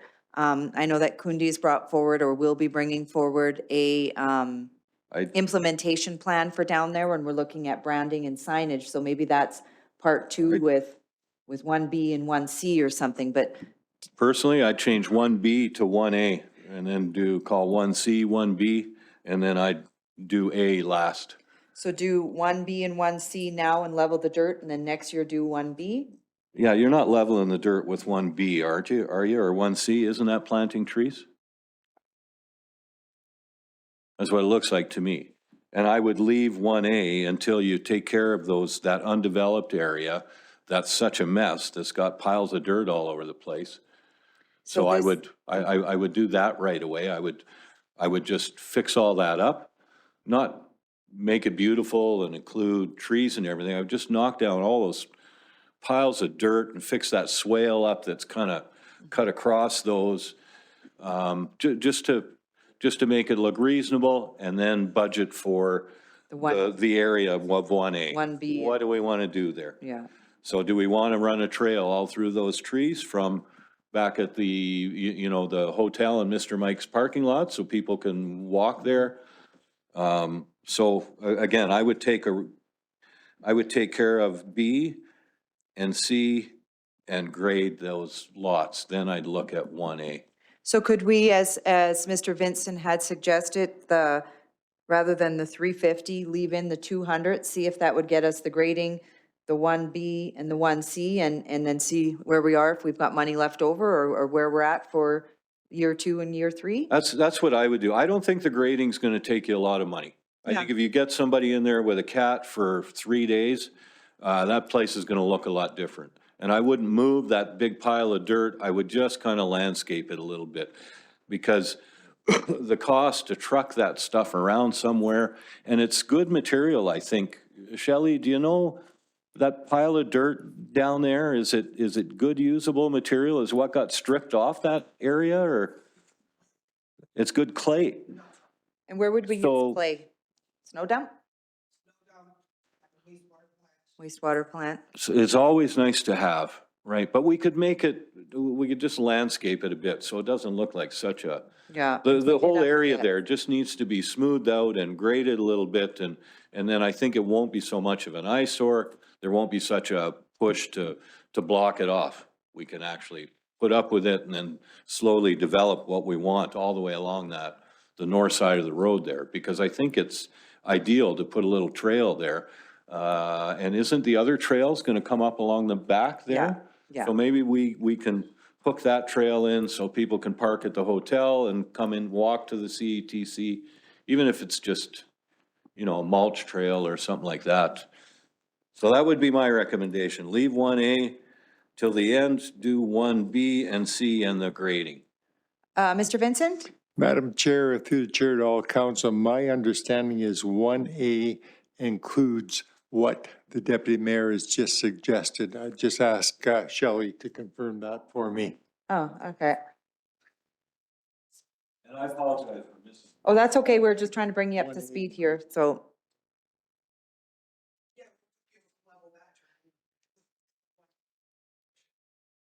It would also just, not landscape or developed it, planting some trees along that roadway serves a couple of benefits, which we currently have drifting issues with snow.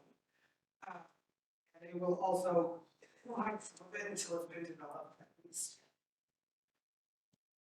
Hence, that was the reason for the recommendation to go with 1A and 1B, because it And would grade the land, accomplish yeah. all of those things, would do that, so that landscaping, deal with the dirt pile, as well as get the trees planted along the roadway as illustrated in the diagram.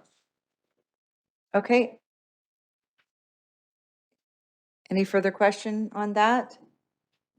Just one last question. Bellini is the architect or did the drawings. They tend to be, from the city.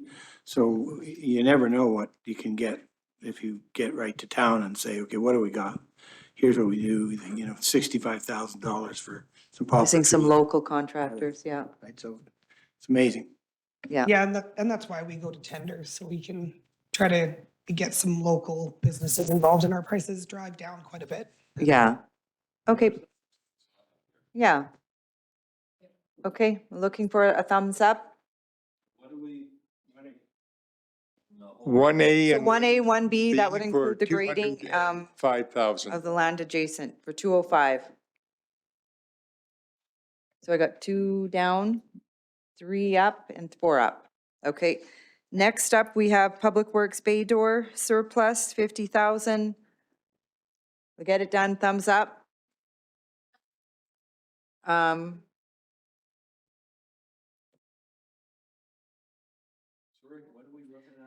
So we're looking at the Public Works Bay Door, 50,000. Yeah, it's taking that from a double, putting it into one big single. Safety. And because people with bad eyes don't see the thing in the middle, so we just got to take that out in one big door.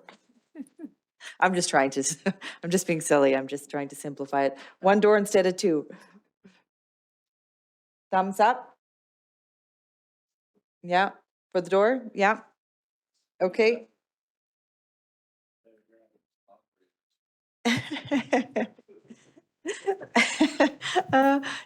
Okay, so Greenwood drainage ditch upgrades, 46,000. This was on last year. I'm gonna say yes, this is something that's much needed. We've had a few issues or quite a few issues there.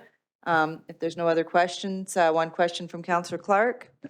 So I see it's, is it $506 per meter? That's more than a sidewalk, which has rebar and such in it, right? Does this have rebar and is it just thicker, or I guess what's the difference in cost there? Wider contour, so it's a little bit swale opposed to sidewalk. Yeah, I get that, but it's a meter wide. Our sidewalks are generally a meter wide. No? Yeah, so this is narrower. It's 15 centimeters deep, which is over a foot, I guess, and our typical sidewalks are what, 4 inches, 6 inches? Right, so. Okay. Okay, are we a thumbs up? Yeah, okay. Last is 50th Street beautification, coming from surplus, $16,000. These were the trees that were taken down on 50th. So this is just going back and replacing the trees, I believe. Yeah, I think there was the comment that we could get a $10,000 grant for the tree, or tree grant, or tree replacement grant, yeah. Yeah. Councillor Evans? And we aren't just sticking the trees in where the other trees were, correct? Through the chair, no, we would be setting them back a ways. We're using Fortis approved trees. We're being mindful of that, obviously. So in my mind, what this will give us is something pleasant to look at instead of a bunch of hacked down bushes that are all scraggly and looking nasty. And it'll also give us a bit of a snow break further back. So hopefully the snow will drop before it hits the road instead of on the road. I know you and Councillor McGee were not happy about us hacking down those trees, I but did we're going to receive end a up with lot. something I It think that wasn't- will be a it- lot nicer. Well, personally, I wasn't happy, but I also received quite a few inquiries from the community about those trees, so. Okay, so in favor of the 15? Okay, and that wraps up our capital project lists. So Madam Chair, oh, I'm sorry, go ahead. So I was gonna ask, so we've cut 110, but we did not, did we vote on the CPO vehicle? Oh, we did not. We have parking lot. We have to go back to the CPO parking, Back to or the sorry. vehicle in the parking lot. Before, I just need 1 minute, closed break on, before we go into the parking lot. Can we have a 1 minute break, 2 minute break? Okay.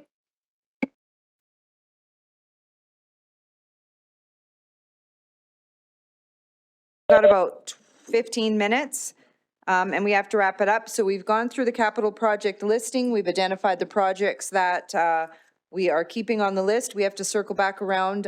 We have the CPO vehicle. Any questions before we move on and quickly have a look at our 10-year capital project list? Madam Chair and Members Council, I would ask you to consider seriously approving the CPO vehicle that's put in. I would not have signed this particular project request if I didn't firmly believe it was a necessity for the town of Drayton Valley. Again, I think you know my style already, that I am prudent with the taxpayers' dollars.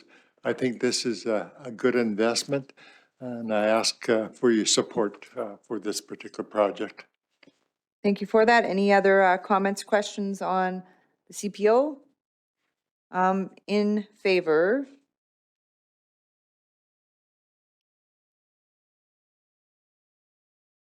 We got 3 and 3. Down, down, down. Okay, lost. Okay, so that is it for our capital projects. Ms. Thompson is going to give us a quick overview of what the 10-year. Before we go there, I just wanted to make note now that as a result of the directions that we received this year, this afternoon, there's been a cost reduction of $385,000, which will have a direct impact. That will be money that will be channeled into reserves and start of the reserve fund for future utility replacement. So we've already got a very good start. And any surplus that comes in at the end of 2024, council will have an opportunity to make a decision once the financial statements are submitted in April, and we know what the final surplus is for 2024. Council will be in a position to make a decision at that time to add that surplus to that particular reserve, which will give the town a huge jump start on that. Before we go to 10-year capital, I want to just quickly review and confirm that everything we had been given direction on page 36 on the projects, what we would have called section number 2, that just get Elvira to go through that very quickly, what was approved and what the changes were made. Page 36, please. So the top portion is of course already in the budget, and we got a thumbs up from council. And then section 2 are the optional items. So we have right now STARS funding, and for flowers, we have $25,000 with an addition of a parks equipment operator that was on the plan for the next year, I believe. Yeah. Yeah, for 2026, so we're just moving that up to 2025. We have graduation banners, that the cheaper option to just do the banners that we can keep put up every single year. Business support network for 15,000. Workforce attraction campaign for 7,000. I think there was some conversation with let's talk a little bit more about what exactly that means. But that's in there. And then the facility labor at the Omniplex, given the capacity problems there. So these two are the ones added by the county. We've put them there, and these ones we didn't get outright comment from council. I just had them added there for now. With the animal task, Cody did do a sheet, but I don't know if we want to show it to council or not in terms of what that might look like, but those are the two, 7,500 for the animal task force, which is a spay and neuter program for cats, and a CCAN for the library that would be at the county, the old county shop. Okay, I think, Councillor Kamani, do you have a question? Yeah, so did we get more information about the two requests, animal task and library CCAN? That first question. Second one, flowers, I think we need to rename that because that's now something else, right? It's a FTE position that we are. No, parks equipment operators under there, 75,000. So what is the flowers then? It's flowers, okay. Yeah, the I thought title can be changed, and it will be both FTE plus flowers. For So it's very 25,000? clear. Yeah. The parks operator is 75,000, and then the flowers for 25. That's good. Yeah. I'm not sure if we agreed on that. Did we agree on that? Yeah, there We went was, through the whole list.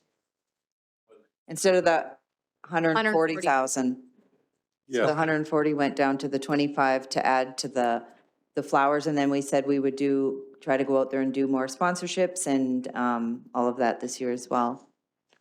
I think that we could use that somewhere else, but that's just me. Any other questions around the operations? We also had the section 1 that was all approved. Yeah. I think that clarifies everything. Finance That clerk, was our clerk, understanding at that RCMP. point. So the next 10 minutes, we will spend 10 minutes or less, spend on the 10-year capital plan. Awesome. Okay, so I didn't have it on the PowerPoint, but I'll get you to go to page 193. And so we won't go through every single project because as our asset management program is giving us more information, we're updating it and kind of changing it a bit to be more accurate. So you see that in the next 3 years, we have a roads project coming up to keep up with our road upgrades. So I'm sorry, I don't have the 10-year on the PowerPoint. We have snow dump, road rehabs, traffic light replacement program, and a lot of the critical infrastructure items that we know are going to come up. That's what's in the 10-year program. So it's a lot less of like every year we have a couple of either council-driven or ones that just come up that we don't know ahead about. But the 10-year plan encompasses what we know is going to come down the drain, even though we don't know exactly which year. So for we do it to the best of our knowledge. So we have one of the big ones coming up is sanitary trunk upgrades. raw water reservoir. And then, of course, some hall replacement, hall civic center. We have Just arena one replacement. Question, how come we have the traffic lights replacement program on twice for? Because it's a 3-year program. No, for every year, so we've got 2026, it's twice, 2027, it's twice. That's correct. To go in and see. Madam Chair, we've, when we presented this morning, we said we're looking at a 3-year program of $300,000 a year. So we've got it in 25, 26, and 27 to complete. I can see what you're saying. I'll Oh, make that okay. correction. I'm guessing that the amounts changed and somehow got duplicated, the old amount and the new amount. So I'm gonna Okay, update it. it's still Yeah. in here, okay. It's just one program each year for the next 3 years. Okay. So any questions on the capital plan? We are planning on, I'm hoping by next year when the asset management plan is wrapped up, that we can get some more accurate numbers in here, not just like 3 million for sanitary trunk, where we can get a little bit more specific. And also the other thing that happens sometimes is engineering, or like there's new inventions and new ways of doing things that might update, maybe reduce the cost in the future. So we're gonna do some extensive work in next year to update the capital plan to be more specific, more accurate.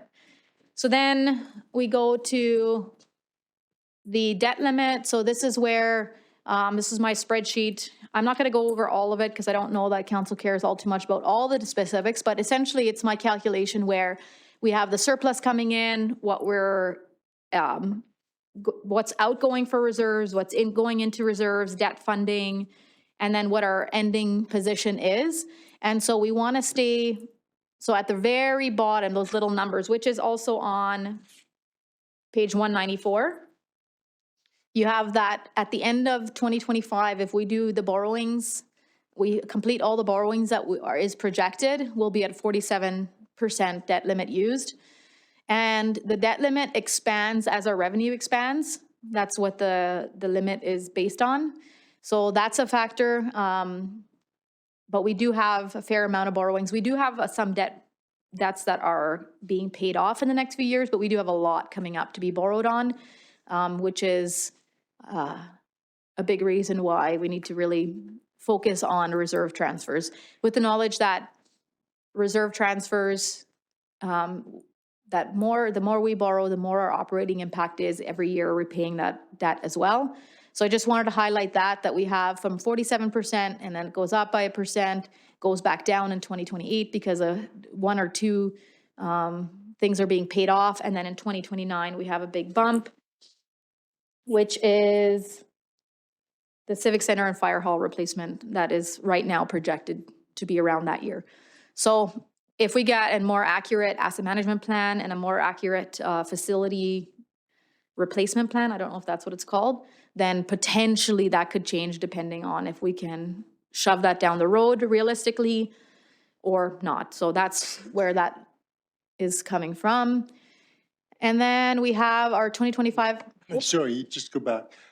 The one really important point to make note of, if you look out to 2034, even with the capital costs that we have to incur, we still do not approach our borrowing limit of 75%. We're at 63%. I think that's critical. I think that number will be reduced over time by the policy directives that council gives.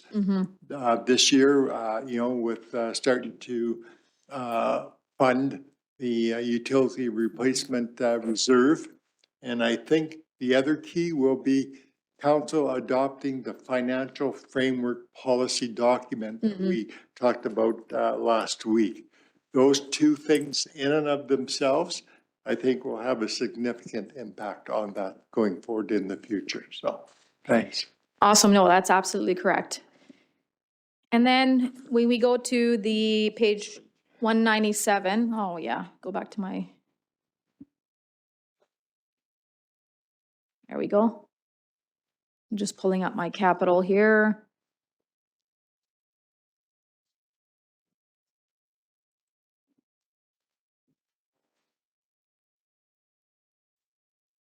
Okay, so with the estimated opening balance of the 2025 reserve, so this is based on an estimated ending surplus at 2024, so it's not finalized, which is why we have estimate at the top for 2025. The opening balance is about 12.7 million, knowing that one of the things that I wanted to highlight, which I think there might have been some questions on, is that when you're looking at your operating budget on page 10, it looks like we're putting much fewer amounts or way less into reserves.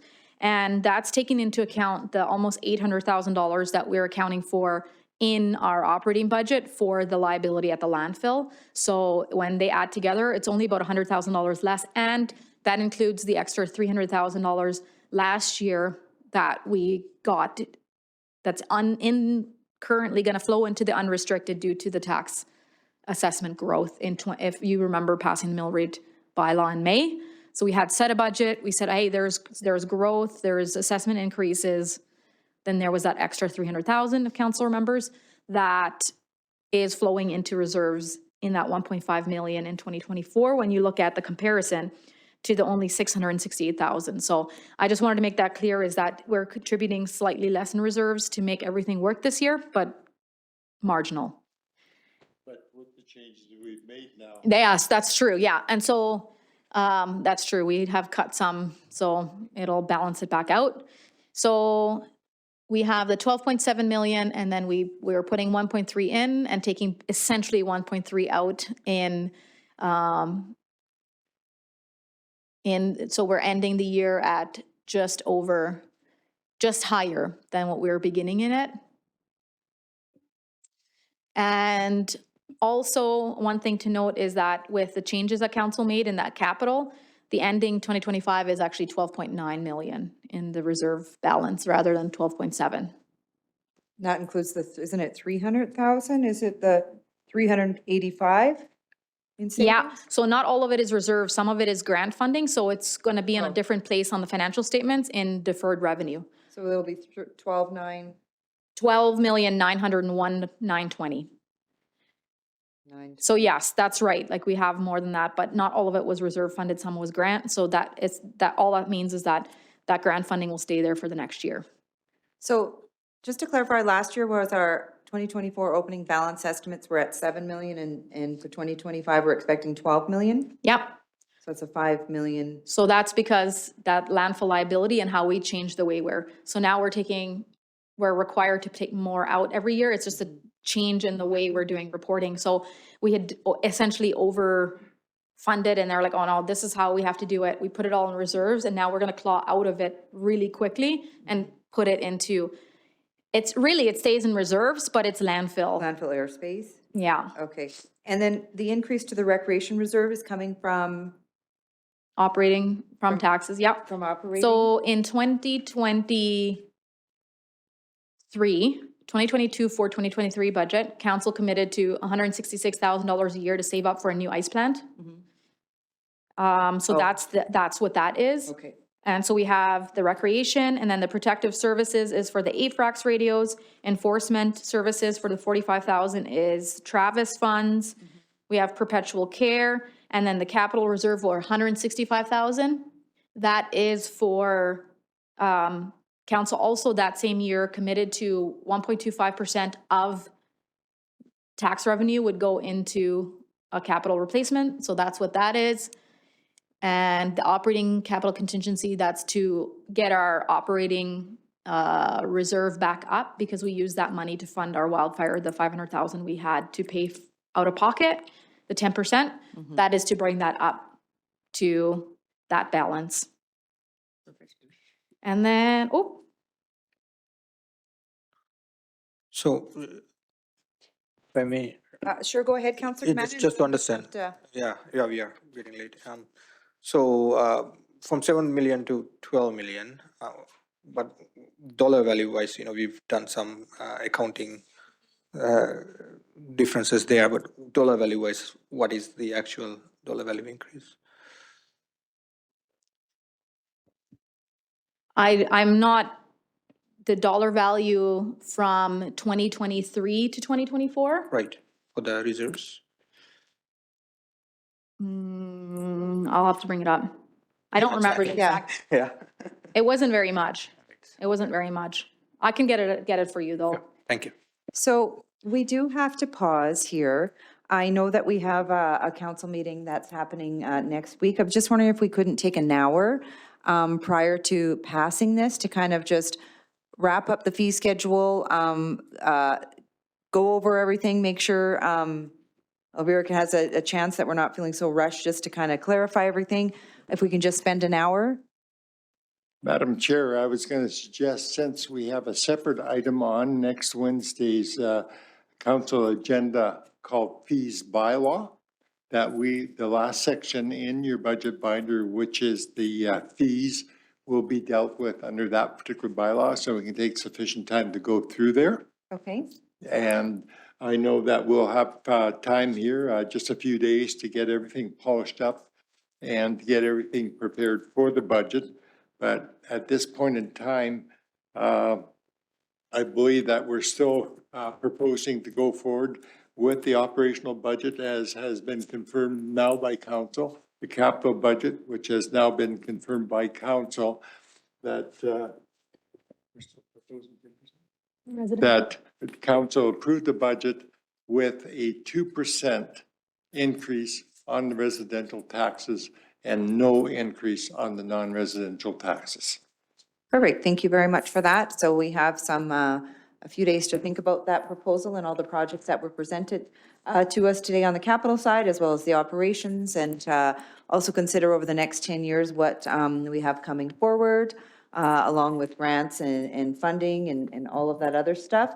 And we will pick this up again at our next council meeting. We'll spend a little bit of time finalizing this before we pass our 2025 interim budget. Thank you very much, everyone, for your hard work. Fantastic job. And sorry that we have to cut it short, but we had booked another meeting thinking we would be long done. Madam Chair, as we close here, I just wanted to say thank you to Elvira for the number of hours that she put in, to Connor, to the whole team. I thank everybody that has endured this test. I just want to see how good you guys were. If you could sit through, you proved me right. And I will ask Berkeley now to close off our presentation in a little bit of style. Wow, thank you. Great job, everyone. Mommy, it's over. And we will adjourn at 3:43. Thank you, everyone. Good job. Thank you.